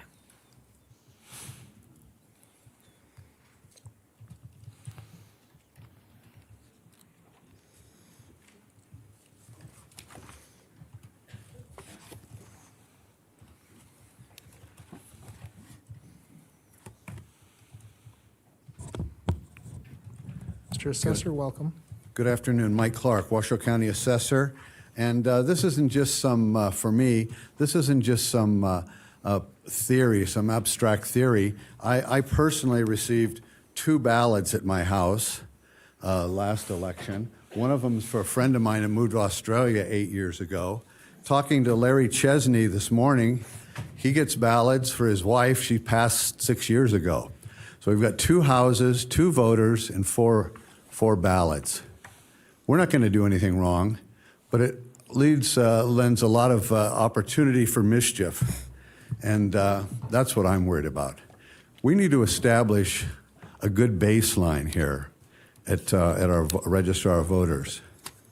The county's got the facilities to do that between the recorder's office, the treasurer's office, the clerk's office, the assessor's office. We can cross-reference these. The assessor's office works with the building permit people. We know when someone is going to add a property, add value to their property, we get notification of that. We, in turn, when we find out that they've done some improvements, we notify the treasurer, so there's a bill. If the county registrar of voters was working with other entities in the county, we could solve this problem. It wouldn't take very long. When Mr. Beadle's report shows that 10 or 12, 15 people are living on a property that has no improvements, that's a problem. It could be a quick check with the assessor's office to determine that that's sagebrush or just an empty field somewhere. And there's quick checks that we could use right away. But this needs to be cleared up. This needs to be cleared up, and we need to start with a good, the integrity of a good baseline. I'm going to be running for election in the very near future, and I don't want and I'm doing this out of self-interest. I want to make sure that the voter rolls are correct and there isn't any mischief happening. Thank you. Thank you. Thank you. Thank you. Mr. Chairman, I believe that's everybody who has signed in was called. I Okay. do have emails to place on the record from Lynn Carroll Blumenthal, Patricia Mosier Morris, Tom Huger, and Deborah Yates. Okay. All right. What is your name? Come on up. Come on up. Let's let you speak, and then we'll sort that out afterwards. Maybe there are others besides me, I don't know. Tell us your name. My name is Ingrid Lubbers. Oh, Ingrid Lubbers. Hello, Vaughn. You photographed our wedding. Stop. Ingrid. Sorry. I didn't have the cheaters back then. Welcome. I hope your family is well. We are. Still married, it worked. My name is Ingrid Lubbers. I've lived in Reno for 60 years. And I would like my comments entered in the record. I am definitely not a fan of the mass mailing of ballots. I think it leads to so many possible negatives, even voter intimidation. Privacy of the ballot is really important. If you're married to somebody who doesn't want you to vote the way you would like to vote, they're collecting your ballot and taking it to the box, or they have the opportunity to watch you fill it out. There can be vote buying, vote harvesting, as we know is allowed. Theft of ballots when they're left outside at cluster mailboxes or tossed on the ground when the person realizes, oh, that's not mine, as happens often. It's an expensive waste of money. So also, I think that the emergency is over. There's no excuse. In fact, I think the emergency should have lasted 2 weeks until there was time to gather the legislature together. The emergency really should be something like a meteor hits the state, not there's a virus and there's plenty of time to gather our representatives who are truly our representatives, not a governor that just takes over indefinitely until he decides the emergency is over, I guess. When it comes to voting in person, I think we need to clean the voter rolls, as has been mentioned many times. At our house, I received ballots for my in-laws. They haven't voted in the state they were estimating 12 to 20 years. They don't live in Nevada anymore. And when they're doing a little transition, they used our address just for a short time to receive mail, so they made sure it didn't get somewhere else. But they have been voting in another state, and we got ballots for them. I called the Secretary of State when we got them, Barbara Sagavsky's office, talked to somebody there, and they said, well, they shouldn't have gotten ballots because it's supposed to come off of the voter rolls if you haven't voted in the previous 2 presidential elections. That didn't happen. I did check to see. They said, well, if you didn't vote in the primary, there shouldn't be a secondary ballot mailed out for the final general election. I went on ballot tracks and looked, and sure enough, my father-in-law, it says they did mail him one anyway, although it never showed up at my house. It didn't get cast, at least. No motor voter registration. This is terrible. My cousin's wife is a Japanese citizen. She's got a green card. But she was offered, when she renewed her driver's license online, that she would like to register to vote. That's not okay. She said, I could have, but I don't want to get in trouble. I'm honest. I'd love to have a vote. She's going, anyway. We need to vote in person. We need to eliminate the machines. I want to have poll workers of both parties at the election. I would like to be a poll worker or a volunteer, ballot watcher, counter, anything. And I will be honest, even if it's against me. I just want to make sure the vote result is fair. We need to restore trust, and that starts locally. Thank you, Dr. Lubbers. Thank you. Thank you. Okay, Madam Clerk, is there anyone else signed in? I have nobody else signed in. Is there anyone else wishing to speak who has not signed in yet? Well, it's coming. LUBB. Okay, all right, I'm going to close public comment, and I'm going to bring it back to the board. INGR. Mr. Manager, let me get my, Item 4. go ahead. Mr. Manager. Item 4 is Commissioners and County Managers' announcements, reports, and updates to include boards and commissions updates, requests for information, or topics for future agendas. Okay. Mr. Manager, do you have any such items? I do not, Mr. Chair. Okay, so Madam Clerk, will you please clear, because I still have all of my public commenters. Okay, all right. So let me start. Let me start with this. I respect everything that everyone has said, and I understand everything that everyone has said. And by the way, I disagree with many of the things that we are bound to follow. I'll give you an example. Voter ID. You have to go to a basketball game. You have to show if you're going to a basketball game, you have to show your vaccine card. You have to show your ID that that's you. But we don't need to have an ID to vote. So I agree. I don't think it's a stretch to ask for that. But what I also want to understand, I don't agree with DMV registration. I don't agree with many of the things that were said. So, Mr. Manager, I've asked for this, and I know that it's coming. I know that you guys want this on our next agenda. This unfortunately, I can't put this on our very next agenda. Our next agenda has been drafted. And so I'd like time to understand what's in here, what pertains to Nevada, what doesn't pertain to Nevada, the things that we're already doing, the things that we're not doing, and how it affects us. Mr. Manager, I want to understand how NRS has affected our voting. I want to know what was changed in 19 and 21. I want to know what's in our purview, what's not in our purview. And I've asked you for this before, and I know that staff, there's a lot there's a lot of information that I've asked for. So those are the kinds of things that I would like to see. I want to understand how we're cleaning the voter rolls. I don't know about your particular situation, but I will tell you my dad passed away in 20, and his name was, his name is not Hartung, by the way. It was stricken from the voter rolls, so that came off. So I'm not saying that the voter rolls are clean. I'm not suggesting that at all. I want to know how we do it, and if there are specific cases, I need to understand that. Mr. Manager, I need to understand poll worker applications and why we're not informing people that we got their applications. Let's see, what else? Mr. Chair? Yes. I can address that one. Okay. We just started recruiting for poll workers in the last few days. So Okay. people that are applied maybe weeks ago, we had a staffing challenge that we've now gotten under control.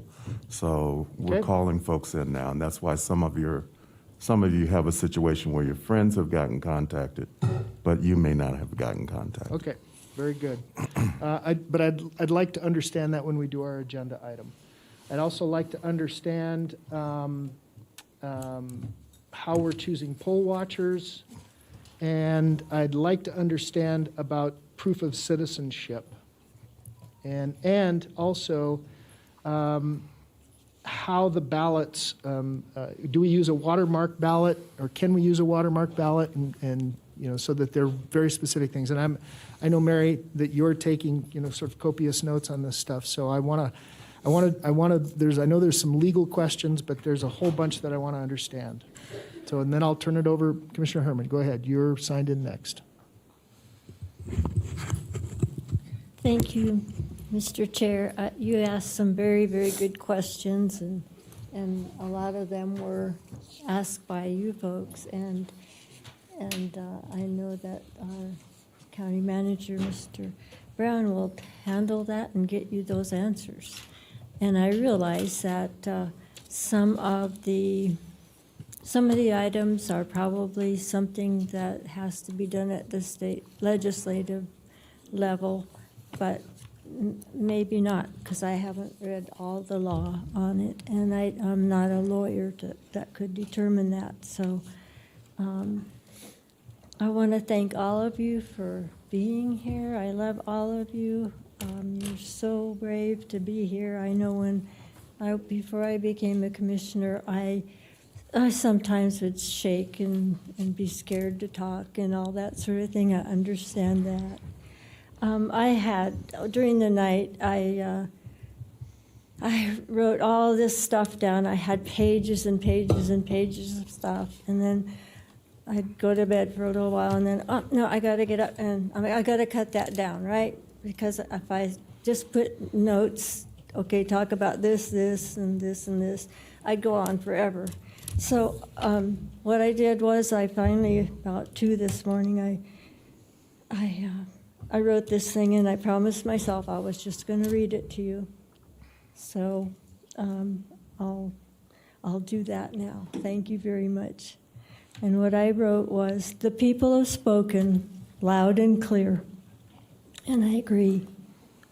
It is the Commission's duty to provide voters with a fair and honest constitutional election they deserve that creates trust and faith between government and citizens. I personally have been very concerned for several years about the safety and honesty in the way our elections have been run in the county. So I sincerely understand your justification for doubt and mistrust. I did not vote to certify the canvass of the vote, as you probably know. I invited the registrar to a few of our board meetings to question her regarding some irregularities, such as mail in my mailbox addressed to people I don't know at my address, my mailbox from the registrar, and why we seem to have such lengthy early voting where our poll workers are totally exhausted by the time election day comes around, and why our machines are connected to the internet. I have called for a forensic audit on our voter rolls and the 2020 election, but to no avail. A lot of research has been done, and peculiarities have shown up in the final tallying of votes in several other states, so it makes a person a little bit curious. Makes you wish someone could answer satisfactorily the questions of the voters in order to eliminate the distrust and possible misunderstandings that arise or fix the problem. I believe you deserve answers. I believe our voting system performed well for us in the 1770s to within just a few short years ago. So why did we have to go and fix what wasn't broken? And now our elections are missing the most important ingredient. Yes, you guessed it. Integrity. The board that sits up here does need to understand that something is rotten in the state of Denmark, and we need this board to work with us and to return to simple, honest, fair, and secure elections. It worked for centuries. I am your representative, and I swore to protect and serve you all. I don't work for the county, I work for you. I am honored to have been presented with the responsibility of helping you bring integrity back to our election system, complete with safeguards to assure and return faith in them like we once had. I am going to work very hard to provide an agenda item, hopefully at the next meeting, to accommodate the first step in our return to the real America. God willing, our commissioners will have the courage to do the right thing next week or as soon as possible. The commission chambers needs to be a positive place, not a place where dreams come to die. That quote was given to me by a recent employee, or she's still an employee of the county. She told me that when I first became a commissioner. Thank you. Thank you. Thank you very much. Thank you. Okay, Commissioner Lucy, I have you signed in next. Thank you, Chairman. I appreciate it. Ladies and gentlemen, thank you for coming today. I do appreciate all of the comments today. I took copious notes this morning from many of the different issues that were brought forward by many of you. I'd like to say that there is no member of this board that doesn't believe in fair and equitable elections. Fair and equitable is the only way that we continue to serve as a democratic society. Many speakers brought up the discussion that divisiveness has brought us to a state of distrust and a destabilization of what we believe our government can and should be doing for us. What I would like to say going forward is that Washoe County, as long as I continue to serve, will bring forward a fair and equitable elections. Now, many of those discussions that were brought up from voter roll registrations and cleansing of voter rolls to clear out uneligible voters from poll worker applications being lost or disregarded, ballot assignments. Many of these things need to be vetted, obviously not by just Washoe County, but as many of you pointed out, by the NRS and through the legislature. We serve at the pleasure of NRS. NRS is the guiding document, our stated constitution, and what we continue to do here at this dais is drafted for us very clearly in state law. Now, that doesn't say that we can't continue to oversee our operations here in Washoe County to the best of our abilities. So as we continue to look at this information brought forward today, I agree. There should be an audit of of how we are conducting our elections, making sure that our poll workers have the ability to easily and effectively monitor those elections at the polls. Realizing that we are a large county of 500,000 people, half of which are registered voters, whether they should be registered to vote legally or not, we need to do a better job to make sure that those are fair and equitable. And those individuals can and will participate in a fair and honest manner. So I would like, obviously, along with my other commissioners, to make sure that those elections go on, not only generals and primaries, that they're addressed. An individual brought up the Heritage Foundation, listed Nevada as last in election integrity. I'd like to look more into the Heritage Foundation study and make sure and see where that lies. But when we talk about proof of citizenship for voter registration and a number of different issues, those have been dictated to us by NRS. And we need to fix that in Carson City during a legislative session, and unfortunately cannot fix that in these chambers. So I stay committed to the idea of fair and equitable. I have been honest and straightforward with every individual that I have spoken to in regards to that. I have never shifted from that. So I want to make sure that we continue to address the concerns of the citizens, not only of District 2, but the entire county. So as we move forward with this, those will be my requests, and hopefully I can work with this commission to continue that. Thank you, Chairman.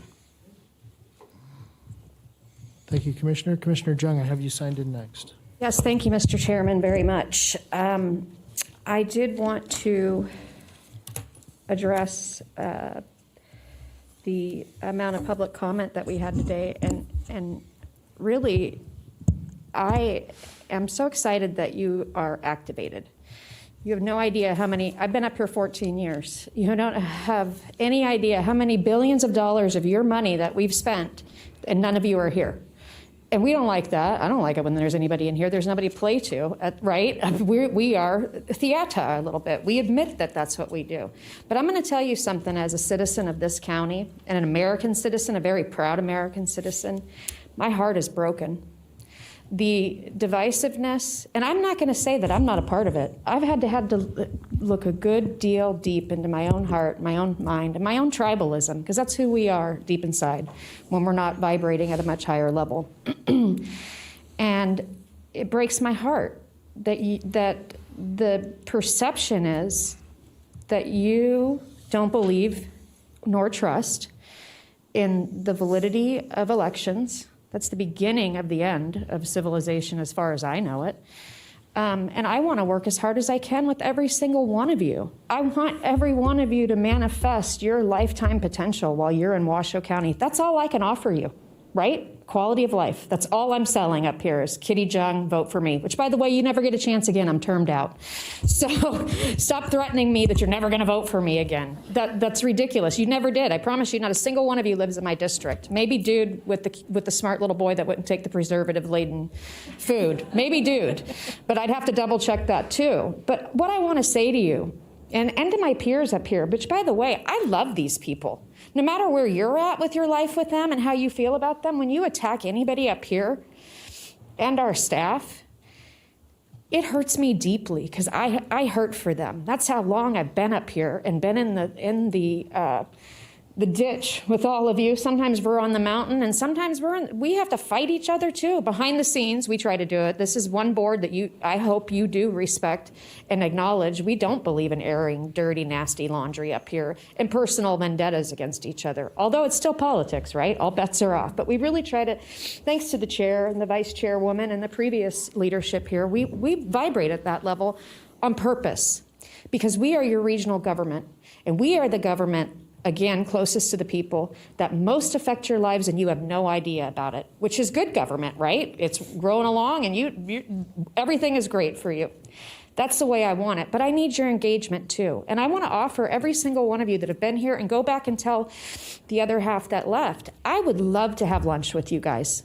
3, 4, 5 at a time. I'll pay, and that doesn't mean the county's paying. Kitty Jung and Scott Jung's bank account, and we are tight. We're the most frugal you'll ever meet. I will pay for your lunch, because I think what we forget here as Americans is that we are on the same side.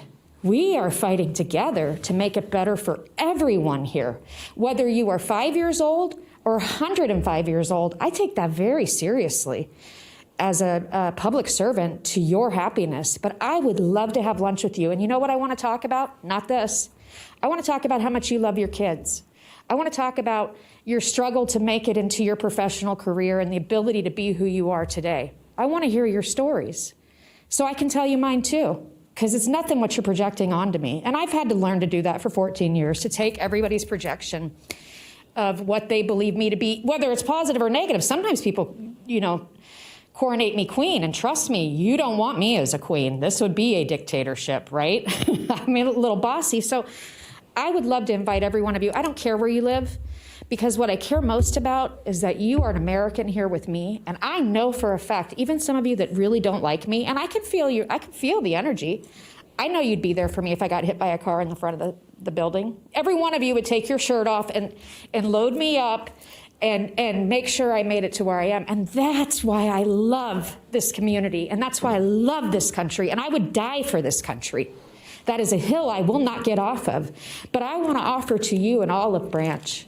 I think you misunderstand me. And I think you and I can be just the same. Listen, I guilty as charged, because it takes one to know one. We sit in our echo chambers. Every one of us is under an algorithm right now. Whatever news you get, whatever newspaper, you're under an algorithm. I want to get to know you. I want to break bread with you. I want to feel like you're my brother or my sister in this country. And I'm sorry that it's got to this point. The anger is very uncomfortable. And it makes me sad, because I know you're such good human beings. And I know, having a background in psychology, that when you're under fear, your empathy is gone, right? When we're under fear, we have no empathy, no nothing. And I would just invite you. You can call staff, and let's have staff do it, because you don't want to mess around with me texting in my calendar. Call my staff, and I'm happy to have lunch with you. I'll consider it a donation to humanity in Washoe County. So again, while I might not agree with everything you say, I sure respect you for coming down here and being a part and a participant of participatory government. We cannot do this without you. And I listened to every single thing that you said. And the number one takeaway that I have from that is I'm going to do everything I can to restore trust, at least in me. That's all I can do. Please trust me, and I will work with you. I will help you. I don't want to argue with you. Believe it or not, I do not love to argue. I want to help you achieve your goals. I want you to have faith in this beautiful institution that we were so damn lucky to be born here. We didn't do anything to achieve to be born here. We just hit the super lottery of the universe. And let's not let that go away. I don't care about party. I don't vote party-wise. You can ask all my friends up here. I have criticisms for everyone, because that's just who I am. But ultimately, I vote for humanity, and I vote for Washoe County. So thank you, and thank you for being a part of this community. I really appreciate every one of you. Thank you. Thank you, Commissioner. Thank you. Mr. Lucy, I have you signed in next again. Thank you, Chairman. And Commissioner Jung brings up a very salient point. This board, we're here today, many of you here today, to talk about the pandemic and the experiences that you've incurred over the last 2.5 years, and fair and equitable elections. But we lose sight sometimes through the divisiveness about the accomplishments that this board and this organization has done with 24 different departments and 2,600 employees. We often forget about the roads.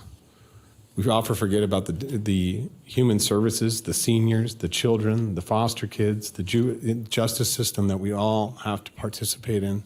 Many issues that every board member sits up here, the parks, that we forget about, that this board has to undertake to deal with issues. Not saying that this issue isn't an important one. They all are. And to Commissioner Jung's point, this entire board does not play a partisan role. We never have. We work together. We work together to identify the best solutions out there that with the information provided to us, how to move forward. Now, if there's data out there that supports these initiatives, well, absolutely address it. And many a times, we've gone and made a decision and had to change our position, pivot when we have found ourselves on the wrong side of that decision. We are not afraid to make those changes. We are not afraid to listen, be pragmatic to everybody's situation. However, it doesn't change overnight. Things don't change overnight. Now, we know people would like things done expeditiously, but things don't change overnight. So this is the first step, for you to continue to bring your voices to this board and show that we can work together. But many of you out there today were waving the flag as if we don't support our flag. That offends me, because this flag that I stand behind every day, that sits right here behind me, I take great pride in that flag. And I'm an American, I'm a Nevadan, and that's really the basis of why we sit up here. We sit up here not as somebody hired into this position, we got elected to this, but we chose to serve, and we made sacrifices to serve.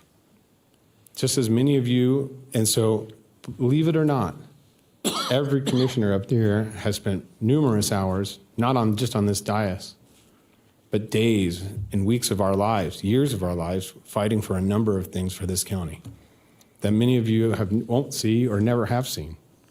But once again, I appreciate it, and I want to thank all of you for coming, but I want to thank mostly all of this commission and this entire organization for the continued work that they do.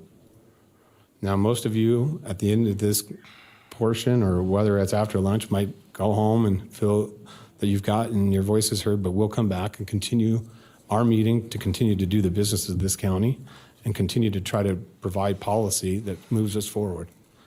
And if you can't go back and look at the successes that we've made over the last 8-10 years in our community, the growth that you've seen, a lot of that has come from this organization.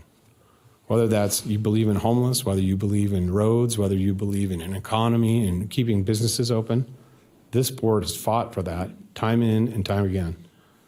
So please be cognizant of that when you leave here today and move on with your day. But this board is, and it has always been, dedicated to the betterment of this community. Thank you, Chairman. Thank you. Thank you. Thank you. So let me just finish with this. The commission does not have a mask mandate. I wear a mask for the same reason I have a tie on. I wear it out of respect. If you think I like wearing this thing, it's thank you. I'm glad that you speak during the times that it's my turn. Thank you. So I do it out of respect for our employees who, when they interact with the public, they've been asked to wear a mask, and it's just that simple. Do I believe in the efficacy? I don't. Believe me, I don't. So that's okay. It is okay. Everybody has an opinion and a choice. I choose to wear it out of respect. So, Mr. Manager, do you have anything else? No, sir. Okay. So one other thing, I wanted to mention some things that happened at the Citizens Advisory Board. We talked about the advanced signal warning systems on Pyramid Highway. NDOT is moving forward. Mr. Manager, I'm asking for us to have a resolution that will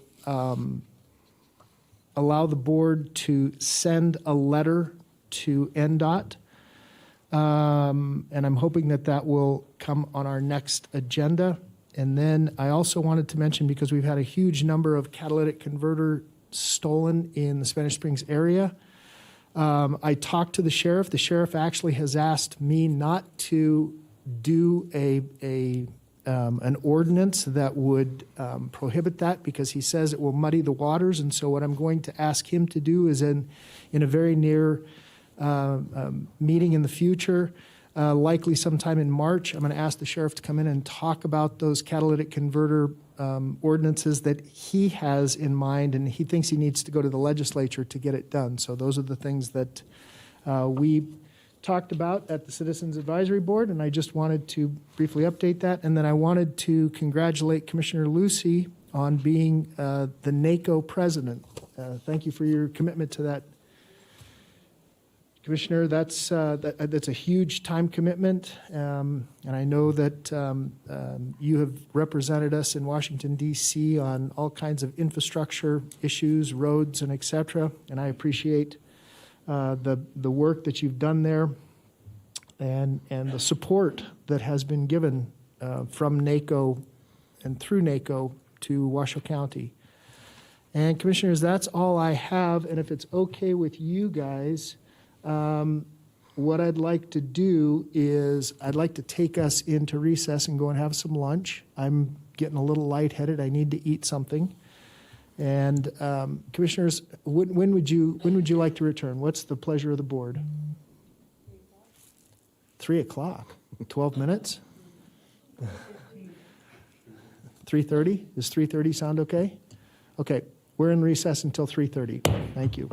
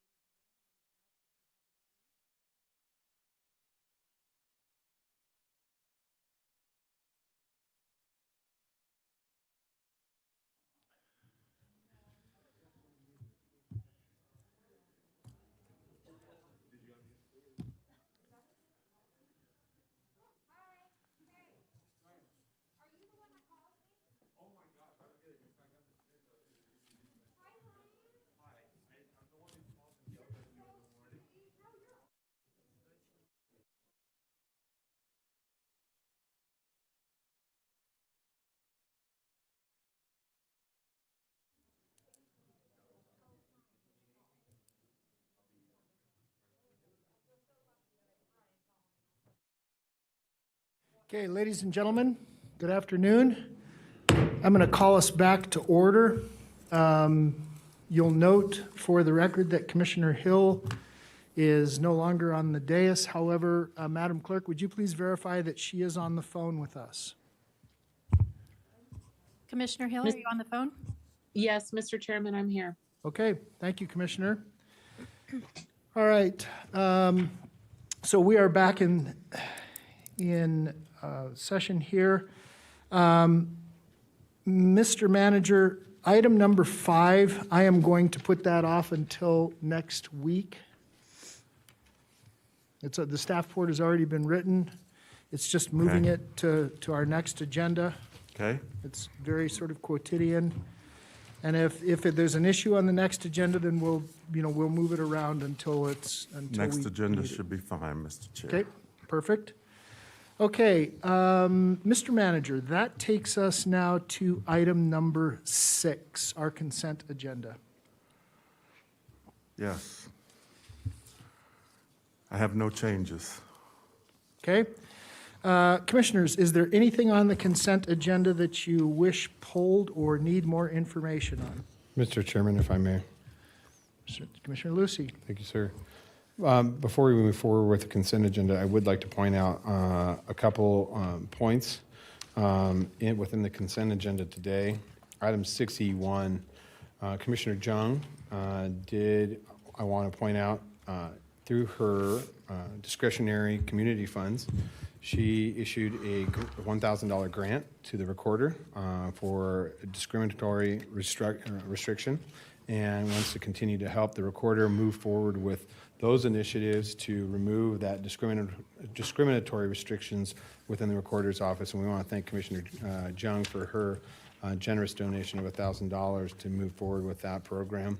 Also, I want to point out 62, Chair Hartung is issuing $5,000 from his community discretionary fund in a form of a grant to the Truckee Meadows Fire and Rescue for the ash can program, so that they can continue to provide free ash cans through Truckee Meadows Fire Protection District to any of the citizens within the unincorporated area or incorporated area to be utilized for oily rags, as you use them, sir, or true fireplace ash to maintain the continued safety of our community through those programs. So I want to thank both commissioners for those discretionary issuances today. Thank you. Thank you, Commissioner, and I appreciate that, and I'm hopeful that the board will be supportive of that. It's been a great program. I'm very proud of the program. TM is very proud of the program. We don't know how many houses we've saved, but we know that we've saved something. We know that because we saw incidents of barbecue ash and fireplace ash fires go down after that program. So again, Commissioners, I'm hopeful that you will be supportive of that. Commissioners, anything else? If not, I will entertain a motion for the consent agenda. Mr. Chairman, so moved. Second. Okay, so I have a motion. Commissioner Hill, the first one I heard was Commissioner Herman. So I have a motion by Commissioner Lucy, second by Commissioner Herman. Madam Clerk, do we have any public comment on the consent agenda? Yes, sir, we do. On item 6A1, we have Joanna Shoemaker. Okay. Schumacher. Ms. Schumacher? And she's not here. 6A1, yes. 6A1? No. Oh, okay. Then I guess we haven't. Okay. Okay, so no, sir, we don't. Okay, very good. I will close public comment, bring it back to the board. We have a motion and a second. Any other discussion? Seeing none, all those in favor, please signify by saying aye. Aye. Aye. Any opposed? Motion carries unanimously. That takes us now to a potential block vote. Commissioner Hill, do you have the sheet in front of you? Yes, Mr. Chairman, I would like to propose a block vote of items 7, 8, 10, and 11. Okay. Do I have a second on that proposal? Second, sir. Okay, so I have a motion by Commissioner Hill, second by Commissioner Lucy, or Vice Chair Hill, second by Commissioner Lucy. Mr. Manager, would you read those items in before I call public comment? Item 7 is a recommendation to award a bid and approve the agreement of the lowest responsible bidder for the South Truckee Meadows Flush Valve Project, Staff recommends Rapid Construction, Inc. in the amount of $342,243. This project will construct piping and flush valve assemblies to allow the necessary annual flushing of the reclaimed water distribution system to to enhance water quality and improve safety of the utility operations staff. Item number 8 is a recommendation to accept an FY22 Homemaker Grant Award Amendment from the State of Nevada Aging and Disability Services Division in the amount of $306,160 with a $31,586 county match, retroactive from July 1st, 2021 to June 30th, 2022, to provide homemaker services to seniors aged 60 or older in Washoe County. Approve Amendment Number 4 to the contract recently awarded to Freedom Home Health LLC. Awarded request for proposal RFP number 3088-19 to support the Homemaker Program, which extends the contract term and date through June 30th, 2022, in amount up to $241,450, provides for 2 one-year renewal periods in amount not to exceed $241,450 per renewal period, and increases the available service hours up to 9,638 service hours annually. Approve Amendment Number 3 to the contract currently awarded to Medical Services of Nevada, DBA, All Valley Home Care. Awarded request for proposal RFP number 3123-20 to support the Homemaker Program, which adjusts the contract term and date through June 30th, 2022, in amount up to $102,425. Provides for 2 one-year renewable periods in the amount not to exceed $175,600 per renewal period, and increases the available service hours up to 4,097 service hours for the contract term of December 1st, 2021 through June 30th, 2022, and up to 7,027 service hours annually per renewal period, and authorize the Director of the Human Services Agency to execute the grant award documents and direct the Comptroller's Office to make the necessary budget amendments, and authorize the Purchasing and Contracts Manager to execute the amendments and any subsequent renewals. Item number 10 is a recommendation to accept the 2022 opioid narcotics treatment program funding amount not to exceed $179,101.90 with no county match required, as administered through the University of Nevada, Reno, to be used for the continued creation and development of opioid treatment program within the Washoe County Regional Detention Facility for the retroactive grant period of September 30th, 2021 through September 29th, 2022, and if approved, authorize Sheriff Balaam to execute grant award and document authorized non-county employee travel expenses of approximately $5,145 for one discharge planner and one health provider to attend the RX Drug and Heroin Summit, and direct the Comptroller's Office to make the necessary budget amendments. Item number 11 is a recommendation to award request for proposal number 3166-22 for simple ballot mailing services for the 2022 elections to the lowest responsive and responsible bidder, Metro Mailing Service, Inc., in the amount of $500,000, and if approved, authorize the Purchasing and Contracts Manager to execute the contract.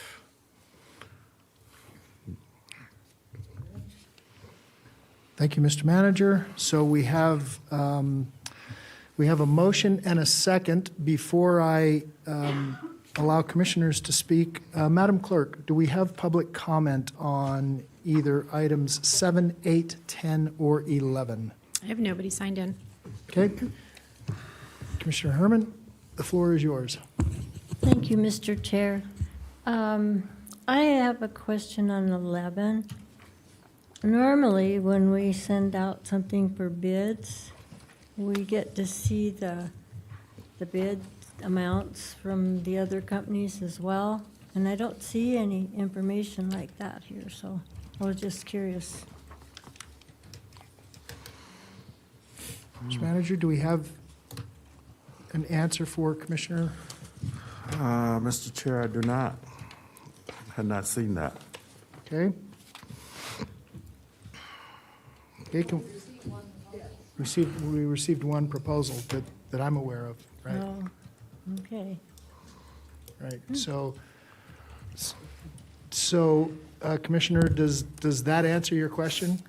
I guess if that's the best I got. Well, we got one proposal. Yeah. That's correct. Okay. All right. So this is a block vote, Madam Clerk, and I only see item number 11 on my screen right now. That's the last item in the block. I see. Okay, very good. All right. I wanted to be sure of that. Okay, so we have a motion and a second. We asked for public comment. All those in favor, please signify by saying aye. Aye. Any opposed? Motion carries unanimously. That takes us, Mr. Manager, back to item number 9. Item 9 is an introduction and first reading of an ordinance to amend Washoe County Code Section 25.600 to impose a fee to be charged with collected when a passenger car is shared through a peer-to-peer car sharing program as authorized by NRS 244A.810 and set the second reading and public hearing for possible adoption on February 22nd, 2022 to become effective April 1st, 2022. Madam Clerk, do you have a bill number for me? I do. It's Bill number 1872 once it's introduced. Okay. Commissioners, do we have any questions on this item? I do. Commissioner Jung, the floor is yours. Thank you, Mr. Chairman. I'd like to know what the county is doing, and I can tell you it's not enough, and I've never brought it up because I figured I was probably in less than 1/2% of the people here experiencing that, and that is to ensure that we are not charged, locals are not charged that car rental tax that is paying for the minor league baseball stadium. The deal was locals would not pay. And when Scott and Kitty Jung rent a car, which is often, because I drive what Bobby calls chitty chitty bang bang, but with the SH word, I drive a 2002 car. So I rent a car if I go anywhere more than an hour, right? Anywhere more than an hour from here is the middle of nowhere. But every time I have to say, wait a minute, I'm a local, I'm not supposed to pay that tax. This is supposed to be a tourism tax. And Scott Jung won't say it because he's too embarrassed, which I'm not. We're not supposed to pay that tax. So can we get the word out to Enterprise and the airport and all that? Because they every time they try to nail me on that. And seem to be completely clueless. And then this is how clueless they are. Anybody could say it. They could just say, I'm not paying that. I'm really a Washoe County citizen. And they take it right off. So where is the management of this in terms of us not supposed to be on the hook for it? Which I know, you don't have to take a lot of time on this, but can you just assure me that we'll try to reach out and remind these scoundrels who are collecting a tax that I'm not supposed to pay? So Jamie Rodriguez, did I turn it off? Am I being way too fast?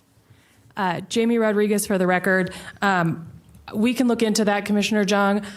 It is collected by Department of Taxation, so we may need to do some cleanup with them. If it was a local agreement that we wouldn't pay, the state may not have that differentiation.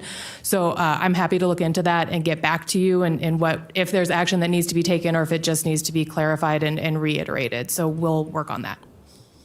Okay, to Commissioner Jung's point, though, so how does that work on this peer-to-peer when you have a local? Because people who come in from out of town will be. This is for Uber, correct? So that the tax that's collected on the Uber rides? No, so this is again, Jamie Rodriguez, for the record. This is not Uber. So this is Airbnb for cars. So I am that's handing right. you my car That's right, keys. that's right, I'm not that's right. driving you. So Turo is the major platform right now in the renting state, my but car it's to not somebody. Uber. Right, okay, that's right, that's right. I read that and it escaped me. How will that tax be dealt with a local?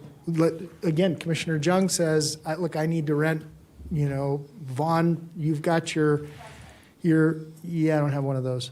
You got your 79 Dodge truck that I'd like to rent from you, and I've got it out on, online. How does that work? How do I accommodate a local person? So again, Jamie Rodriguez for the record, I'll have to look into that. So what this does, the ordinance in front of you just allows for this 2% to apply the exact same as it would for a car rental. Okay.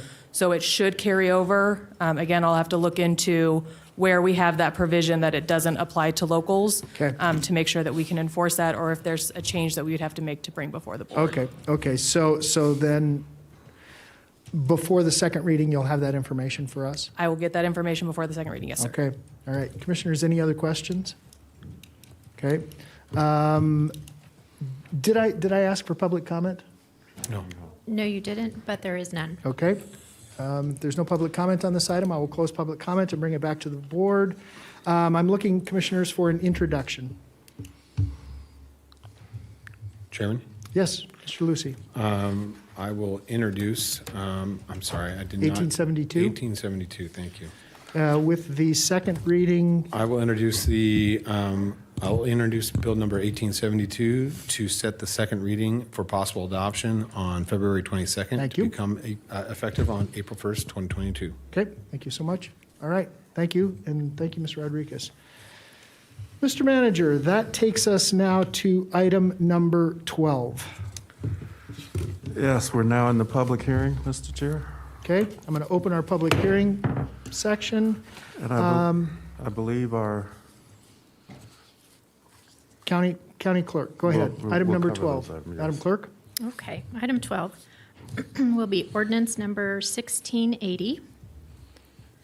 An ordinance adopting changes to the Washoe County Code that removes the requirement for a work permit card, removes the work permit appeal process, repeals the Washoe County Sheriff's Office Internal Review Board, defines the Division of Public and Behavioral Health as designee of Washoe County Child Care Services for the purpose of conducting background checks, and adds verbiage relating to notification of denial, suspension, or revocation of a child care license.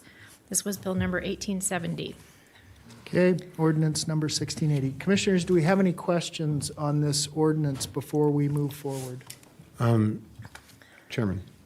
Mr. Lucy? Thank you, Chairman.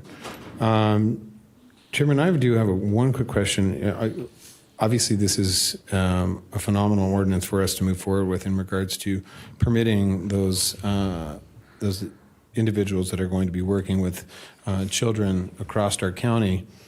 But I want to know a little bit more about the background checks that are going to be run. Are those going to be run through the county sheriff's office, or are those going to be run? Can that be run through third-party individuals? Have we contracted, or because I know we've had some backlog and some challenges due to staffing at the sheriff's office to complete some background checks. So can you just enlighten me a little bit about that, please? Welcome. Sure. Hi, I'm Kara Powley. I'm one of the division directors for Children's Services with the Human Services Agency. So, Commissioner Lucy, the proposal will be that the Department of Public and Behavioral Health will run the background checks now going forward. Okay. And people will no longer be required to have a work card. And we're hoping that this is going to speed up the process, and it will also make it less expensive for people who are interested in becoming a child care provider. Okay. So it will speed it up anywhere from 15 to 20 days is what we're hoping. So that's not a huge difference, but better than 60 to 90 days. Absolutely, and I think that was my concern, is that being that staff shortage of the sheriff's office to run those background checks, with the work shortage that we're experiencing throughout the county in regards to child care providers, I want to make sure that we are utilizing every available resource to move forward with that. So, Yeah, definitely. Thank you. Thank you, Chairman. Okay, you're very welcome. Commissioners, anything else? Mr. Chairman? Yes, Commissioner Hill, go ahead. I'm sorry. Thank you. Thank you. I just have made a note to our manager about this, but I'd like to see, to Chairman Lucy's point, how the county can support, additional childcare workers in our community and for people seeking childcare. So I think this is a great first step. I'm happy to move to approve the ordinance, but I also want to see how else we can support this in the county. Thank you. Okay, thank you, Commissioner. Before you give me a motion, Madam Clerk, do we have any public comment on item number 12? No, sir, we do not. Okay, I will close public comment, bring it back to the board. Commissioner Hill, would you mind restating your motion of the adoption of ordinance number 1680, please? I move to adopt ordinance number 1680 as stated in the staff report. Thank you. Have a motion. Do I have a second? Second. Have a motion by Commissioner Hill, second by Vice Chair Hill, second by Commissioner Jung. Is there any other discussion? Seeing none, all those in favor, please signify by saying aye. Aye. Aye. Any opposed? Motion carries unanimously. That takes us, thank you, Commissioners.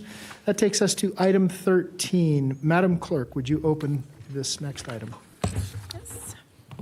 Item 13 is ordinance number 1681, an ordinance amending Chapter 5 of the Washoe County Code relating to county commissioner election districts by establishing 5 county commissioner election districts that are as equal in population as practicable and providing other matters properly related thereto. It was formerly Bill number 1869. Okay. Commissioners, any questions on this item? Commissioner Herman. Thank you, Mr. Chair. I was disappointed that there's no map that you can really tell for sure. It's like 3 shades of gray. It would be helpful in the future when we do something like this to have a good map. I mean, we're really being stingy with maps here lately, so my comment's over. Okay. Commissioners, anyone else? Okay. All right. Madam Clerk, do we have public comment on this item? There is none. Okay. I will close public comment, bring it back to the board. Commissioners. Chairman. Commissioner Lucy. Chairman, I will make the motion to adopt ordinance 1681 and move forward with the adoption of that ordinance. I do want to make a quick thank you to staff and all of those involved through GIS and the entire team through the census on producing the maps and working on this, especially in our technology services to identify and process this information. There was quite a bit of download, and as we pointed out in numerous meetings, we increased our county population by 60,000 plus, and to identify those districts. So I want to thank staff for all the time that they did put into that. It was a long and very arduous process, but I'm happy to move forward with the adoption of ordinance 1681 for the election districts. Okay. Have a motion. Do I have a second? Have a motion by Commissioner Lucy, second by Commissioner Jung. Have you guys signed in to speak? No, sorry. Nope. Okay, I apologize. Okay. It's just what I have on my screen. Okay, very good. So I have a motion and a second. We've asked for public comment. Any other discussion? Seeing none, all those in favor, please signify by saying aye. Aye. Any opposed? Motion carries. Motion carries 4-1. Okay. Affirm your votes on the screen, please. Okay, thank you so much. Item number 14, Madam Clerk. Item 14 will be ordinance number 1682, an ordinance amending Washoe County Code Section 5.465 to abolish the office of Constable in Incline Village, Crystal Bay, based on a determination that the office is no longer necessary in accordance with NRS 258.010, other matters necessarily connected therewith and pertaining thereto. It was formerly Bill number 1871. Okay, thank you, Madam Clerk. Commissioners, Commissioner Lucy, I have you signed in. Thank you, Chairman. Chairman, this has been an issue that this commission has been addressing for quite some time. And for those residents and constituents within the Incline Village area, I would like to reassure that this will not go and take into effect until the end of the year in 2022. So this will not take effect until January of 2023.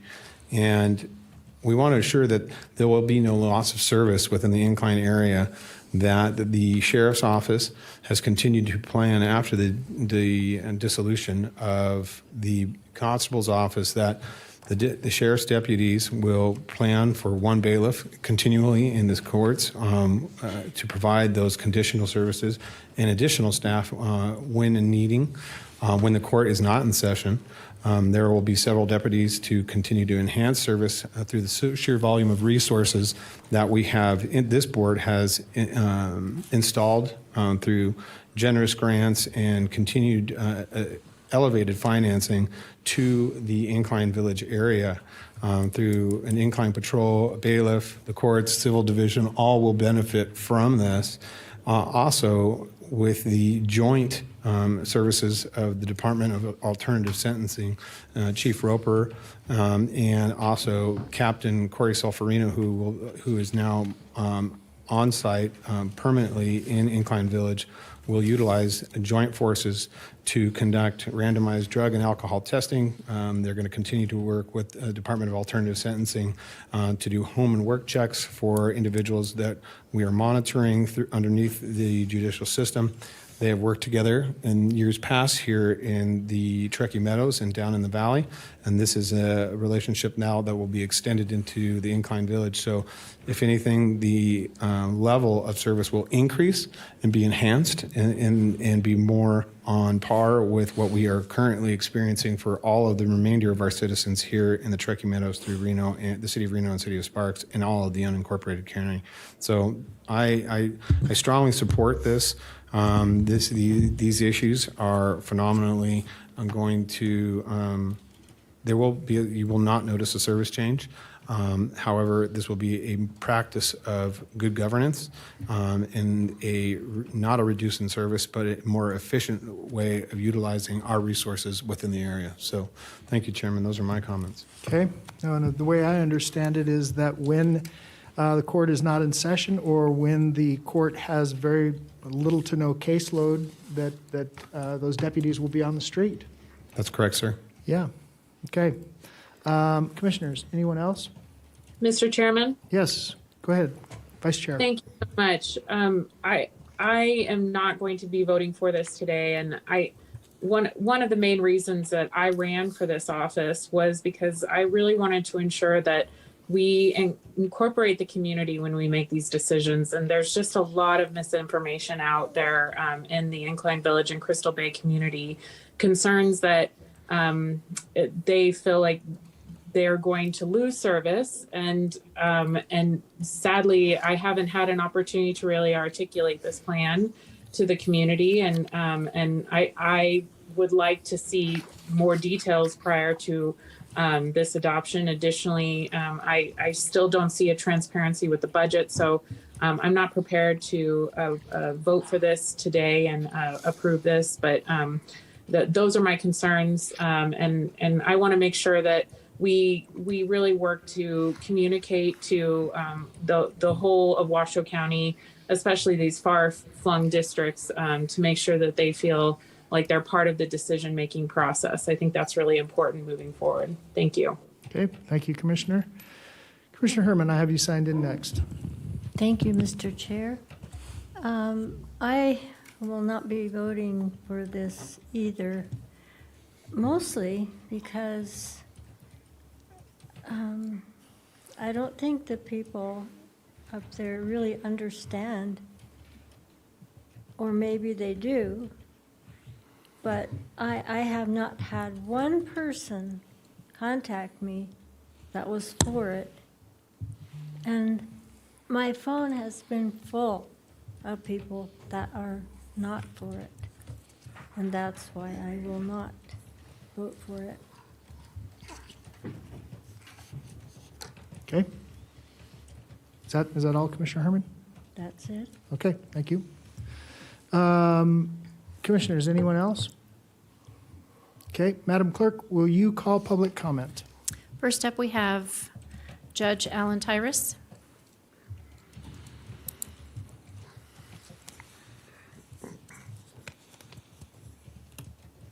Judge Tyrus, welcome. Pardon me. Never fails, right? Mr. Chairman, thank you very much for having me here today. Madam Vice Chairman, members of the board, Madam Clerk, and Mr. Manager, I want to thank you for the opportunity to be able to speak to you here again today regarding this matter. For the record, I'm Judge Alan Tyrus. I am the Justice of the Peace from the Incline Justice Court. I've already attempted to provide you with information in hopes of correcting inaccuracies in the staff report, the sheriff captain's report, and statements made by members of this board. But I haven't really been afforded the opportunity to be able to speak other than as a member of the public in public comment. I've previously stated my strong objection to this ordinance, but that's not what I'm going to talk about here today. What I want to address is the frustration that the Incline Constable, the Incline Justice Court, and the community of Incline Village, Crystal Bay is experiencing. Despite pleadings by me and others, none of the truly affected stakeholders have been allowed to be a part of the conversation. The way this item was placed onto the December 14th agenda at the very last minute, without advance notice to the stakeholders or even the commissioner of the affected district, while later admitting that this matter had been under consideration for some time, is just wrong. I believe that good governance requires that you inquire as to the needs of all of your constituents and understand what your departments do and how they do it before you move forward to eliminate them based upon some unknown and uncommunicated agenda.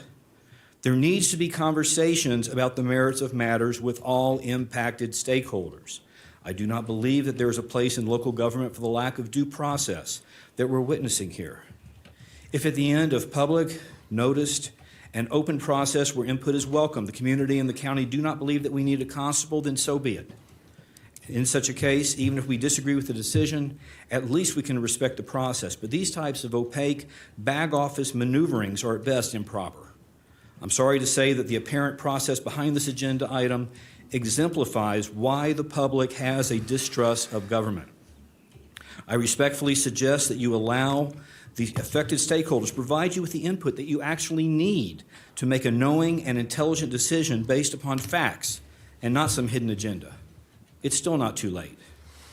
Constable Keller and I have been, am now, and will remain pleased to meet with any of you to talk about what the constable actually does, how he does it, and his importance to the court and the community.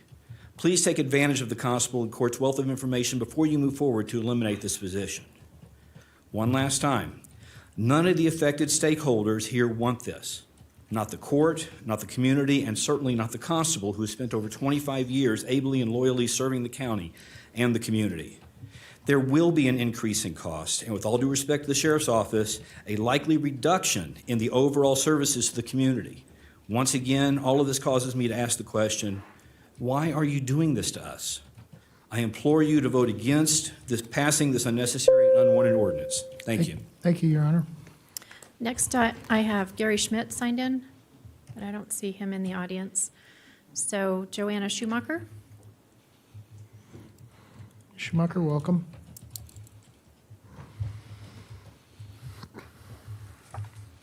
For the record, Joanna Schumacher. I don't live in Incline Village. I don't think I'll ever live in Incline Village. I don't think I've got the dough to live in Incline Village. But I understand when some of these things come up and the people aren't asked about what's happening or what the changes are. You know, Lucy spun a great tale of how we're going to have better services out there and, you know, how great it'll be.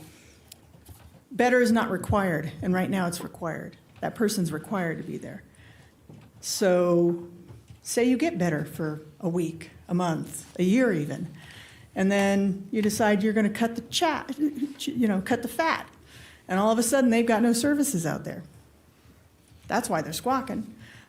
I'd be squawking too. You know, the whole idea of, I'm a big believer of chopping the fat out of, bloated budgets or unnecessary positions. But a speedy trial and your ability to redress for grievances and when you're in a situation, to force those people, say in the middle of winter, to have to drive down because now you've changed things and now they can't get the services that they need up there. That's a problem. That's a problem. I think that I'm right behind here with the judge is saying and what Ms. Hill has said. And Ms. Herman, thank you. I think we need to be better stewards. You need to be better stewards. And you need to be listening to your constituents. And Vaughn, I've moved into your district, so I'm talking to you now. I'm a constituent. So, please, I urge you, put this off and hold some public hearings, possibly in the evening, so that these people can get their input in. And maybe you can put some assurances if you are going to switch to something else, so that they know that the services are going to still be there when they need them. Thanks. Okay, thank you. I have nobody else signed in. Okay, I'm going to bring it back to the board. I do have a couple of questions. Mr. Solferino, you're in the back of the room. Would you come up and just answer a question for me?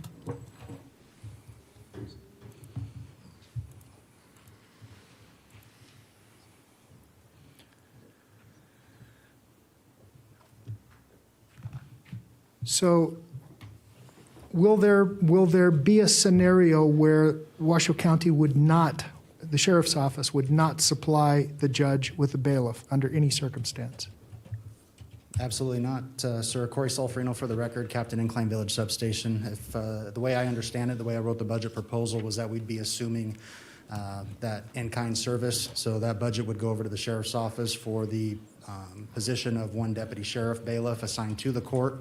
And then that would embed us in the court, allow us to throw our other resources at it and our other divisions, of which we're already performing these duties down in the valley for Reno Justice Court and similar entities and areas. So we'd have the full arsenal of the civil division at our disposal, the additional positions in Incline Village.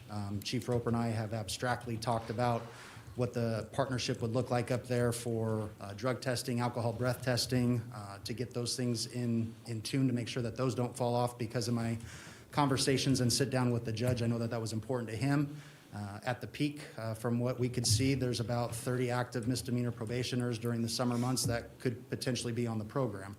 So we want to make sure that they're falling in line with their services so that we're helping them complete their programs, not recidivate, not become incarcerated in the 911 Par Boulevard, and making sure that they're completing their program in the conditions of the court. So however we need to do that, whether it's I assign one of my deputies to the substation for them to report for drug and alcohol testing, we've done that. Okay. There's many different scenarios that play out, and we won't know until we're totally embedded, but I'm confident that the sheriff's office is in a prime position to handle those services, so there is no drop-off in service, sir. The same services that we supply to both courts down here in the valley currently? Yes, Chair. Okay. Okay, thank you. Ms. Rodriguez, are we eliminating the court in Incline Village? Is it going away? Jamie Rodriguez, for the record, what's in front of you right now is the abolishment of the Office of Constable only. Correct. We're not eliminating the court. Correct. Okay. Those are my questions. Okay, Commissioners, anyone else? Okay. We have asked for public comment. We received public comment. Commissioners, what's your pleasure? Mr. Chairman, if I may, I'd like to move forward with the, make a motion. We move to adopt Bill number 1871 and create ordinance number 1682, amending the Washoe County Code Section 5.465 to abolish the office of the constable in Incline Village, Crystal Bay, upon the determination of the office is no longer necessary in accordance with NRS 258.010 to become effective upon the termination of the current constable's term, January 2nd, 2023. Okay. I have a motion. Do I have a second? I'll second for the purposes. So I have a motion and a second. Do we have any other discussion? Seeing none, all those in favor, please signify by saying aye. Aye. Any opposed? Nay. Commissioner, so affirm your votes on the screen. I believe motion carries 3-2. Okay, thank you, commissioners. Okay, that takes us now to item number 15. Mr. Manager. Item 15 is public comment. Comment heard under this item will be limited to 3 minutes per person and may pertain to matters both on and off the commission agenda. The commission will also hear public comment during individual action items with comment limited to 3 minutes per person. Comments are to be made to the commission as a whole. Okay, thank you, Mr. Manager. Madam Clerk, will you please call public comment? First up, we have Nicholas St. John. He left, but he did provide a document that I will place on file for the record. Okay, Next up, we have Cindy Martinez. thank you.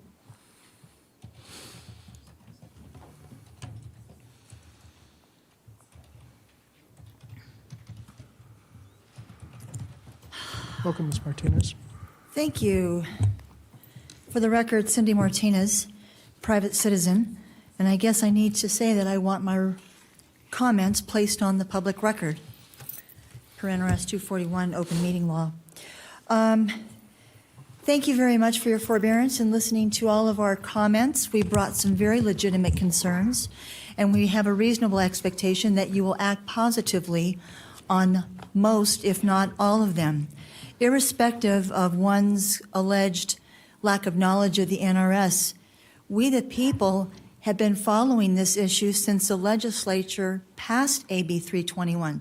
So shame on any members of this commission who claim that they need more time to absorb NRS 320, AB 321. This has been coming down. I didn't see any of you in the SOS Zoom calls while they were crafting a web of regulations that would strangle a fishing net. So shame on you for not being involved in the process. Shame on you for claiming you don't know. Shame on you. We brought this to your attention last spring. Republican Women of Reno had their election integrity brigade, and I believe it was at least two meetings or 3 meetings, where we brought our concerns, and they asked you to act upon this. Former Chair Lucy directed Mr. Manager to make room for the volunteers to help with purging rolls going through files. We later found out that that was smoke and mirrors. You couldn't have any private citizens in the office to accomplish that. Shame on you. Do you think we're dumb? We're not stupid. We've got YouTube. We go back and review our comments and your comments. We have a well-established record of what you've said and what you've done. And your record does not reflect what you say. You can say that it does, and I understand that you also are citizens, but understand when you asked for the privilege of the citizens' vote, and then when you don't carry out the will of the people, and you say one thing and you vote the other, we have no other opportunity or reason to believe anything other than what we say. Your actions do not match your words. They don't. And respectfully, Commissioner Jung, I'm not interested in lunch with you. You've been here for 14 years, as you often tell us. You're part of the problem. We are here because of inaction and action of not only this commission, but previous elected representatives. Now, like I said, I understand that you are also citizens, but when you hold that office, you are held to a higher account. And I know that from experience. Thank you. Thank you. Diane Wagner-Robach. Let's see. Kathy Banson. Bill Neal. Roger Edwards.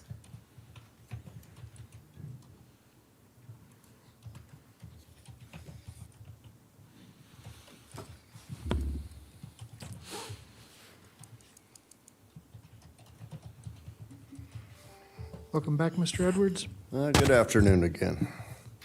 This time I'd like to talk on a little different matter. Although I was very serious about voter integrity, we will be following up on this. We do want these changes made. But right now I'm here to talk about my Golden Valley problems. 24-year resident and one of the original crafter team that put together the water recharge program in Golden Valley. 1994-ish, something like that. Right now, we've been shut down since 2016 because it's working too well. We're flooding our lower neighbors, so we shut it off in 2016. We'd already purchased our own water rights and made a bunch of agreements with Tabor and stuff for distribution and so forth. But we can't get the system shut down as far as charges go. Charges are only $22.66 per home per month. So it's been something that nobody has, or not nobody, a lot of people lately have started to notice because they also realize we've been shut down since 2016. We have Dwayne Smith as our representative. We had somebody else for temporary in there for a while. He didn't last. But $22.66 a month is $171,000 a year. We have 630 homeowners, property owners, not all homes on them yet. That's $171,000 that our neighbors are getting taxed on that goes to nothing. And Dwayne Smith has promised panels and groups and stuff to look into mitigating these charges, and this is all smoke and mirrors. My neighbors have got together and are threatening a lawsuit against the county to shut this program down. There's no need for this. Let's just shut it down. Stop the charges, start a refund. Unless you want to refund $171,400 a year to 630 homeowners times 6 years, that's over $500,000. That's another Incline Village debacle if I've ever heard one. But let's get it shut down tomorrow. You can shut down the charges. We can sort out all the other management issues. Shut down the charges so I can go to my neighbors and say it's shut down and we're going to sort it out and we're going to do whatever. Shut down the charges. We're not getting our services. We're paying it $171,000 a year and we're not getting any recharge. Come on, we're a national pilot program. Now it's just done. Let's get it shut down. Thank you. Joanna Schumacher.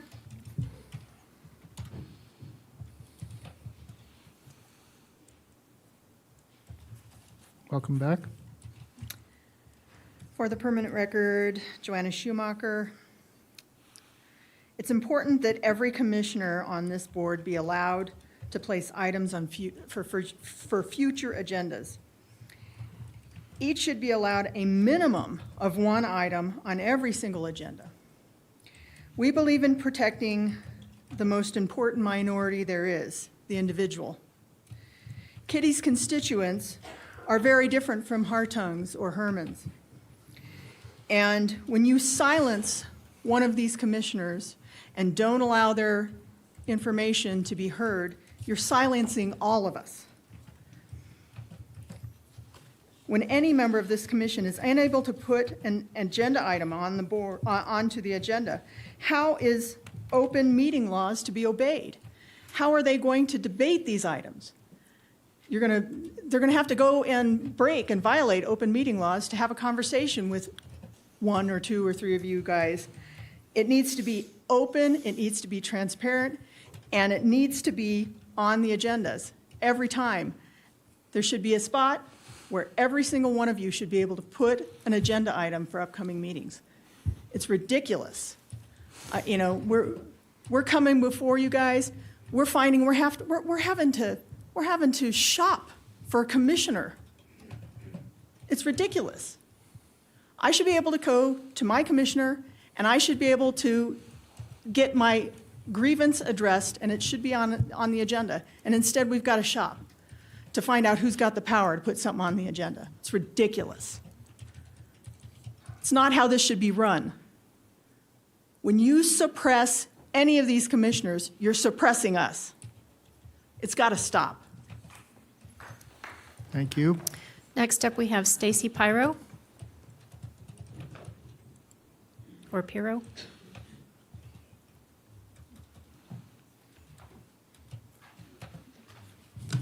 Ms. Piro, welcome. Stacy Piro. I'm longtime resident of Sparks in Washoe County. I'm a retired old lady, retired from the county, as a matter of fact. I started with Cooperative Extension, went to senior citizens, went to IT, and went to the manager's office.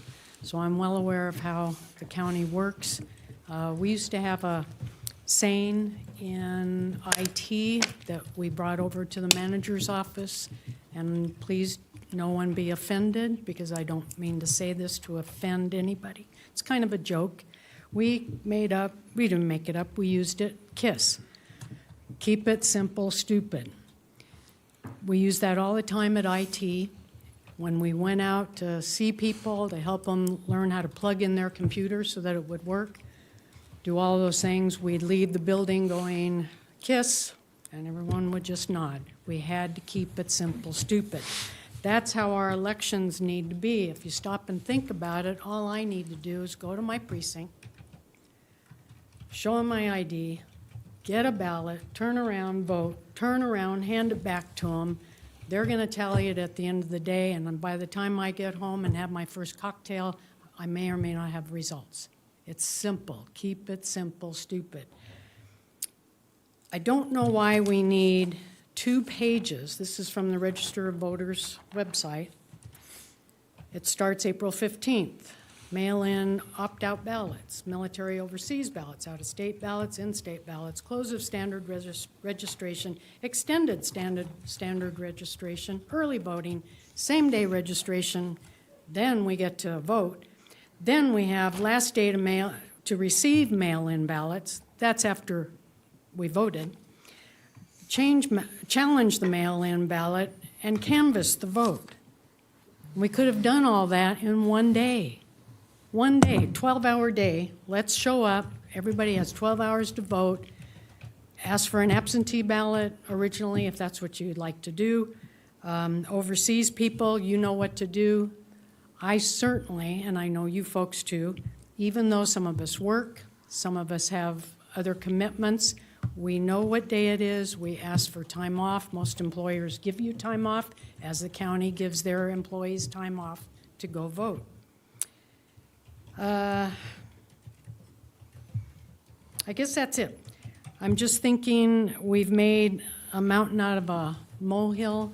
We keep trying to correct it, and all it does is make it worse. It might be time to erase the blackboard, go back to the beginning. What are we trying to accomplish? Fair, honest election, period. That's it. Thank you. Thank you, ma'am. Catherine Snedeker.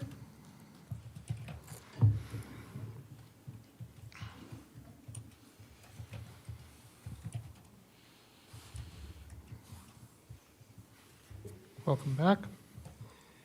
For the record, I'm Catherine Snedeker, a non-person, non-resident, unenfranchised natural woman. You guys are something else. You just really are. You've been so nice to us out in Palomino Valley, getting rid of our fire department. Now you got Tumwa wanting to push shitty water into our aquifer. What a benefit that's going to be to me when I get shitty water coming out of my well. Doggone, you guys are just thinking about us all the time. How to make our lives better. No fire service that we pay for through our taxes. In fact, we get no services like they do in town. We're not asking for them, but we pay for them, and we get nothing. And then you want to sugarcoat it. And, oh, I know what let's do. Why don't you guys make up a task force with somebody for our area and their little committee, and they can come out and study why we were unhappy. I think that would be a good idea for you guys to do that, because at least my taxpayer money would be getting me something. You people, you just spend our money like it's your money, and it's not. And when we come up here and tell you, we don't want our money spent on that, yeah, okay, fine. And then you do it anyway. You don't care. You don't give a rat's ass about us. This crowd in here today, you were scared? Good. I'm glad. I hope all of you are afraid. Because that means we're doing something right. You claim to be Americans, but you're putting communist Chinese rules on us. How American is that? Oh, we're just going along to get along with Xi Jinping, you know, because he's a really powerful guy. We got to do that. You're unbelievable. You call yourselves Americans? There's nothing you're doing up there that's American. Oh, wait, you're sitting in front of the flag. That must be American. We are tired of your double talk, of your do nothing for the people who voted for you to represent us, not make backroom deals with the developers so that they can get all that Lemon Valley property and make really good, crappy homes out there like they do everywhere else. You guys are on top of it. Proud of you. Tracy Hilton Thomas. We need the overhead, please. Ms. Thomas, welcome.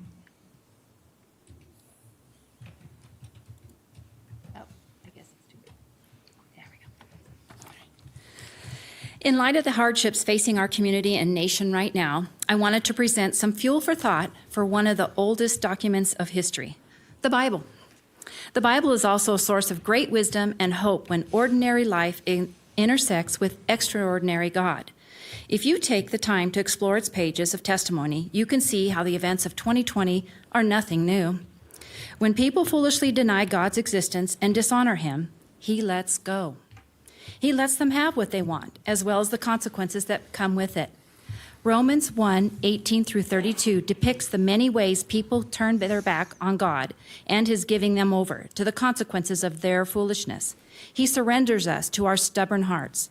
Humanity has always cycled through periods where honoring God is the norm to periods where idolatrous activity and spiritual indifference or neglect are accepted practice. Whenever loyalties are divided, that's when decline always begins. As much as the current culture tries, no worldly idol can replace, remove, redact, or cancel the King of all kings. Everything God marches us through is intended to mature our faith, shape our character, fortify our principles, and cement our allegiance to him. He sometimes puts us in positions where no other options are possible but God himself. Leave him room. That sound you heard all this morning, those are dry bones rattling. He sees everything we don't see. He hears things we don't hear, and he knows things we don't know. His plan is always perfect. The consequences we endure today are never about the consequences alone. They are designed to debunk the myth of the power of idols and remind us that God alone is worthy of our loyalty and worship. Whenever we anchor our significance unwisely, putting our trust in health, success, material wealth, and relationships, thereby turning them into illegitimate gods, our Father will cut them off at the knees and remind us of their insufficiency to save. The good news is that the cycle always comes full circle after a few years, sometimes 7, sometimes 40. In the case of Elijah in 1 Kings 18, the drought only lasted 3.5 years. Let us pray that our cycle is like that of Elijah, and that God's glory and honor show up in powerful ways. As in Jesus' name we pray, our Father, who art in heaven, hallowed be thy name. Thy kingdom come, thank you, thy will be done. Give us this day our daily bread, and forgive us our trespasses. Thank you, ma'am. Penny Brock. Thank you.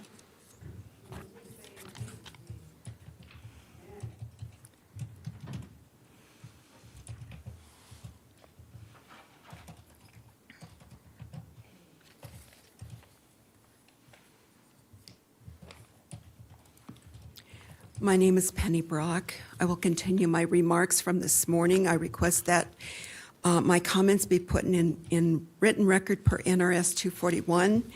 we wondered, how did we get AB 321 passed by the 2021 legislature? How did we get it? So a few of us have been attending the Secretary of State election proposals, and we wrote a FOIA request to the Secretary of State requesting communications from outside organizations. What did we find? We found outside organizations, 3 of which come out of Washington, D.C., are leftist groups, and 1 out of Illinois. They have been communicating with our Secretary of State. We have not yet done a FOIA request to the 21 legislature, but I believe that we will find the same thing. These are the ones that influenced our legislators, probably helped to draft AB 321, and they definitely are involved with the Secretary of State's office. The first one I would like to point out is Center for Technology and Civic Life. They have been funded by Soros and Zuckerberg. They paid $350 million in grants to different states. I did learn that this organization has made grants to Washoe County. Another one that's very concerning is All Voting is Legal. This group surfaced in about 2014. They put someone in Nevada right early in 2020, and they targeted 6 states: Nevada, Pennsylvania, Arizona, Georgia, Wisconsin, and Michigan. Do you recognize any of those swing states that are now under great investigation for voter fraud? Nevada was on their list because we are a swing state. Another group is called Democracy Fund. So they're also active. There have been grants given also in Nevada. The last group that's real interesting, it's called At Home. Vote at home. Does that sound like mail-in ballots? This is what they're all about. So who is behind this? We've got Susie Smith, one of the organization co-founders. Smith was most recently a Nevada state director for Elizabeth Warren and worked on the campaigns of Barack Obama in 2012. So I believe our AB 321 did not come from the people of Nevada. It came from outside organizations who recently, we know, had the election, federalization of elections in Washington, D.C. So this is who is influencing our Nevada elections. Thank you very much. Thank you. Next up, we have Janet Butcher, then Melanie Sutton, and Mark Sutton. So Janet Butcher.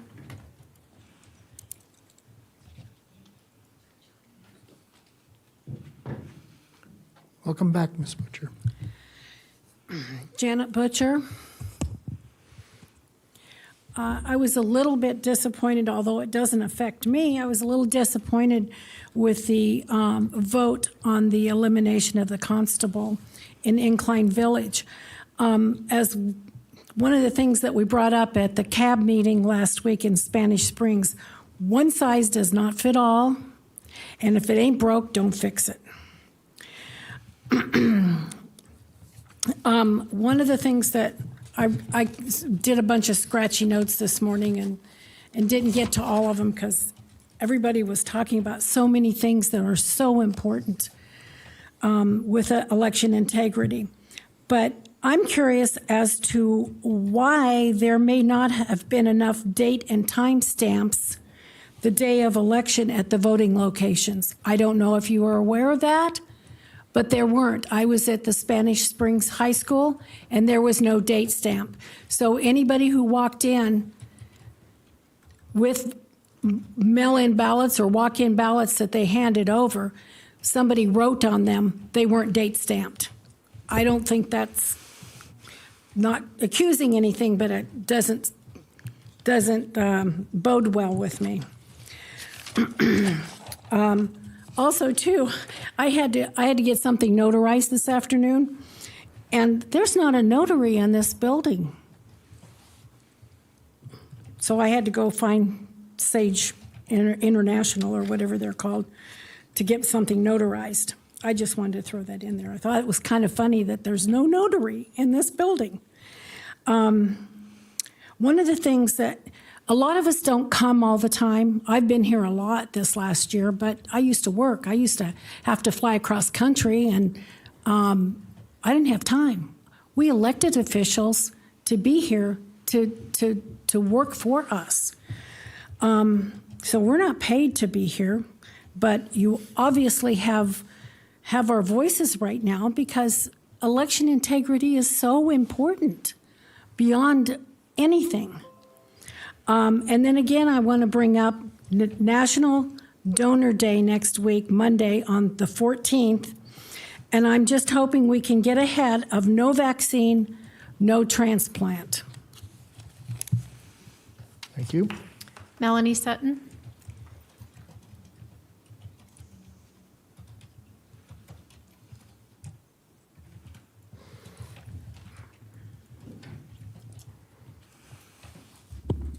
Good afternoon. Welcome back.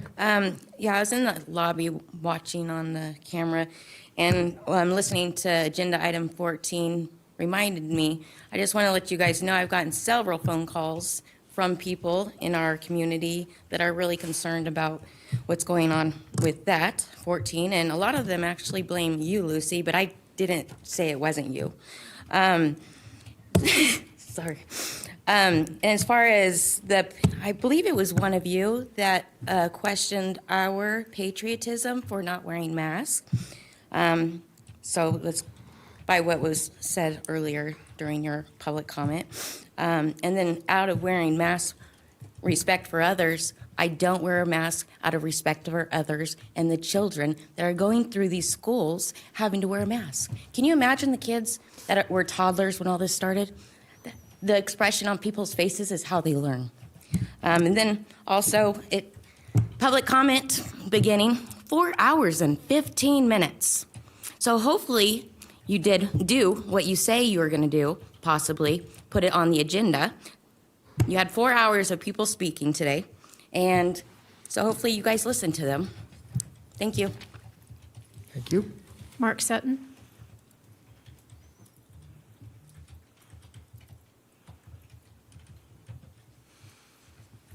Good afternoon. Welcome back. Thank you. Mark Sutton, Washoe resident. Thank you again, Jeannie Herman, North Valleys, we love you and everything you do for us. I know we're not supposed to single people out, but if I had something positive to say, I probably would have called somebody else. So if it takes 300 of your constituents to come out here and voice our disapproval of the job you guys are doing in Washoe County, you guys are pretty tone deaf. There is no way that your constituents haven't brought up to you guys the importance of the integrity of elections. I mean, you guys of all people should understand that. I mean, that's how you got a job, right? I'm assuming that there was election integrity with those. It should not take us standing on this side of this room asking you guys to ensure that our votes count. I mean, it's like asking the mailman to please drop off my mail when you do your deliveries. I mean, it should be front and center, should be your guys' main priority to be able to look us in the face and say, we know your vote counted, every single one of them, and we know it was legit.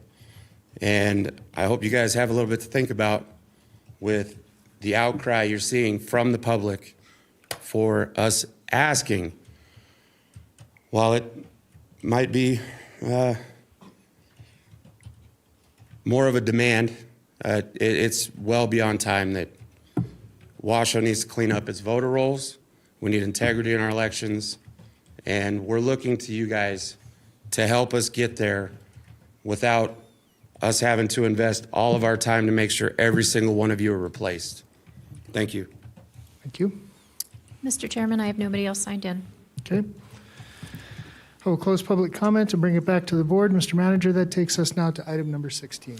16 is Commissioners and County Managers' announcements, reports, and updates to include boards and commissions updates, requests for information, or topics for future agendas. Do you have any such items, Mr. Manager? No, Mr. Chair. Okay, thank you. Commissioner Lucy, I have you signed in. Thank you, Mr. Chair. I just wanted to remind individuals in the Hidden Valley, Damani Ranch area, there will be a forum this Thursday evening at 5:30 with local elected officials, members from the state, and members from the wild horse and borough advocacy groups participating in an information session on the wild horse issues along the Virginia Range for those individuals from Toll Road through Damani Ranch, Curdy Ranch area, and up into Hidden Valley to discuss that type of interaction between the citizens and the wild horses. So that is going to be on at 5:30 via Zoom. It's a Zoom meeting being conducted. The city of Reno will be hosting that information session, but we all will be participating in that. So if that is of interest for those individuals, I want to remind individuals of that. So thank you, Chairman. Okay. Commissioners, I see nobody else signed in. Commissioner Hill, do you have anything? No, Mr. Chairman, thank you. Okay. All right. Thank you very much, commissioners. Thank you, everyone, for coming out. We are adjourned.